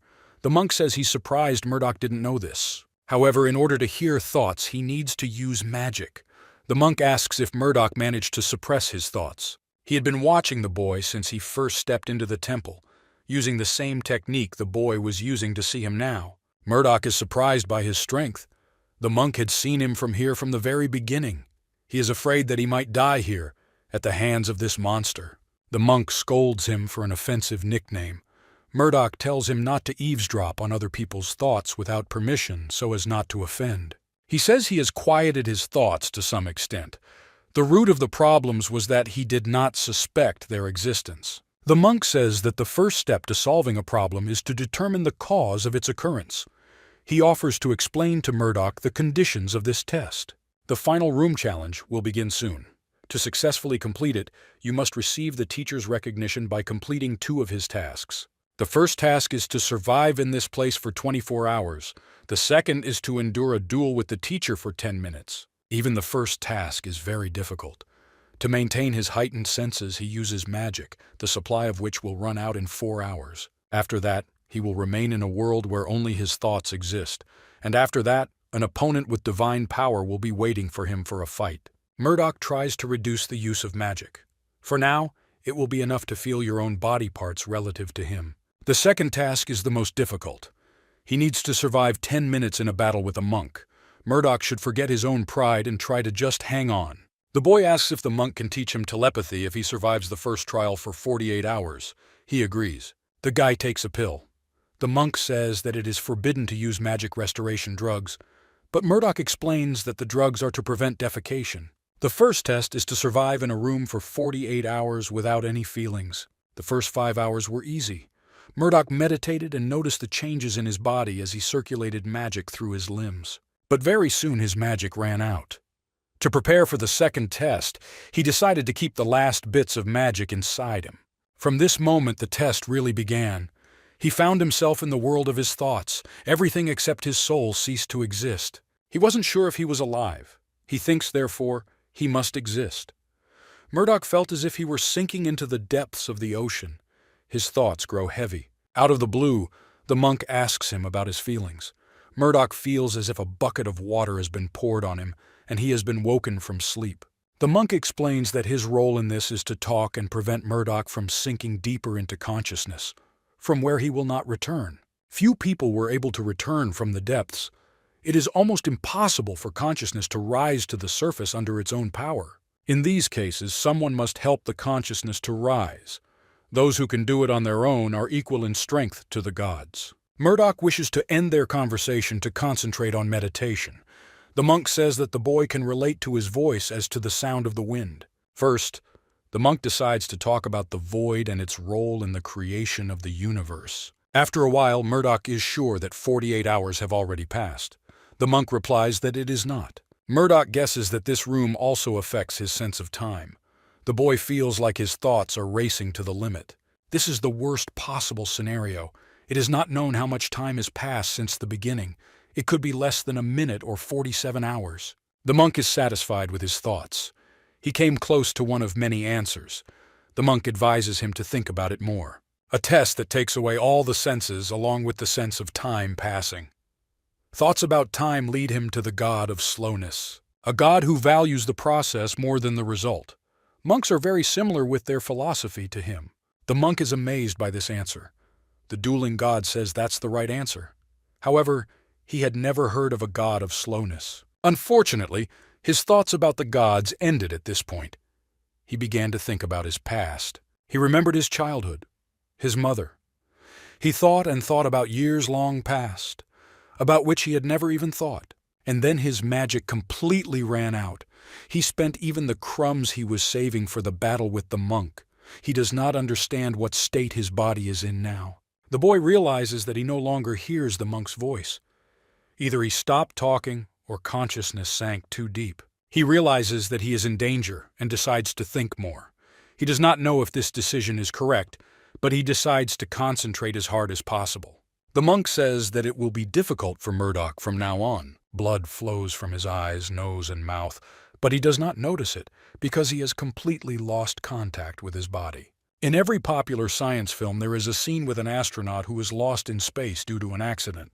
That's how Murdoch feels right now, although he is not in space but swims in the depths of his consciousness. He decides to focus on his body, create an image of it in his head. His form finally stabilized after continuously changing. He realizes that this body is like an avatar in a game, but his real body also exists somewhere. For a minute, the boy hears the monk, but he quickly disappears.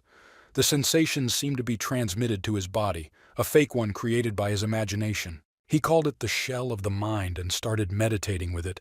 He began to hear the monk again. Then he realized that the passage of time here was impermanent. He was very slow, even too slow.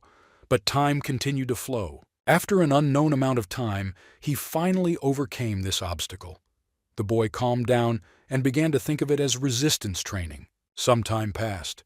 He continued to concentrate the magic in the shell of his mind, trying to develop what scraps might remain in him. And he found them. Magic that regenerated itself. He used it to be aware of the shell of the mind without being aware of it. Murdoch began to develop this little bit of magic in his body, and after a while he managed to regain enough magic. He focuses on trying to preserve the magic he has developed. It expands energy to gather information about the environment. The first thing his magic touched was his body. He was sitting in the same position as before. He continued to analyze and visualize his body. It turned out that the shell of the mind was not an illusion, but a part of it. He could feel his body and reproduce it correctly. Murdoch decided to concentrate on the magic he had already spread beyond his body, and spread it even further to feel as many things as possible. The boy could feel the monk sitting in the center of the room without moving.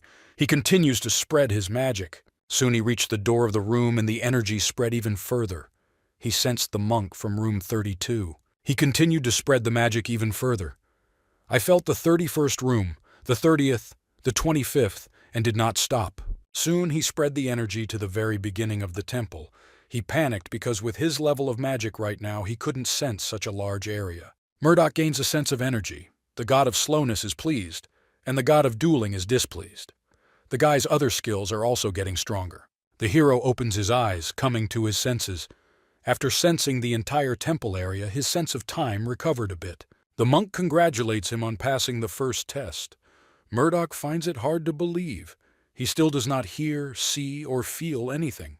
But something has definitely changed. His heightened concentration, sense of time, and perception of reality returned to him. Murdoch is not convinced that these shortages were necessary. The ordeal alone is enough to drive someone crazy. The test was extremely difficult for the boy, but he still learned something. Murdoch was still feeling the effects of the first trial on his mind and concentration. Murdoch is sure that many people died from it.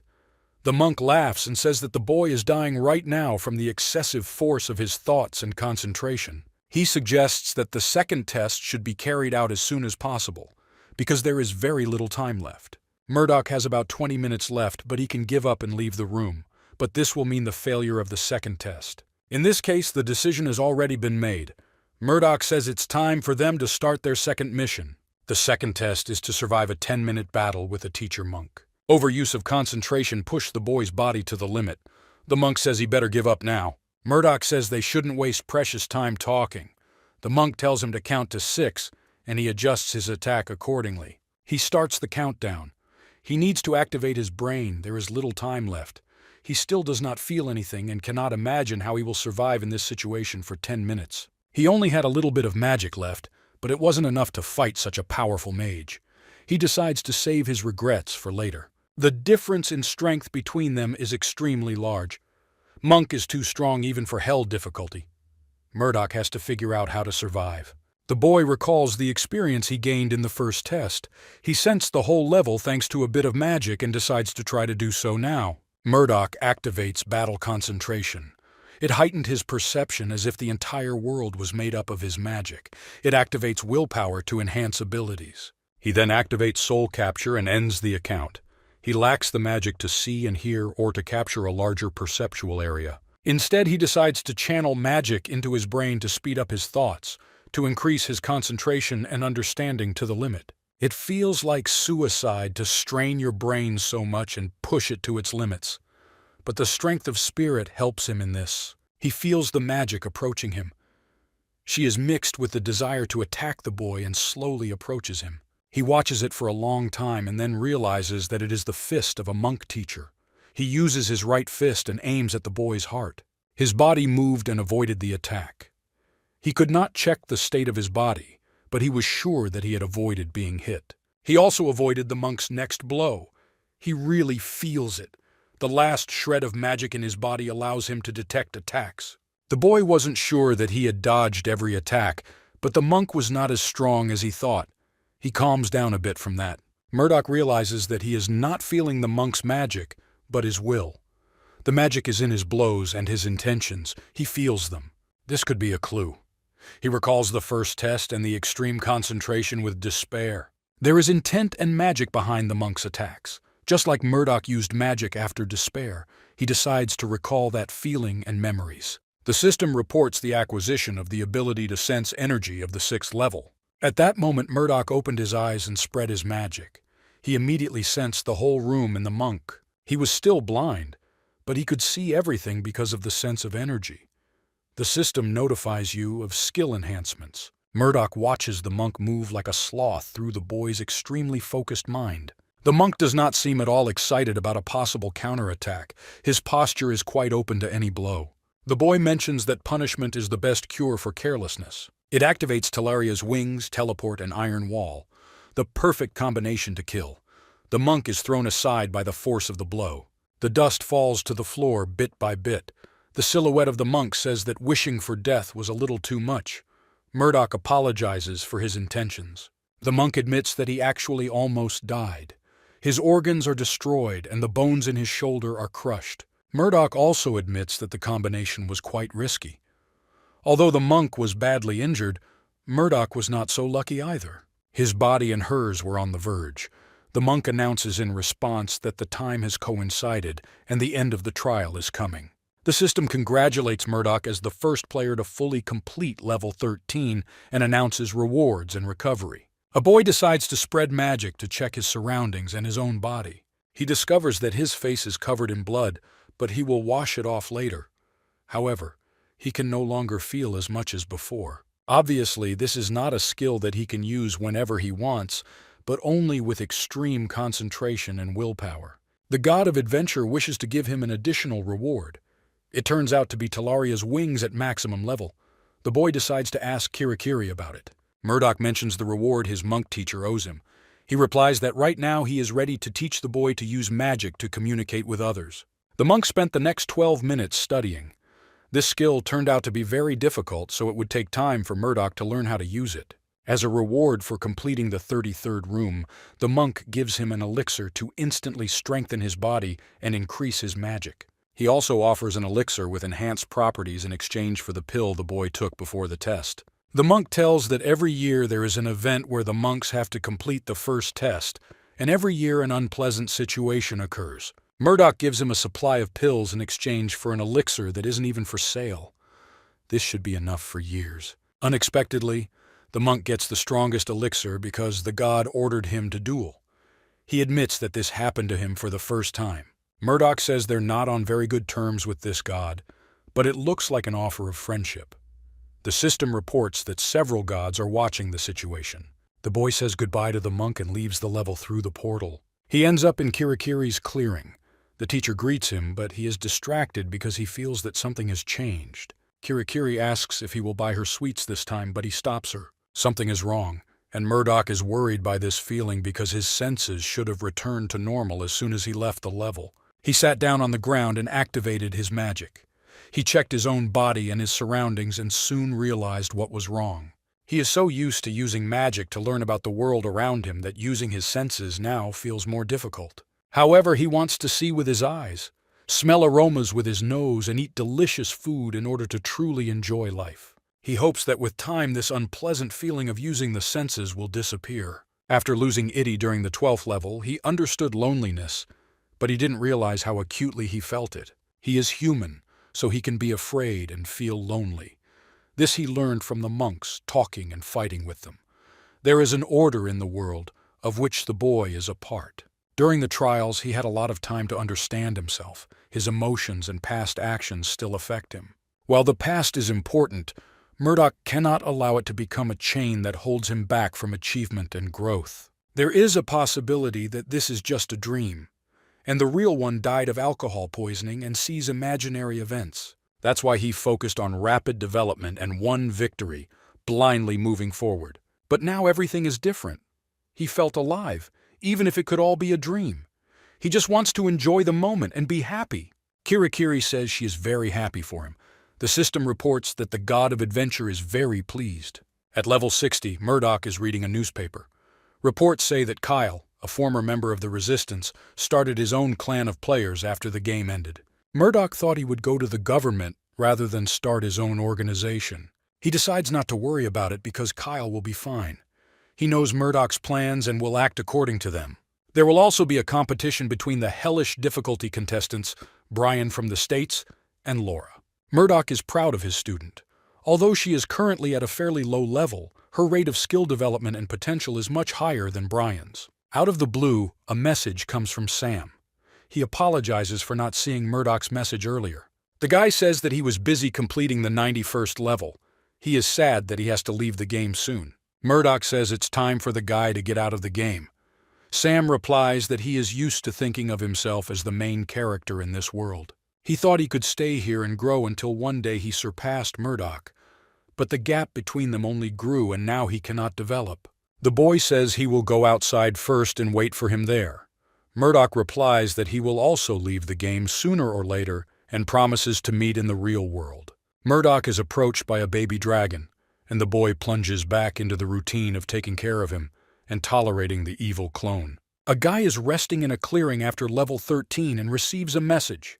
He is asked if he is ready for the competition. Murdoch replies that he is always ready because he will receive the first place and the main reward.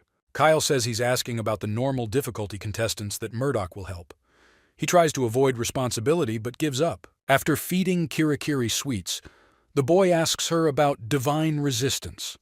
The mentor says that this skill is only activated when the wearer is affected by a certain element. He then asks about Talaria's wings and she tells him to look at the menu right now. It turns out that the progress of the Apostle's trial for the god of adventure has increased significantly. He has more tasks, but they are easier in their essence. The god of adventure also adjusted Talaria's wings, combining several abilities under this name. Murdoch opens the skill description and learns about a bunch of new useful features of the skill. It is hard for the boy to believe that such a skill has become available to a player.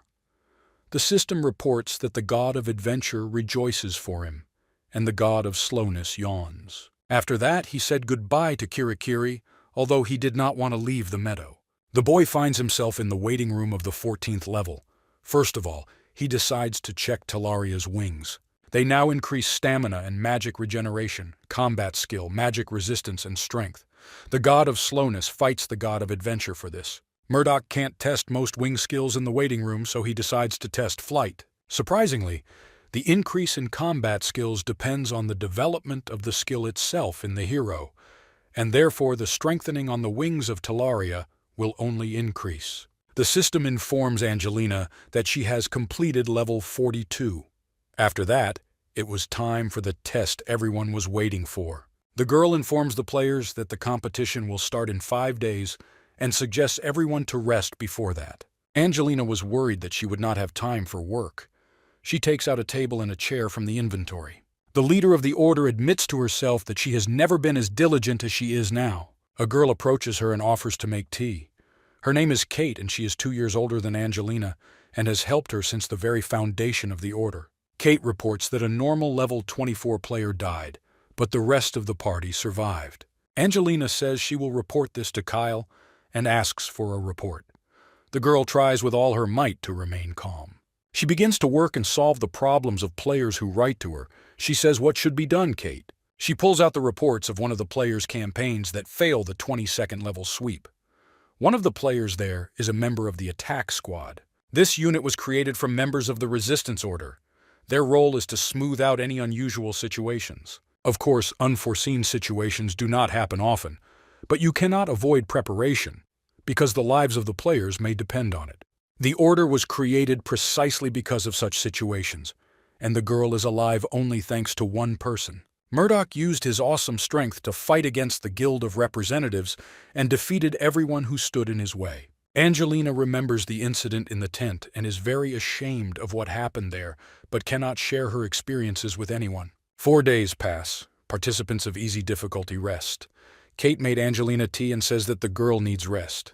The girl sips tea, envying those who are sleeping now. There is no point in waking them up, so she focuses on her work. A report of dangerous individuals falls into her hands.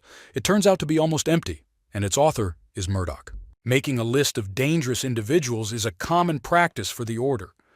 Everyone who committed a crime appeared in the reports at least once. The Order doesn't interfere in the players' lives until they decide to commit a crime, but Angelina still feels awkward.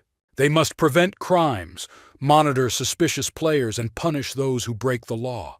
The girl is interested in what Murdoch offered as a countermeasure for those he mentioned in the report. His only advice was to listen to Kyle. She decides to ask him later and continues working. She picks up a book in which all the crimes that once happened in the game are described. Remembering the past, they warn against the repetition of these crimes. Therefore, they need to keep archives so as not to forget the events that have taken place. Finally, the test begins. The system warns that a forced transfer will take place in 5 minutes. He hasn't had much time to fully test Talaria's wings, but he's excited about the event he's about to take part in. Even if others do their best, the boy is sure that he will win. He expects to have fun watching others. But he suddenly remembers the work assigned to him by Kyle and gets a little disappointed.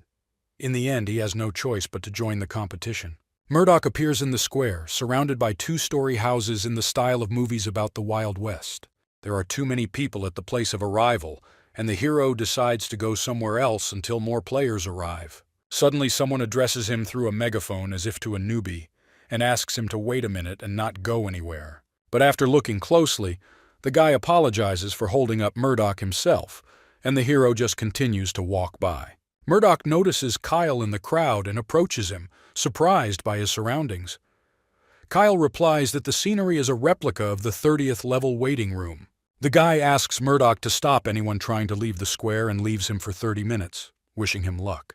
He regrets agreeing to help, but decides to put up with the half-hour Kyle requested.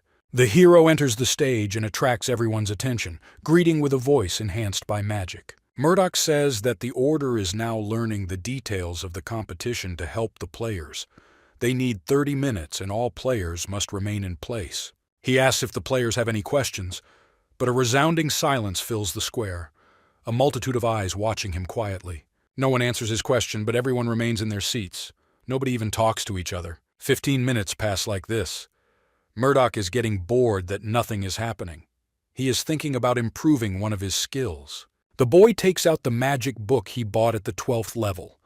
The same question about the passage of time remains on the page. At the 13th level, Murdoch experienced a different flow of time, but did not understand what was the key element that changed its flow. The boy guesses that it must be about a living creature, because the question mentions life and death. He finally finds the answer.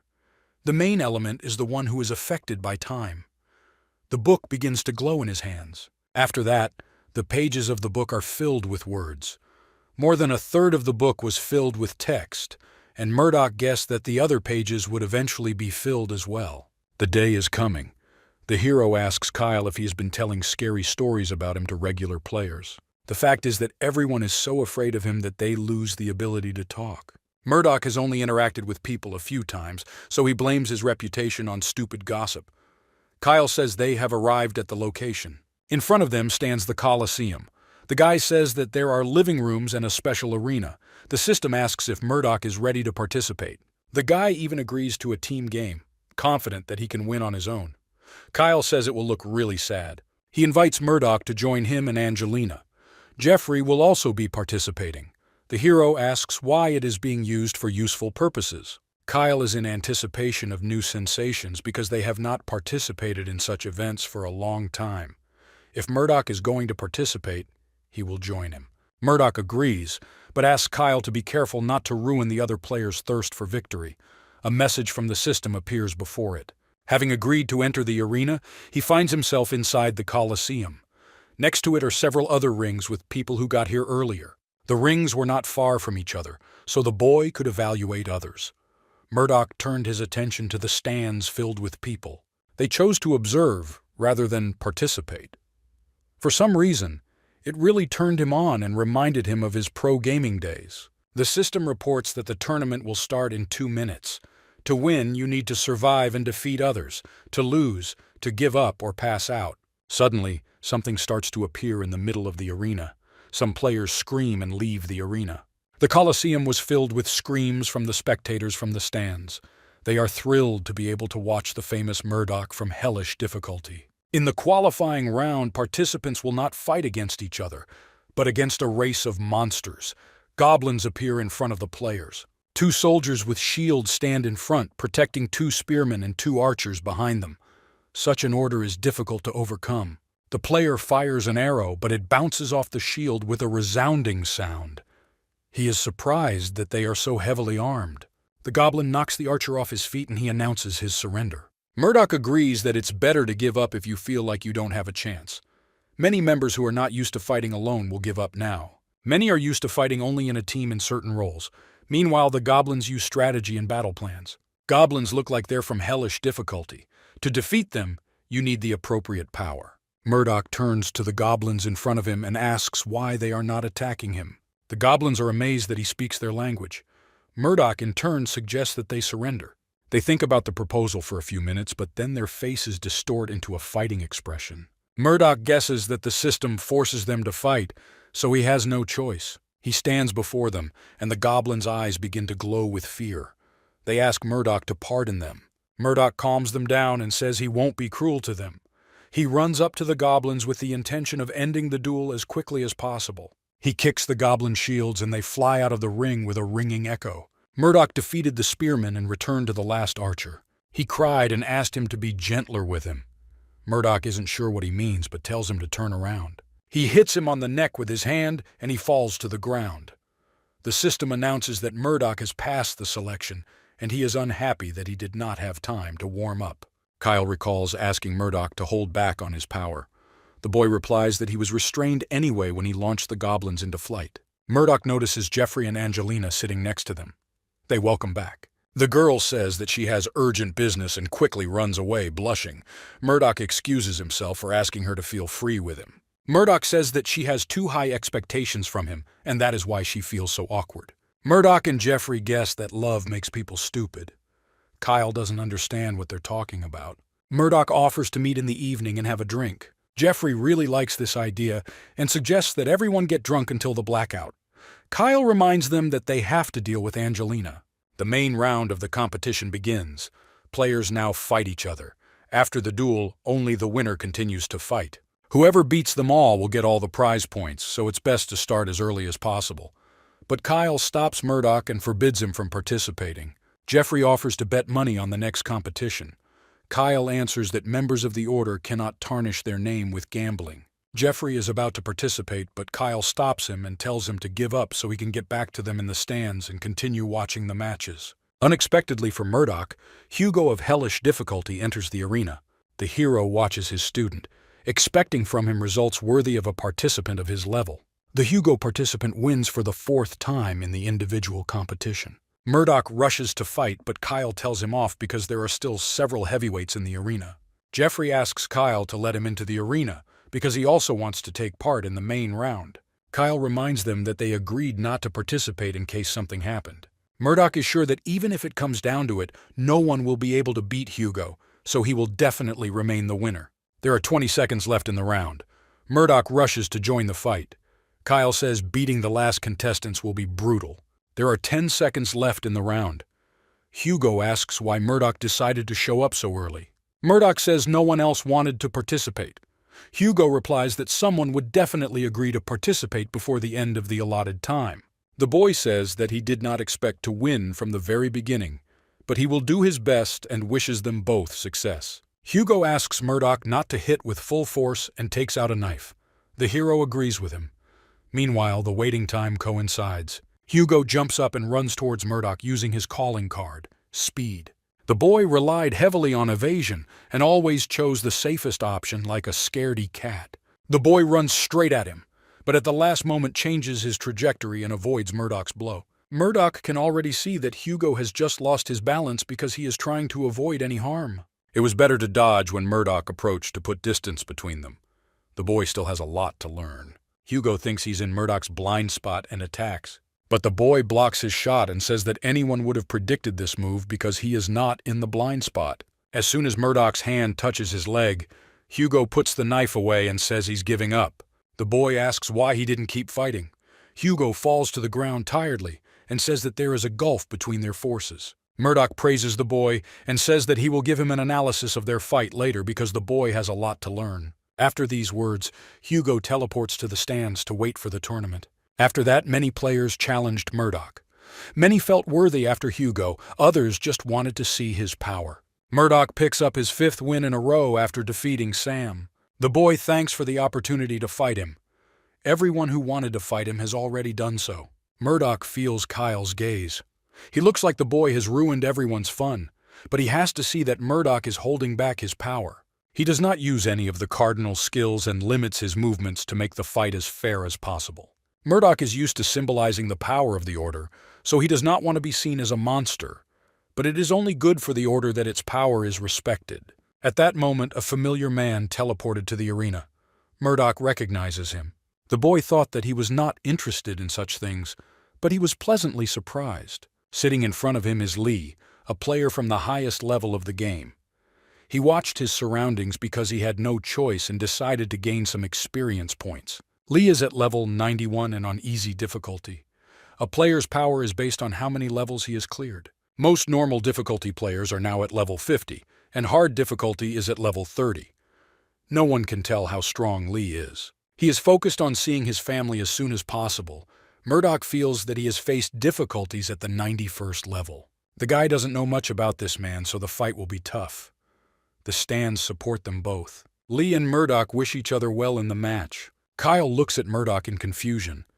He probably wants the hero to fight hard for victory, but the human soul is a mysterious thing. Murdoch uses a move and is next to Lee and immediately brings in a fist to attack. Lee quickly raises his hands and blocks the strike with his forearms.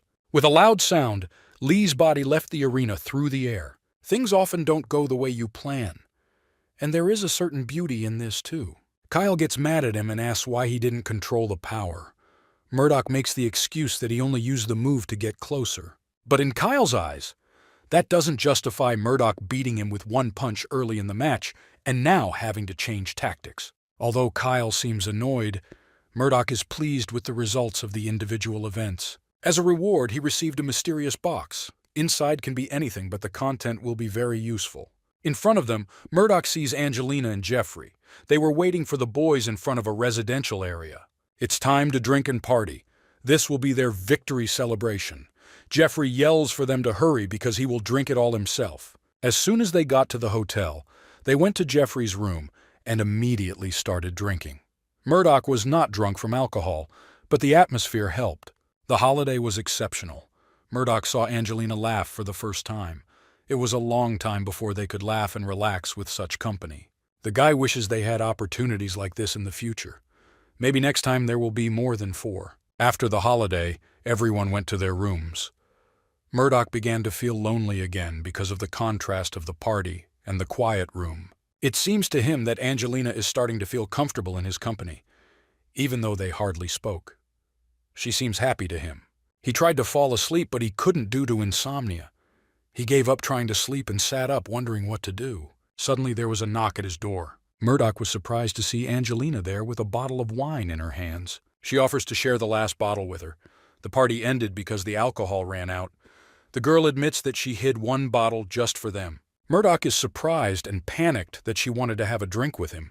His emotions are reflected on the girl, and she reminds that she is no longer a student, but an adult girl. She asks again if he wants to share a bottle of wine with her, and this time he lets her in. Sunlight causes Murdoch to open his eyes. It's been a long time since this happened consistently.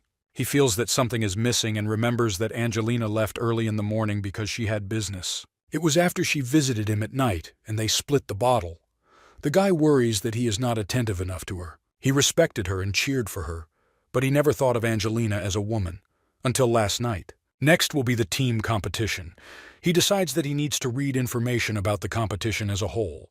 It turns out that potions and armor will not be provided on the territory of the competition. This explains why the Order was so worried about possible conflicts. Hugo wrote to him and invited him to meet him on the street. The guy shouts and calls him to him. The hero frowned because his hearing is so sensitive that he would be able to hear his whispers. He was waiting for him at the main entrance of the Colosseum, surrounded by 6 other players. They greet Murdoch dutifully when they see him. Hugo asks him if the hero can show what the boy did wrong in the arena. The other players ask to be taught as well. Murdoch is always happy to help with such questions, if it means developing the player on hellish difficulty.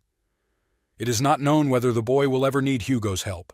He says that Hugo was looking at him very intently as he dodged the attacks, but it's incredibly difficult to do that when you're moving so fast. Murdoch advises the boy to observe the attack as usual and not to keep his eyes open all the time. And also, you should not close your eyes when due to such an attack. Hugo says that's easier said than done, but he'll have to get used to it. Hugo uses speed and dodge a lot, so he's not used to getting hit. He gets scared before the fight starts, and that's a problem. Murdoch advises him to let himself be beaten during the next level. That way he won't be so scared and his eyes won't close. In addition to Hugo, 6 more players of infernal difficulty joined the training, who could not even pass the first level yet. Murdoch advises them to remember the sequence of attacks and just dodge in time. In this way, they will manage to keep their balance and prepare for the next attack. You can't relax just because you managed to dodge once. The body must always be in a state of combat readiness. As Murdoch taught them, he realized that there were other perspectives on the passage.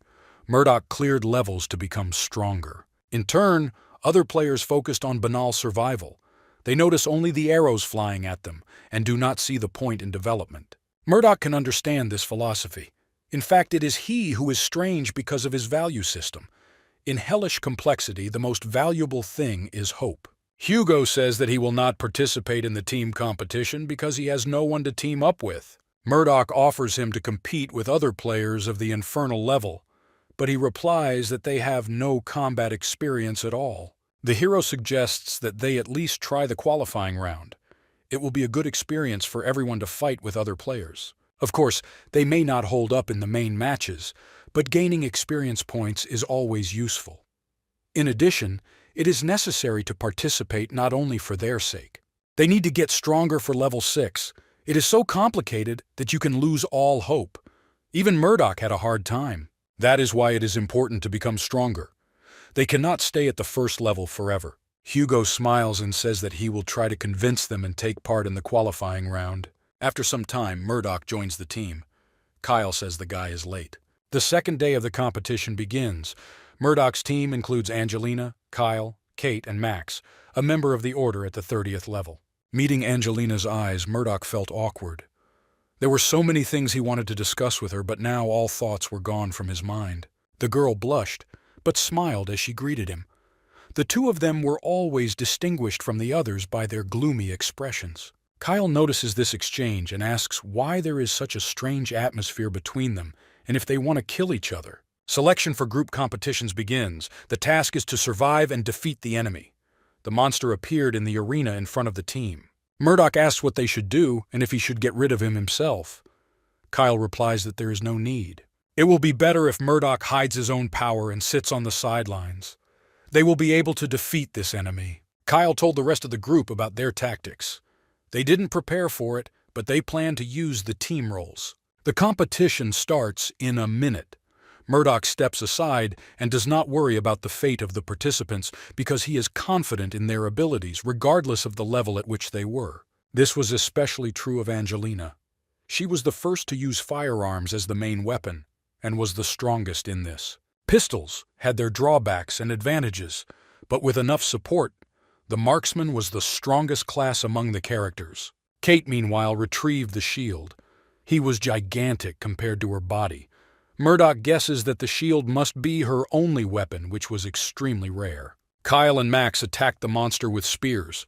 Predictably, Murdoch had nothing to worry about, but he was still embarrassed to just watch. It felt wrong not even to react, but it would be humiliating to stand aside and just cheer. Besides, he was getting bored. The battle is prolonged due to the accelerated regeneration of the monster. Murdoch envies him in this aspect. The boy notices Kyle fall back, tripping over his own leg. Murdoch finally has something to do. He throws a rock at the monster. The stone pierced the monster through and flew towards the stands, where it collided with the barrier with an explosion. The monster instantly fell to the ground. Murdoch reacted instinctively but forgot to hold back his power. Kyle scolds him, says that he reminded him not to interfere in the fight and not to use full force, and does not understand why Murdoch spoils the competition. They are sitting in the stands having finished the competition. Murdoch apologizes again and doesn't see the problem.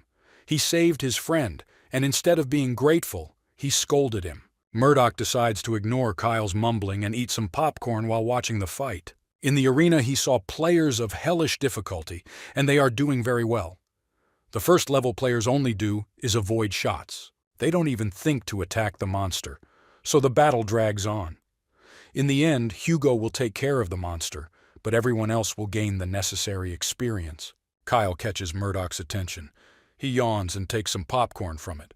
The guy cautiously asks about the relationship between Murdoch and Angelina. He confirms his thoughts, and Kyle takes responsibility for bringing them together. At least they don't feel awkward around each other anymore. Kyle notes that laughing like fools won't do the order any good either. For other people, Murdoch and Angelina are superhumans without human emotions. In order not to ruin their reputation, they will probably have to hide their relationship. Kyle admits that he is happy for them. This will reflect well on the mental state, and in general, it's nice to see a smile on your face. Murdoch agrees that it really worked for Angelina. She has only just turned 20 and she has been through a lot. But it turns out that Kyle was talking about Murdoch's mental state. He saw how he communicated with players of infernal difficulty, and this picture pleasantly impressed him. Murdoch looked happy teaching them. That is why they were happy to talk to him and ask questions. Murdoch agrees that he used to only inspire fear in others. Kyle says the guy looks pretty menacing. Corey just stands back and watches. Kyle says it's easier for people with a lot of power to attract attention, but Murdoch's power sometimes has the opposite effect. The guy remembers the first big meeting. At that time, he felt at the bottom of his life, psychologically exhausted from fighting the goblins with constant thoughts about the guild representatives. Kyle says that even Murdoch's facial expression hasn't changed, but his overall mood and impression have greatly improved since then. Even now, the guy shows his human side. Although Murdoch's face still shows all his worries, Kyle no longer worries about him. Murdoch guessed how much the change in his relationship with Angelina had affected him. The main part of the group competition has begun. Unlike the individual one, the victory here was largely influenced by the communication between the players. Participants of infernal difficulty won the qualifying round. Although they tried hard, they lost to players of normal difficulty. Murdoch watched from the stands with his friends outside the arena. He did not regret that he advised players of infernal difficulty to participate. Max asks why Jeffrey isn't here. Kyle replies that they left him to watch for possible contingencies. The next round begins, and Kyle tells how he advised Jeffrey to hide his own power for the public good. In the meantime, Jeffrey enters the arena with his team of hard difficulty players. The stands are booing, and along with them is Kyle, who moments ago was telling everyone why Jeffrey wouldn't be participating. Kyle asks why everyone breaks the promises they make to him. Jeffrey had to participate much later. Angelina asks what they should do. Kyle just hopes that Jeffrey won't use his full power and is looking for other people to take his place. Jeffrey, meanwhile, didn't even look at them, talking to his team members. Even from here, Murdoch could see his smile and delight. Murdoch understood him perfectly, because he also did not want to stand aside from the fun. In addition, the competition was going well enough, so his help was not needed. With the arrival of Jeffrey, players with low chances of victory will leave the arena, and the struggle of real titans of battle will begin. Kyle looked upset as he left his seat to deal with the problem. Unlike Murdoch, he sat down closer to Angelina. The girl says that the players are from the Order's attack squad. She looked at Kate to introduce them to each of them. The girl names everyone, in which they are equal and what power they have. She also knows what roles they play in the team. Murdoch is impressed by her memory, and the more he listens to her, the more he understands the reason for Kyle's anger. This team practically consists of the strongest members of the game. Jeffrey's team wins 11 in a row. The stands shout with delight. Kyle watched with anger. Jeffrey, guessing this, did not even look at the stands. Murdoch knows that in the arena there is no regeneration, and with each fight the participants become more and more difficult. However, Jeffrey looks like a gladiator, incapable of defeat. If no one challenges them within 3 minutes, they will be considered the winners of the competition. Murdoch invites them to join the fight. Kyle says that with Murdoch involved, things will only get more complicated. But at that moment, Jeffrey calls Murdoch from the arena. He calls him down. Despite the healthy size of the Colosseum, the boy hears it. The crowd roared with renewed vigor. The crowd wanted more fighting, and Murdoch was willing to give it to them. He decides to join the fight now. Angelina tells him to drag out the fight. People will be upset if it ends too quickly. Unlike her, Kyle was upset by this turn of events. He looked questioningly at the girl. Murdoch says he's ready to give the audience a show. Along with Murdoch, other members of his team moved down. The atmosphere reminded the boy of his pro-gamer past. Kyle reminded Murdoch not to use his true power and left the arena. Murdoch knows that the rest of the team will be no match for the best high-difficulty players. Before leaving the arena, Angelina approached him with an excited expression and asked if he was confident in his abilities. Murdoch says he'll manage, and the girl winks at him. This makes him blush. Meanwhile, the crowd is confused as to why the rest of his team are leaving the arena and giving up, one after the other, before entering the battle. Murdoch is left alone against a team of the strongest players on hard difficulty. Murdoch remembers Kyle's words, but knows that he will even have to make an effort to win. Finally, he met worthy opponents.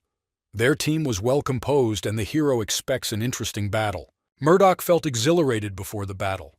Murdoch asks Jeffrey not to hold back because he expects a fair fight. The battle begins. The stands begin to shout with excitement and anticipation. Murdoch rushes to Jeffrey's side. They are not far from him, but he casts a wind spirit blessing. Suddenly, someone blocks his trajectory, an opponent with a dagger and almost no armor. Murdoch remembers Kate's story about him. This player relies on speed, is not capable of a fatal blow, but is phenomenal at distraction and evasion. When it comes to speed, Murdoch has no equal. It activates combat concentration and hits the opponent in the jaw and arm, disabling it. Murdoch's path was next blocked by a warrior with a shield. His magic formed a barrier along his entire body and shield. Murdoch reinforces his strike with an iron wall, but it had no effect on the warrior. Murdoch hoped to send him flying with this blow. Apparently, this magic increases weight as well. This only makes it more interesting. At this time, Jeffrey headed towards the hero with his drawn sword, taking advantage of the fact that he was distracted. Murdoch dodged the attack in time by grabbing his wrist and using instant transfer. Jeffrey fell with the shield warrior. He decides to ignore them for the time being and heads towards the one who can truly make his victory impossible. Sam uses movement and has amazing punching power, so it will be difficult for Murdoch to overcome him. The guy also uses electric attacks that cover a very large area. Murdoch will only die due to the effect of paralysis if he gets caught. As soon as the hero approached the boy, lightning burst from his body and spread around them.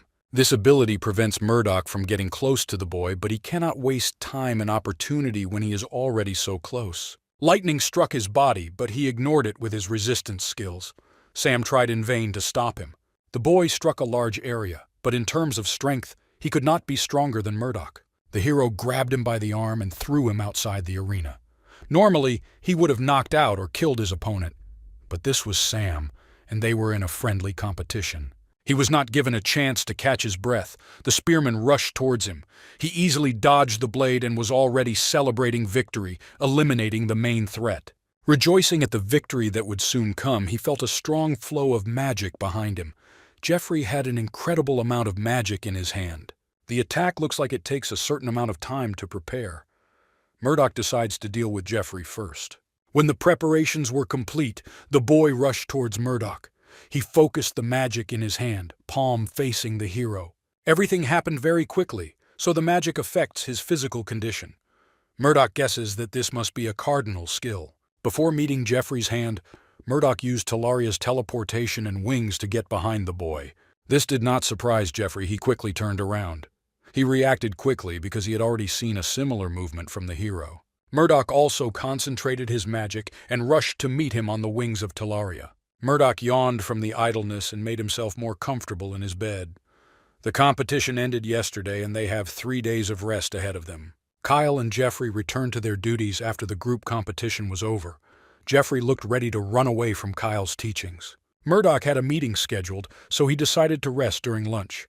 He called up a menu window. The guy quickly found the necessary item and decided to examine it. The mystic box was the reward for winning the individual competition. It is not known what is in it, but definitely something useful. Murdoch took out the second box he received as a reward for winning the group challenge. Looking at the boxes, he thought about the ordeal. Although the individual competition was a bit boring, the group competition brought him a lot of positive emotions. Everyone was happy with the way the competition went, except perhaps Kyle, whose plans went awry. He was about to practice when there was a knock on his door. It turned out to be Angelina. She was a little confused. The girl apologized for being late due to a large amount of work. She asks if she interfered with his plans with her appearance. The guy says that he was waiting for her. His heart beat faster. The girl smiled and flew to him for a hug. She apologizes for making him wait. A mole-like monster approaches Murdoch, but he quickly takes out a sword and chops off his limb. The system reports on completing the 15th level and receiving various rewards. After the competition, Murdoch cleared the 14th level and reached the 15th. It turned out to be a mine, and the task of the level was to clear it of monsters. Although the task was simple, searching for the moles in the maze of narrow tunnels was difficult. The boy was greatly helped by his heightened senses. He spent 2 weeks here developing his skills, but all he wants now is to get to the Kirikiri lawn. The girl laughs at him because he teleported to her with a frown on his face. The boy had not yet had time to rejoice at the completion of the level when she began to tease him. He was locked in a dark and narrow cave for a long time. Murdoch is surprised that even his black armor is darkened by the dirt. Kirikiri, meanwhile, is busy laughing. Murdoch asks if she likes his new style, to which she is unable to answer. The boy quietly opens the game menu and buys chocolate. He says he won't give it to her because it's also the color of dirt. The teacher quickly stopped laughing. Murdoch asks if she knows anything about the next level. The girl says no. Each time, she talks less and less about the upcoming tests. This may be due to the fact that his development is far beyond the minimum threshold for passing the level. He wipes the dirt off his body with a rag. Murdoch says he wants to change weapons and asks Kirikiri to teach him how to handle a stronger and better weapon. Murdoch was using a weapon he had acquired since level 4. He used to strengthen it with magic, but lately he realized that he wanted to buy a better one. This weapon is thin and breaks quickly even with magic. Sure, it regenerates after leveling up, but otherwise it would have been trashed a long time ago. The mentor agrees that it is long time for him to change his weapon, but suddenly frowns. She asks why he doesn't open the mystical box he won during the competition. Murdoch opened the inventory and took out 2 boxes. One was for the victory in the individual competition, and the other in the group competition. Murdoch asks if it is possible to get a weapon from them and what he should do if the weapon does not work for him. Kirikiri says that the chest only gives useful items and focuses on the player's needs. Murdoch calms down at her words. The guy hopes that he will drop such an item that cannot be bought in the store, or an item with improved properties. The system asks if he wants to open the first box. He agrees. The box begins to glow and slowly disappears from his hands. The system reports that he received Cantus's 1,000-weapon transmutation orb. Murdoch is surprised by the weight of the object in his palm. The description says that the orb is made of the great golden dragon and can take 1,000 different forms. So Murdoch only needs to imagine the shape of the weapon for it to appear. He tries, but nothing happens from a simple thought. Then he decides to infuse the sphere with magic and reimagines the necessary weapon. This time the orb begins to change and very quickly take the form of a sword. This means that Murdoch will be able to change weapons right during the fight. The sword turns out to be strong enough, as Murdoch wanted. Therefore, the weight of all weapons, even a knife, will be the same as a bullet. Filling weapons with magic and not having to maintain its level really appeals to the boy. It was not convenient to cover the weapon every time, and now he does not have to worry about the condition of the sword and shield. Murdoch contemplates opening the second box. He would like to get the same bullet. Even if it is another item with similar properties, Murdoch will be happy to receive it. It turns out to be the same bullet of Cantus's 1,000 arms. He can now use an orb as a shield and as a weapon and attack with 2 hands. On the joyous occasion, the boy asks Kirikiri what kind of cake she wants. While the mentor was busy eating sweets, Murdoch decided to check the information among the players. He will not learn anything new. In a joint chat, players think about who will finish the game first. Until recently, many people would have chosen Lee. However, he is now very late at level 91. He has already failed it 6 times. Lee really wants to get through the game quickly, and that's why he reached the highest level among all players. However, his neglect of his own development is catching up with him now. Now many have turned their attention to Peter, another easy difficulty player at level 83, and he got there without the help of the Order. Murdoch decides to ask Angelina about it. The system reports that the God of Adventure is pleased with his actions. The God of Adventure started reacting like this to things like this from the end of the trial. Reminds Murdoch of a mother watching with emotion the conversation of 2 children. Murdoch is uncomfortable with the fact that the God of Adventure is constantly watching him. This thought is especially disconcerting because of what he and Angelina were doing. The system reports that the God of Adventure is blushing. Murdoch calls him a pervert. At level 60, the little dragon uses magic to get a block from the tower. Murdoch decided to train his skills through the game. The clone, meanwhile, uses magic to distract John. He changes the weight of the blocks and increases the friction between the others so that the dragon cannot pull it out. But despite his efforts to interfere, Jan uses all his spells to extract the bar. Murdoch looked away from them and pulled out his bottomless bag. It was given to him by Sam before exiting the game. The game allows you to take things with you into the real world, although the number of such things is very limited. In addition, it is forbidden to take out too powerful items because those who left the game world gave them away or sold them. There were many cases when rich people bought such items for crazy money to make it easier to pass the game on easy difficulty. Murdoch finds Sam's diary in the bag. There he described his development in minute detail. It would be a treasure for magic users like him. Also inside are clothes, shoes, accessories, and precious spheres. He left him a large collection of high-end items. He will use the spheres for experiments, and leave some other things to the little dragon. Everything else he decides to sell to the players and donate to the Order. He writes to Angelina. She says that she will be grateful for such a gift. She also asks how Murdoch convinced the boy to finish the game. The guy says he just paid enough attention and told him about his level. It turns out that the guy is at level 351. Angelina is surprised because she thought there were only 300 levels and asks if Murdoch is lying. He assures that he is telling the truth. She asks how he earned so much experience. The guy says that you can get new skills and experience points by going through the levels again. However, after leaving the system, it will not be possible to further develop them. But it no longer concerns Murdoch. He tells how he searched for a solution to pass the 61st level. He was looking for a new skill, like barrier breaking and cloning. Although he didn't manage to learn the new skill because he was stuck at level 60, he began to learn the magic itself. He deciphered all the skills that exist in the game. He understood the principle and origin of each skill, and through this he learned how to create new magic and improve it. Murdoch asks the girl to check the privacy settings of some information for other countries and leave no traces. They say goodbye.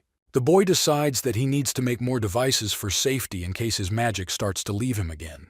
In the not-so-distant past, a boy entered the 16th level waiting room and immediately began experimenting with a bullet. The bullet can transform into any weapon and the guy can change shape right in the middle of a fight using magic. Murdoch also prepared 2 shield shapes, a regular round and an inverted triangle, perfect for attacking with his sharp end. Judging by the description, the previous owner of the orb, Cantus, was a human, possibly from another dimension or planet, but it would be very expensive to find out. Murdoch decides it's best to put those thoughts aside and continue testing the bullet. Since he has already created a triangular shield, he needs a weapon. Sword and shield make a perfect and familiar combination for Murdoch, so he decides not to change his play style. He hadn't thought until now that there were so many types of swords. They differ in shape, length, handles, decor. Next, he tried to create a long and straight sword that would be ideal for fighting with a shield. He then began experimenting with long weapons such as spears and halberds and blunt weapons such as hammers. He continued to practice with various weapons and gave them whatever forms he thought he might need. It's time for him to level up. He will be able to practice more with the weapon when he completes the level. He thinks about leaving a message for Angelina. The system reports that the God of Adventure is looking at him with a smile. He decides to write to Hugo, even though he's busy passing. Time for the boy to pass the 16th level. The system welcomes Murdoch to level 16. As soon as he landed, there was a terrible noise and the ground shook under his feet. He bent instinctively to keep his balance. There was complete darkness around, but he understood that it was a collapsed passage. Looking around, he notices 5 figures.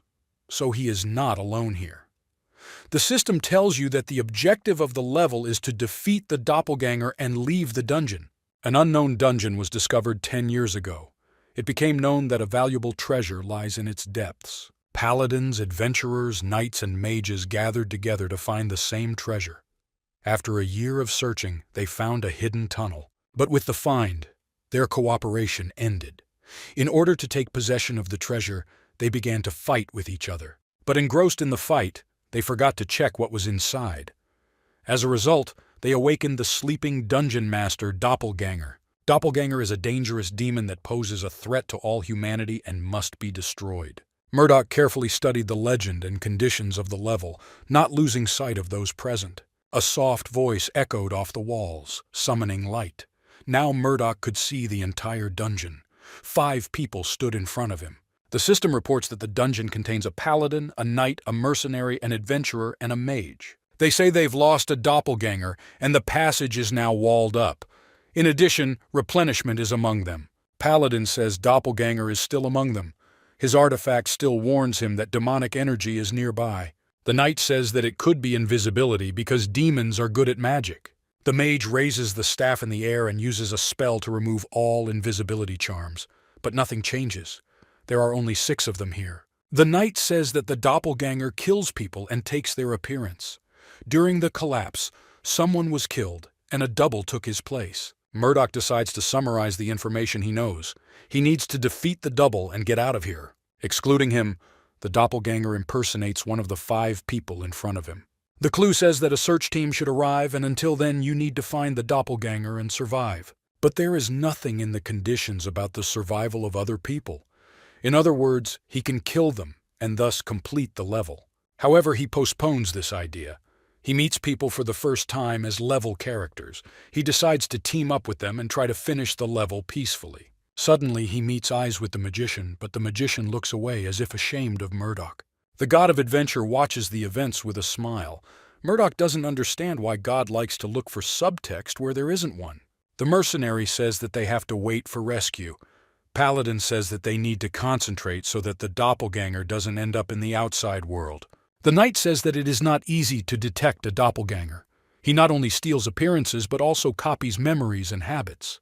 The mercenary asks in a hoarse voice how they can find out which one of them is a double. Hearing this question, everyone plunges into thought. No one seems to have any idea. Murdoch suggests they start attacking each other. The boy explains that if he attacks the doppelganger, he can give himself away. The knight says that is a valid point. The demon will most likely assume its true form. The magician says that he is against such a method. He is sure that no one here knows anything about doppelgangers. Murdoch says they can exchange ideas on who the doppelganger might be, then attack the person most point to. The adventurer says that the doppelganger is a very powerful demon, and he is not sure that their strength will be enough to defeat it. Murdoch assures them that he can defeat the doppelganger on his own, and they don't have to worry about their safety. The adventurer is not convinced by the boy's words. Murdoch says that he wanted to kill the demon himself from the beginning. If the demon is stronger than any of them, the player must find it with the least amount of casualties to defeat it in the end. But Murdoch is always an exception to the rule. The adventurer calls Murdoch crazy and tells him to tell everyone that he and the dragons are defeated every morning. Murdoch decides that it will be easier to prove his words with deeds. It activates a spread of magic to confuse enemies. Everyone in the cave panics and retreats, fear in their eyes and hands reaching for weapons. Murdoch warns them not to think of ducking anything. Murdoch says he just wanted to show how strong he is. They can find a doppelganger themselves and leave it to Murdoch. Paladin asks what he means. The guy says that even after copying thoughts and personality, it is possible to make a mistake, so they should just talk. Paladin asks Murdoch to tell about his identity, because everyone else already knows him. The boy expected to hear about their world, and did not expect to be asked. He decides to quickly make something up and says that he came to the dungeon for the treasure, but he cannot tell in detail about himself. He thought he did a brilliant job of explaining, but the others disagreed. He was the one who hid his identity. The adventurer shouts that Murdoch started this conversation and he is the most suspicious of them all. They agree that Murdoch is the doppelganger because it makes the most sense. Given the change in his voice, they are sure he is a doppelganger. The group looked ready to fight at any moment. He needs to convince them. The adventurer is sure that he is trying to get information from them, despite being the prime suspect. The paladin says that it is unlikely that they will be able to overcome him, but if they attack together, there is a chance that he will show his true form. Murdoch raises his hands and asks to be given a chance to explain everything. However, he is not allowed to do this. The adventurer throws a dagger at him, starting the battle. Murdoch thinks about just beating them all. The boy does not dodge the dagger but catches it and then throws it back. A mercenary sneaks up on him from behind before he notices. He quickly dodges his axe. Instantly, he finds himself behind the group. There is no point in fighting them face to face. Murdoch decides to attack the mage first. The paladin tries to distract and detain the boy, but his determination helps him reach his goal. However, the paladin cuts his way again. The paladin swung his mace deftly, but Murdoch not only didn't back down, but rushed forward and grabbed the paladin by the wrist. He wears heavy armor, but the boy still hits him on the shoulder. He is sure that the paladin has a broken shoulder blade. He falls to the ground after the next hit. Instead of wasting time on the paladin, he turned his attention to the mage. He approached him, but at that moment he completed his fire strike spell. A giant ball of flame flies right into Murdoch's face. The guy activates combat concentration and notices that the paladin is in the zone affected by the flames. The magician doesn't think about his friends at all. If he teleports, the mage will be able to strike again. You can't give them time to recover. Murdoch has to keep attacking. It activates Talaria's wings. They have magic resistance. He covered himself with them and stopped the ball of fire flying at him. It was very hot, and the attack itself was very powerful. The paladin lay on the ground, desperately gasping for air as if he was about to die. Immediately after blocking the attack, Murdoch rushes at the mage and punches him. The sorcerer didn't even have time to scream. He has lost consciousness and may now be on the verge of death. Too bad for Murdoch if he dies. As soon as the mage fell, the layer of light he had created faded away. The dungeon was engulfed in darkness. The mercenary asks the adventurer to retrieve the lantern. The boy, on the other hand, has an extraordinary perception and sense of energy. He slowly approaches the adventurer from behind. Murdoch activates magical sight, or seeing his next target. Something in the behavior of the adventurer alarmed the hero. He hopes that he will not think that he was treated unfairly. Suddenly, the adventurer jumps back and pulls out a necklace of some kind. He throws it at Murdoch, hoping to protect himself with them. He tears it apart before he touches it. Something gets on his skin. The adventurer says it was poison. If the demon does not show its true form, it will die. But he did not know that Murdoch had a highly developed resistance to poisoning. Even after drinking a bottle of this poison, he would survive. The adventurer noticed that the boy did not react to the poison and panicked. Murdoch was fast approaching him. The adventurer tried to get something out of his pocket, but Murdoch stopped his search with a swift kick to the stomach. The sound of the world sword being activated came from somewhere. The boy looked around and saw how the knight's sword was filled with magic. Murdoch noticed that he was using a lot of magic, enough to be able to illuminate the entire dungeon. 3 remained against Murdoch. The boy takes Cantus's orb and turns it into a sword. The clang of metal reflects off the cave walls. The attack was very powerful. Murdoch decides that he may be the strongest of the group. Magic collides with magic and knocks the knight back. The knight shouted and rushed forward again. Murdoch likes the elegant movements of the knight. For the first time, he could observe proper swordsmanship. Before that, the boy had only watched monsters with axes and Itty's spear art. The knight's movements were very swift. While his moves were generally impressive, Murdoch noticed a lot of extra in between, as if the knight needed a rest after each combo. It looks good, but this style of fighting is only suitable for duels, where it is agreed before the start to let the opponent rest after striking. And under normal conditions, this will be his weak point, which can be used to win. Murdoch's fist flies into the knight's face. The knight fell to the ground and rolled over, then strained his muscles, gathered his strength, and got up. He says that Murdoch acted dishonestly. Murdoch is sure that he did not do anything shameful, but simply used a little force to carry out what he intended. The knight once again assumed a fighting stance and increased his concentration. His sword glowed even brighter at this. He used a skill that required long concentration right in the middle of the battle, so Murdoch realized that he had no experience in real battles. To thank the knight for his display of excellent swordsmanship, Murdoch calmly waited for the knight to prepare his strike. The knight smiled and offers Murdoch to withstand his attack with the Alamus skill that the king gave him. No one has survived it yet. Murdoch notes that a normal opponent would not listen to this explanation, but dodge and attack right after. Even so, the boy could feel the immense amount of magic in the knight's sword. This must be a feature of the sword itself. Murdoch decides to use magic as well and infuses the blade of his sword with energy.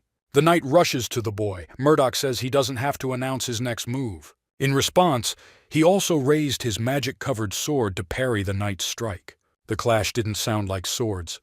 It was more like an explosion of fireworks. As soon as their swords met, the knight was thrown back. Murdoch expected the vit to fall instantly, but the knight withstood the force of the blow without falling. Murdoch recognizes his power. The knight could barely stand on his feet after the attack. Like an adventurer, Murdoch knocks him out with a punch to the stomach. Now only a paladin and a mercenary were left against him. But suddenly a rough voice tells the demon to say goodbye to his life. The boy turns and sees a mercenary, a mage, and a paladin. In front of them is something like a force field created by a magician. The mage continues to mutter something quietly while holding up the magic shield. Murdoch guesses that he was healed by a paladin, and while the knight distracted Murdoch, the magician created a magical shield. Murdoch approaches them and asks if this barrier is worthy of boasting like that. Earlier, the paladin almost died due to the attack of the mage. It is surprising that he helped him. A knight snaps him out of his thoughts. Murdoch is surprised that he begins to explain the situation in its current state. The knight says that the mage is Marden, known for his martial arts. If he completes the spell, Murdoch will have no chance of victory. The mage creates the most powerful spell that takes an hour to create. Murdoch may be a demon, but even he cannot survive this power. The knight says the spell has a flaw, but the paladin interrupts him and asks him not to tell the enemy any more information. The knight says he will die with the demon. Although the spell requires constant concentration, it will kill the demon immediately when completed. Murdoch is surprised to hear. Casting a spell requires full concentration for an hour. He knows how easily it can be broken. It activates soul capture on the mage. He falls unconscious inside the barrier. The mercenary asks what happened to Murdoch. The guy approaches him and notices that there are only 2 of them left. The mercenary shouts that he is called to fight him first. After some time of fighting, Murdoch asks if they recognize his strength and are willing to surrender. Paladin and mercenary agree. Murdoch hands them a recovery potion. Now that Murdoch has shown them his power, they will not try to resist and interfere with him. The paladin turned out to be weaker than the boy thought because he turned out to be a healer, and the mercenary simply did not evade attacks and therefore suffered regardless of strength. Although Murdoch managed to defeat all of them, he never realized which one of them was a double. The demon never showed his true appearance, although it would not be so interesting if the main thief was revealed so easily. Murdoch wants to hear as much information as possible from these people. The mercenary quarrels with the knight because he revealed all the secrets. The paladin reassures him that their plan has failed and there is nothing to regret. There are many reasons to be angry with a knight. He told all the information to the enemy. He is very talkative, and maybe it is because he was afraid of being killed as a hero. Murdoch suspects that the knight may be an idiot, a traitor, or a double, and acts as such. Now everyone suspects the knight. Everyone is watching him now. Murdoch doesn't see the difference whether he is a doppelganger or not. He is willing to share information, so he will be easy to talk to. The mage is still unconscious. He had passed out twice already, the last time due to a loss of concentration while casting the spell. The adventurer is still clutching his stomach in pain. That is why the boy suggested that they listen to him. Murdoch offers to look for a doppelganger among them again. He clapped his hands, attracting public attention. Paladin asks if he's going to offer to share stories from his life again. Murdoch admits that it was a ruse to get as much information out of them as possible, and sees no further need for stories. Murdoch asks them to tell them everything they know about where they are from. Magic, treasure, dungeons, geography, religion, politics, culture, past experiences. Group members do not know how to act. They still think the boy might be a doppelganger. Murdoch uses his skill on them again. Its effect was heightened because Murdoch had beaten them a few minutes ago. The pressure they will feel on themselves will be the same as they felt during the battle with him. Murdoch claps his hands again and tells them to start talking because there's a lot he wants to hear. If they continued to be silent, the boy would have no choice but to succumb to his anger. He advises the first volunteer to approach him. The knight says that his name is Cassis Archon, and that is what his grandfather named him. He talks about his parents, childhood. The mercenary laughs at the way he raises his hand while talking. Paladin says there is nothing they can do. Murdoch is too strong for them. If he really is a doppelganger, he wouldn't waste time listening to their stories. Besides, the magician was still unconscious. Murdoch asks them to be quieter and not to disturb the knight telling the story. They apologize. The knight was a great storyteller. He was only 11 when they went to bed that night, but Murdoch had learned a lot about him. Everyone went to sleep around the fire except Murdoch. He wasn't going to sleep, but instead was thinking about what the knight had to say. His stories were full of details, which the boy really liked. As they began to eat, he explained each item in front of them in detail, who made them, how much they cost, and what his family thought of them. Moreover, his stories were fascinating. He could hold the attention of listeners. He must have had a talent for stories. The only problem was that the knight often digressed from the subject, but could talk for hours without stopping. Murdoch took the watch from the adventurer and sent everyone to bed, stopping the story. But it's time to wake up. Everyone behaved like normal people at night, regardless of Murdoch's hopes. The morning has come. Murdoch was unable to sleep due to insomnia and the feeling that he would be sleeping next to the enemy. The second day came. They gathered near the hearth and listened to the continuation of the knight's story. Murdoch has breakfast and expects to learn more from these people today. He wants to learn more about wielding a sword from a knight, about dungeons from an adventurer, about religion from a paladin. Everyone asks for a moment of silence from the knight and asks him to eat in silence. He looks a little offended but agrees. Sometime after breakfast, Murdoch approaches the paladin, interrupting his prayer, apologizing and asking to speak. The boy asks to tell about the god the paladin believes in. He is surprised that the boy does not know anything at all. Murdoch also asks to tell about other religions. Paladin says he believes in the goddess of balance. Everyone on the continent believes in polytheism, with the exception of the clerks, and worships many gods. People draw strength from the god they worship, and that is why there are many clerks who do not belong to any religion, because of their belief in an individual connection with God. Therefore, those who believe can use holy power. The more he listens to the paladin, the more he understands the difference between local beliefs and earthly beliefs. Paladin says he feels holy power from Murdoch. The guy says he's not a clerk, but he's being tested for the rank of apostle so he can use some skills. The paladin is very surprised that Murdoch can use the cardinal power of a god. He wants to hear more. A knight joins the conversation and says that he realized that Murdoch is so strong because he is an apostle. He tells about Saint Osoli. Murdoch decides that he will ask the knight more about Osoli later. Meanwhile, the paladin asks what god Murdoch believes in. Murdoch does not know what to answer, because he has to choose which of the two patron gods to name him. The system reports because the gods of slowness and adventure are watching him carefully and impatiently. Everyone should know about the god of adventure. They will suspect him if he cannot tell a few details about his god.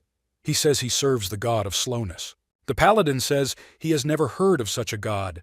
The god of slowness looks pleased, and the god of adventure looks depressed. Murdoch says that the followers of the god of slowness live in temples in the mountains, and therefore few people know about them. They focus only on internal development. They ask how Murdoch got into the dungeon in such a case. The boy replies that this is part of his test. Murdoch mentions that he wanted to ask the knight to teach him how to use a sword and tell him about the magical skill he used yesterday. The knight says that he cannot teach the art of the sword to a stranger. Murdoch says he can beat him for refusing, and the knight agrees to teach him. The level of training from the knight was higher than the boy expected. It was not only theory, but also learning certain skills and when to use them better. Learning was easy because the knight explained every detail in great detail. Compared to his incessant grumbling, it was much more helpful. The knight says that the skill he used yesterday absorbs a lot of magic. A mercenary and an adventurer try to stop him, but he won't listen. He explains that the level of concentration of magic in the sword is the core of this technique. It is necessary to spend as little energy as possible to successfully send it into the sword. First, the knight decides to tell about the circulation of magic in the body. This training is very different from what Murdoch has been through so far. After hearing the story, the boy takes out his sword and experiments with the theory. His magic instantly flows through the channels the knight said about. Also, the wastage of magic is greatly reduced. Controlling energy flows only works when you use small portions. The mercenary warns that this skill is passed down only in the royal family, and the heads of those present may fall off their shoulders if foreigners learn it. Murdoch promises to keep his mouth shut. The knight says that this technique is very effective in combat and weaker enemies will simply fall to their knees.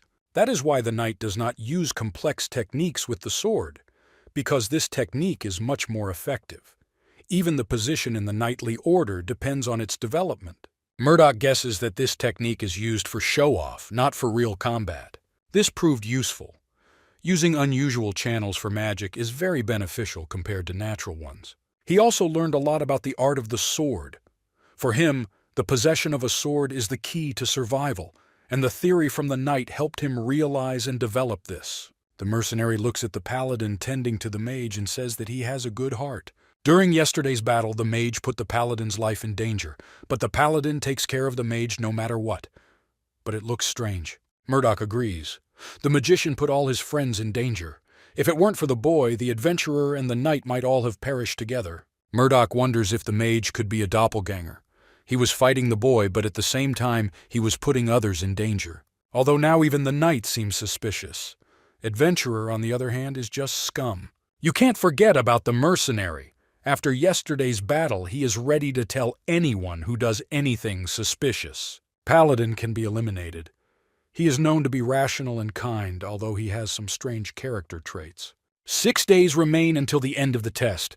It is necessary to collect information about this world first of all, and only then to look for a doppelganger. Murdoch approaches the paladin and asks if he can offer an elixir to bring the mage back to consciousness. Paladin jumps up in surprise. Murdoch hadn't noticed it before, but the mage had long hair and fragile body curves. There was obviously a woman lying on the ground in front of the paladin. He didn't even tell the others about it, not letting anyone near him. Paladin admits that he was hiding it. Most likely she used some kind of magic or artifact to pretend to be a man. Murdoch suspects the worst-case scenario, but the paladin says he doesn't deserve such suspicions and accusations. Murdoch notices that the mage looks very young. The knight says that she was a student of a past high mage and that's why she was sent here undercover. The mercenary says that she is very beautiful and asks if the paladin took advantage of the situation. Even Murdoch, with the ability to understand all languages, does not know what words the paladin shouts back. The knight says that it is a very ancient language. The paladin continues to scold the mercenary, and the mercenary tries to apologize for the bad joke. The knight tells the paladin to limit contact with the mage, even if necessary for healing. It is dangerous to be alone with someone now. A doppelganger can do a lot of scary things. The knight is sure that only bright thoughts were in the paladin's head, but for the sake of safety, it is better to always be in a group. Murdoch asks what could have happened. The knight does not feel comfortable answering this question, but he tells that a doppelganger in human form can create life. No matter what gender he was at the time of conception, the newborn child will have the abilities of a doppelganger without the need to steal someone's appearance. This half-breed will try to survive and spread the influence of his species by seducing and breeding with others. Murdoch agrees that it would be dangerous. They decide not to be alone with the mage, even if it is to treat her. The next morning, the mage regains consciousness. This happened on the 3rd day of the test. Murdoch was preparing breakfast when she opened her eyes. She cried out in pain, and the paladin ran over to tend to her. Her magic damaged her internal organs when her concentration was interrupted. After the pain subsided, the mage panicked that her identity had been revealed. Murdoch asked why she pretended to be a high mage. The girl managed to say only a few short words in response and took a pencil and paper and began to write. She writes that she hid her gender since childhood. She came to this dungeon to replace the high mage with her talent of pretending. Murdoch understands that conversations with her require a lot of patience and time. The knight, meanwhile, says that the magical community still oppresses women. An ancient tradition says that only men should be magicians. and some teachers still adhere to it. Murdoch is happy that the knight is explaining everything to him. This is why young female magicians are helped to hide her by sympathetic mentors. Mages aren't particularly interested in procreation, so they usually don't have the problem of hiding their gender. After explaining, Murdoch wanted her to teach him magic, but she needed more rest. On the same day, they organized a closed toilet near the far wall of the dungeon. When they were surrounded by men, no one thought about it. After dinner, it was time for the knight to continue his stories. This has become their tradition. They gathered around the fire. The knight's stories were more like a stage performance than idle talk. The story was quite interesting, so everyone listened carefully and asked questions. The knight described in detail the appearance of the princess at the coronation. At this time, Murdoch's gaze was riveted by a paladin and a mage. They sat next to each other. The atmosphere was strange. They seemed too close. According to the story, they just met, but during the duel, the mage did not think about the paladin, and he, on the contrary, was attentive to her. A paladin may act out of the ordinary to provoke a doppelganger. He was most worried about the appearance of the imposter, but now he is kind to everyone. Or he can be an imposter, or bring the mage out into the open. He decides to keep in mind that there may be several doppelgangers. Murdoch recalls when he made eye contact with the mage the first time they met, the god of adventure reacted to it. This could be a clue. The system reports that the god of adventure is rooting for Murdoch. The guy thinks he doesn't need it. On the fourth day before the end of the trial, Murdoch approached the magician and asked to teach him magic. Even if it took a long time due to her refusal to talk, he wanted to learn from her. But the magician only says that it is impossible and writes that she is forbidden to teach magic to foreigners. Mages train mages only in a special tower. She made him understand the refusal both verbally and in writing. Murdoch suspected it would. Murdoch clenches his fist in anger and asks why he always has to be reminded of how strong he is to get his requests fulfilled. The mage shuddered in fear. The knight reminds us of the bright side because Murdoch is an apostle of God, so he is unlikely to wish for evil. Moreover, his strength is enough to defeat their entire company, so it is better not to go against his will. Murdoch feels like a bully. Murdoch does not know the basics of magic, so it will be enough for him to learn only those to begin with. Murdoch changed his approach, and the mage agreed to teach him. The magician began with a theory about magic and energy. For such trifles, she may not worry about punishment from senior mages. They immediately faced several problems. She wrote what she wanted to say and sometimes used unknown symbols. Even understanding all languages did not help Murdoch. The girl says that it usually takes a year to understand what is written. After a failed first attempt, she decided to teach him theories about the elements and their enhancement with magic. Murdoch complains that he is having a hard time and asks how long it takes to learn magic. The girl writes about 5 years, but she needed only 6 months. To control the energy, you must first place a seal, then you must say a spell to control the flow of magic. Murdoch concentrates on the streams of magic, disperses them through his heart, mouth, and hands. And when the magic reaches the required point, the air arrow spell is uttered. A clot of magical energy appears on his palm. Murdoch says nothing happened, and it may take him a while to master the elements. He notices that the girl is shaking and asks how she feels. The mage quickly writes that he must be a genius or a liar who studied magic before, because such progress usually takes several years. The girl smiles and invites him to study magic in their tower if he is interested in it. He can't find the strength to turn her down or tell her that they will forget about him when he leaves the game level. The 5th day of the test began. An adventurer tells how they see a hidden tunnel for the first time. A knight worries about the safety of others in his order due to the collapse. The paladin calms him down as he has seen them fall back enough distance. Murdoch is interested in hearing their stories. It's like he's reading a fantasy book. Sometimes they fight, sometimes they argue, but they continue to be together. Life is like a game. Murdoch wonders if whoever made the training game planned this. Their memories are very detailed and interesting to those created by the system. These characters will exist for 7 days. Murdoch doesn't see the point in creating such complex characters and stories for people like them. Murdoch apologizes for interrupting their idyll, but asks why everyone is so calm. There is still a doppelganger among them, and they must find and kill him. Suddenly, they began to look like students who forgot to prepare for the exam. They were sure that they would not give him up anyway, so they hid their anxiety inside. The mercenary asks how Murdoch proposes to find out who the doppelganger is. Murdoch says it was necessary to share information and verify it. Paladin says he's ready to share stories one last time. There is no guarantee that it will help, but they have no other choice. An hour has passed. Someone said that the mercenary was behaving suspiciously and he got angry. The normally calm atmosphere of the dungeon turned into chaos. Paladin suggests that everyone calm down and assess the situation. The mercenary shouts that they don't play mind games with him and don't call him suspicious. He says May is the most suspicious because several of them almost died because of it. The girl says that this is just speculation on his part. She writes that he makes an elephant out of a fly. They were in the middle of a battle, and it was not very fair to assess a critical situation while being at peace. The knight says he suspects the mercenary because of his reaction to the comments. Sometimes such a strong denial means a hidden truth. The knight suspects both the mage and the paladin as well, but for different reasons. There were several situations where people acted like a typical doppelganger. Murdoch realizes that there is no progress in detection.